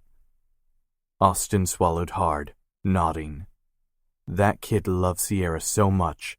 That much was clear. God, she had to be okay. She had to. He drove as fast as he could without endangering his precious cargo and made it to the hospital, parking in the lot and running toward the emergency room, gripping Leaf's hand so he wouldn't lose him. Jesus, his life had changed so much since Sierra had first walked into the shop. He couldn't lose it all in one fell swoop. When he got to the front desk, he was shaking alongside Leaf. "I'm looking for Sierra Elder." The woman nodded, then raised a brow. Are you family? "She's my family," he said instantly. It was true, just not legal. "I'm Austin Montgomery. You guys called me." She nodded again, then started clicking on the computer. You're clear to come in. She looked down at Leaf. I'm afraid he isn't. He knew the woman was just doing her job, but holy hell he wanted to push past her. "This is my son. He's coming with me. Tell me where Sierra is." Don't get a nasty tone with me, young man. I'm only following the law. "Judy, I can handle this," a man in a white coat said as he walked toward them. Judy huffed, then went back to her computer. "Where's Sierra?" I'm Dr. Michaels, Sierra's doctor. He held out a hand, and Austin impatiently shook it.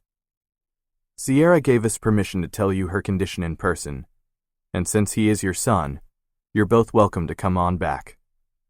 Austin glared at Judy when he walked beside Dr. Michaels. Leaf gripped his hand hard, and he pulled him closer. "What happened?" he asked. She was involved in a hit-and-run accident. The other car hit the driver's side, but in the back rather than in the front. The impact jarred her, and she had a few cuts and bruises and a mild concussion. However, since she wasn't moving and the other car wasn't going that fast, the airbags were enough to keep her from serious harm. Austin froze, clenching his free fist. "But she's going to be okay." The doctor nodded. Yes, she's very lucky. "And you said it was a hit and run. Did they find the bastard that did this?" He nodded. Yes, it was a woman. Apparently she is the mother of Sierra's late fiancé. That's all I know, but you'll be able to talk to Sierra right away. She's a little tired, but other than that, she should be fine. Fuck. Marcia had done this? And just where was Todd? Holy fuck, that family was insane. She's right in there, Mr. Montgomery. Austin nodded absently as Dr. Michaels walked away. She's really okay? Leaf asked, his voice small. Austin took a deep breath, then looked down at his son. That's what the doctor says. Let's go see. His entire world was on his arm and in that room. He knew that. It was like a shock to the system. He didn't know what he'd do without her. God, he loved her so fucking much.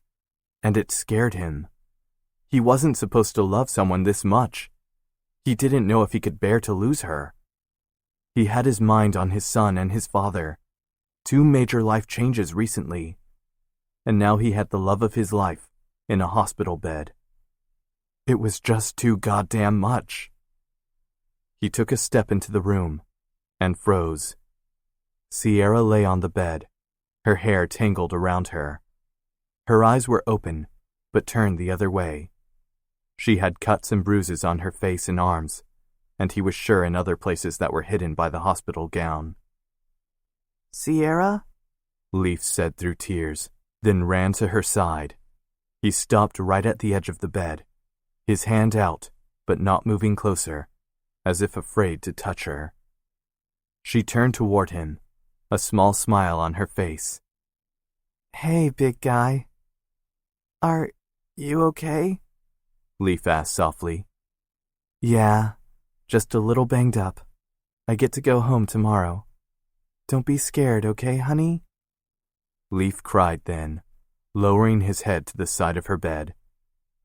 Okay, he whispered through tears. Austin choked back his own tears. He hadn't moved from his spot near the door, not knowing if he could walk closer.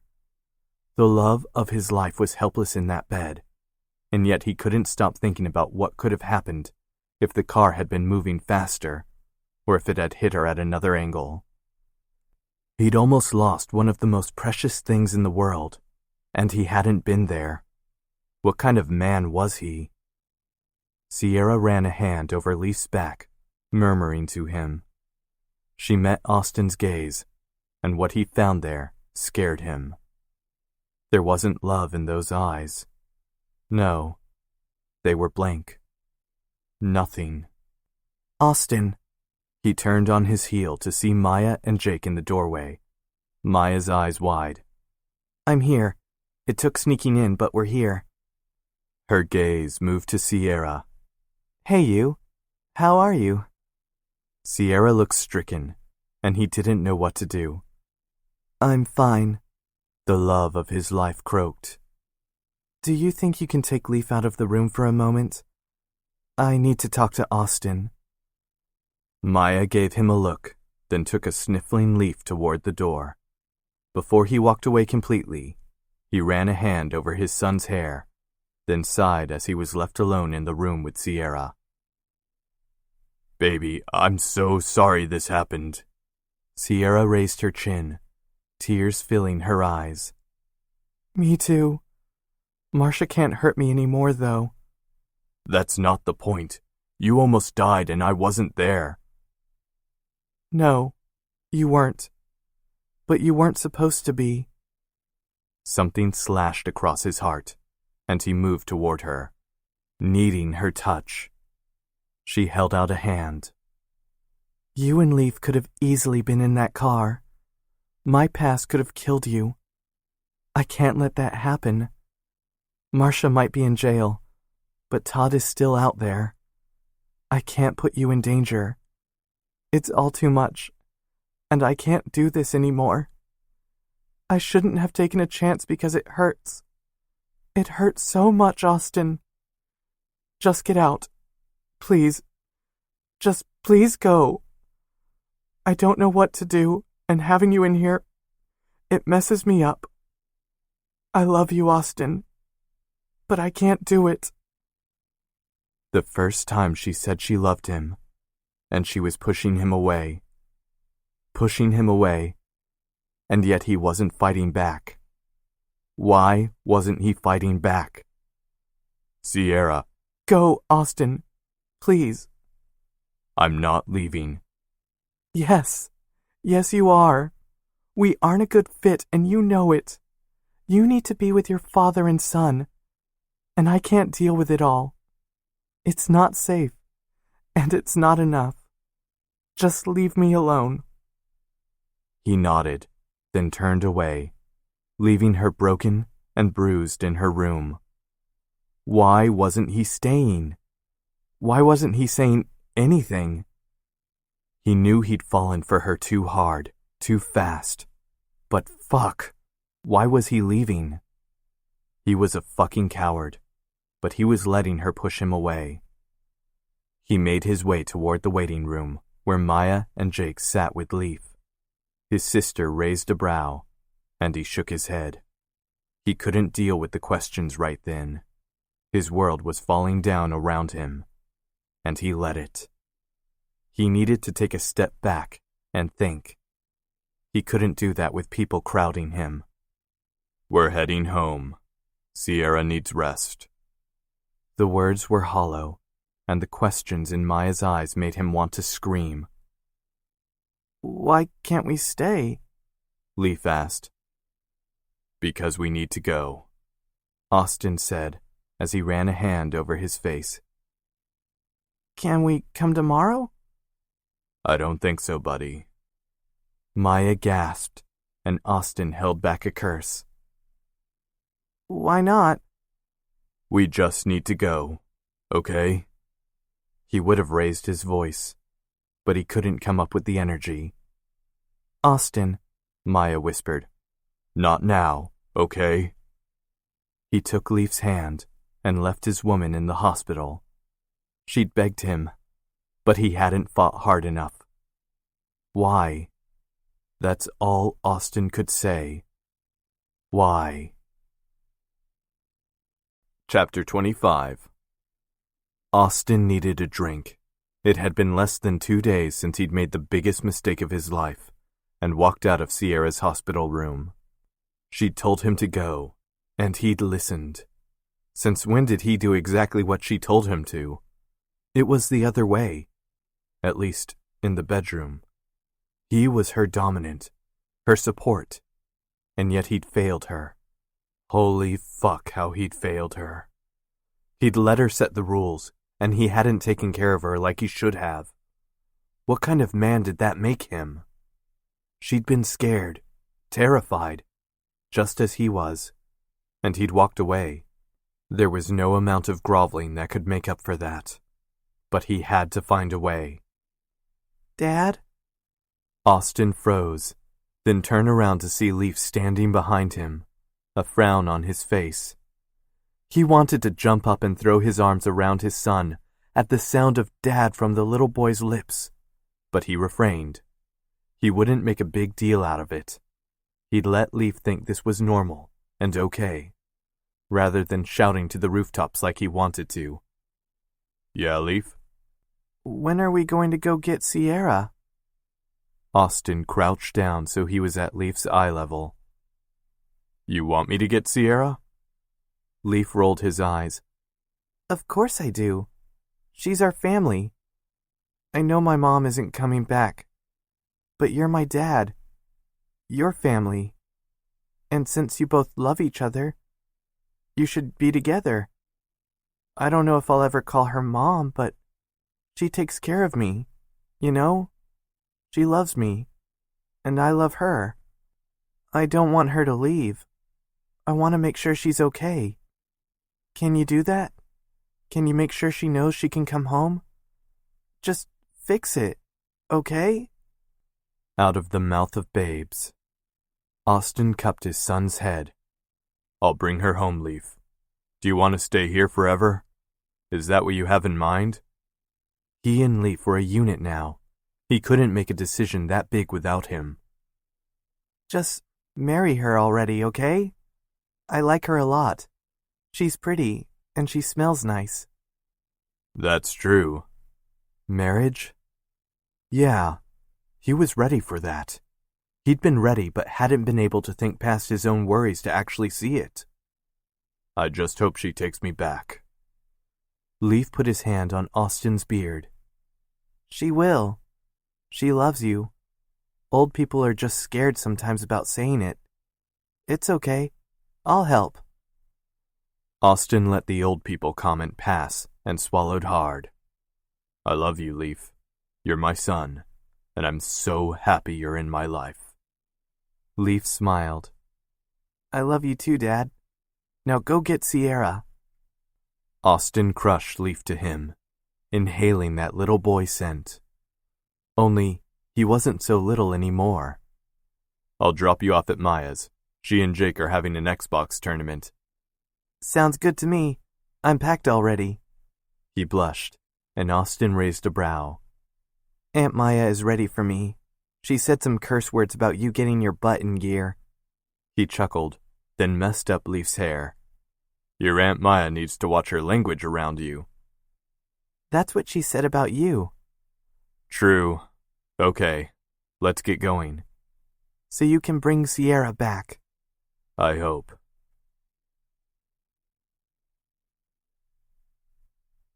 By the time he left Leaf at Maya's house, darkness had settled over the mountains, and he sat in his car in front of Sierra's apartment.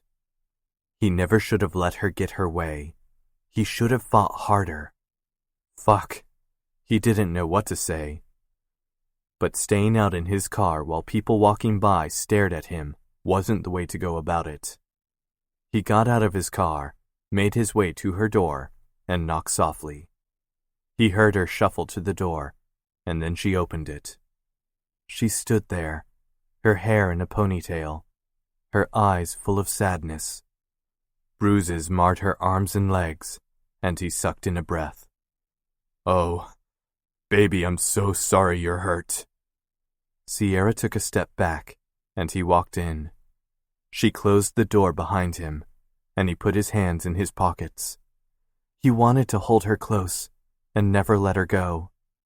Right then, he didn't think that was the best thing for either of them. They needed to talk first. Why are you here, Austin? Sierra asked, her voice wary. I love you, Sierra. I love you more than my next breath. I need you in my life.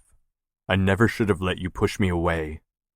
I was so fucking scared that you got hurt. And then I was more worried about how my own life was changing, rather than dealing with what was in front of me.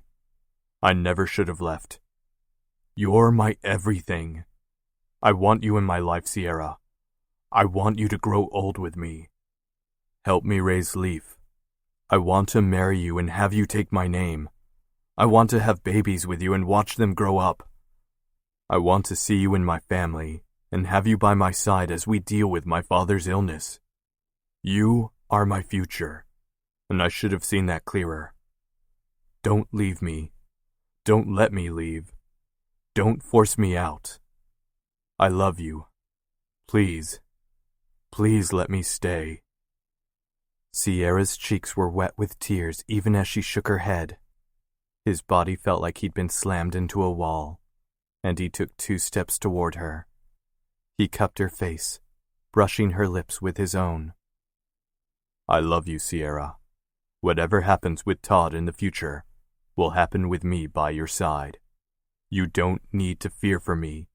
You don't need to fear for Leaf. We're not letting you go. Sierra hiccuped a sob. They found Todd. He'd killed himself, Austin. It's over. Stunned, Austin blinked. You're safe? She nodded, sobbing into him. Safe, but not whole. I shouldn't have pushed you away, but I was so scared. I was scared too. So scared, I let you push me away. We don't get to do that again, Sierra. We're in it for the rest of our lives. I want to marry you. I want you in my life, and I want you to be mine in the bedroom. I want you to trust me with your heart, your body, and your soul. I never want to ask you again to kneel for me, because I want you to do it on your own. I want you to trust me with every fiber of your being to care for you and nurture what we have until it grows into what I know it promises to be. Oh, Austin. Marry me, Sierra. Yes, I'll marry you. He crushed his mouth to hers, knowing this was the first taste of their forever. His hand went to her hair, and she winced. Fuck. You're too hurt for what I want to do to you, baby. He narrowed his eyes. I want to kill them for hurting you, Legs. She cupped his face, and he leaned into her touch, It's over, Austin. And while tonight we may not be able to go fully into some things, we can make love. We can do it softly. His cock pressed against her belly, and he groaned. Softly, he whispered. She led him to the bedroom, and he slowly stripped her down, kissing each bruise and cut as he did so. He sucked her nipples, letting the peaks harden on his tongue, before kissing down her belly to her cunt. When he laid her down on the bed, she tangled her fingers in his hair so he could taste her. Her sweet taste burst on his tongue as he licked her pussy, lapping up her juices. She moaned, rocking herself onto his face. "Stay still," he ordered, and she froze. The fact that she did so without complaint made him want to push into her right then, filling her with his cock. Not until she came. Austin, she gasped as he pumped 2 fingers into her. Her channel clamped around them, and he flicked her clit. Her head hit the bed as she came, and he kept licking until she came down from her peak. He pulled away, stripping quickly, before hovering over her body. "You ready for me, legs?" Of course, she said, her voice thick like honey. I'm always ready for you. Good, he answered as he entered her slowly, his gaze never leaving her eyes. He made love to her slowly, not wanting to hurt her. The sweet ache of her body wrapped around him as he thrust in and out of her, made him want to scream her name to the heavens. After they came together, their bodies slick with sweat, he rolled to the side, keeping her with him, and his cock still deep within her. "I love you, Sierra Elder." I love you too, Austin Montgomery. Austin sighed happily. He'd found his future, his life, his woman. No matter what came next, he knew he could handle it with Sierra by his side. He was one lucky bastard, and he'd count his lucky stars until the day he died. Sierra Elder was his, finally. Sierra winced as Austin wiped down the area on her side again, the slow buzz of the needle grating. Apparently, it was only when the needle was tattooing others that she thought it was sexy. The daisies Austin was inking on her side freaking hurt. Well, not the daisies, but the freaking needle piercing into her skin. Not that she'd tell him that, though. If she looked like she wanted to cry, he might stop, and then she'd have to sit in the chair again. Okay, so it didn't hurt that bad. But since he had to keep moving her scarred skin around to fully outline the area with daisies, it wasn't the most pleasant experience. "All done, legs," Austin said, squeezing her thigh. "You did good." Sierra gave him a strained smile, then tried to sit up. "Wait, baby. Let me show you your ink, and let you rest a bit. I know that it hurt like a bitch." He leaned closer so only she could hear. "I know you like pain, but only from my palm or a flogger. It's okay." She winced, then closed her eyes, and she kissed him. It wasn't that bad. Plus, I have one more tattoo to get. Austin raised a brow, then smiled broadly. "You're getting the Montgomery iris?" I'm going to be Montgomery, aren't I? It's tradition. Austin patted her ass and smiled even wider. "Fuck yeah, you're going to be a Montgomery. I can't wait." I can't either. He finished cleaning the area, then went over aftercare instructions. Luckily, she was going home with her artist, so he'd be there to help her. She had to admit, the daisies that cascaded around her scars were amazing. They hurt, but she'd wanted to go big for her tattoo, so she couldn't really blame anyone. Austin cupped her face, then sighed. "I'm so glad you came into the shop that morning." You were an asshole, but I love you anyway. Legs, I'm still an asshole, but I love you too. Dear Lord, stop with the mush already, Maya sneered from her corner, though she was smiling. Aw, we love you too, Maya, Sierra joked. Austin chuckled by her side, and she licked her lips. So, how long until we can properly test out my flexibility with that tattoo? She whispered. Austin's eyes darkened. Soon, Legs, soon. He groaned. You do realize I have a client in like 30 minutes, right? I can't ink a dude while I have a hard-on. She patted his face. Oh, poor baby. I'm going to Eden, and we'll let you get to it. Leaf should be getting out of school in a couple of hours, so we can all eat dinner together. They sounded so normal, like a family. The idea made Sierra feel like she'd made the right choice, that she was the luckiest girl in the world. In fact, she was.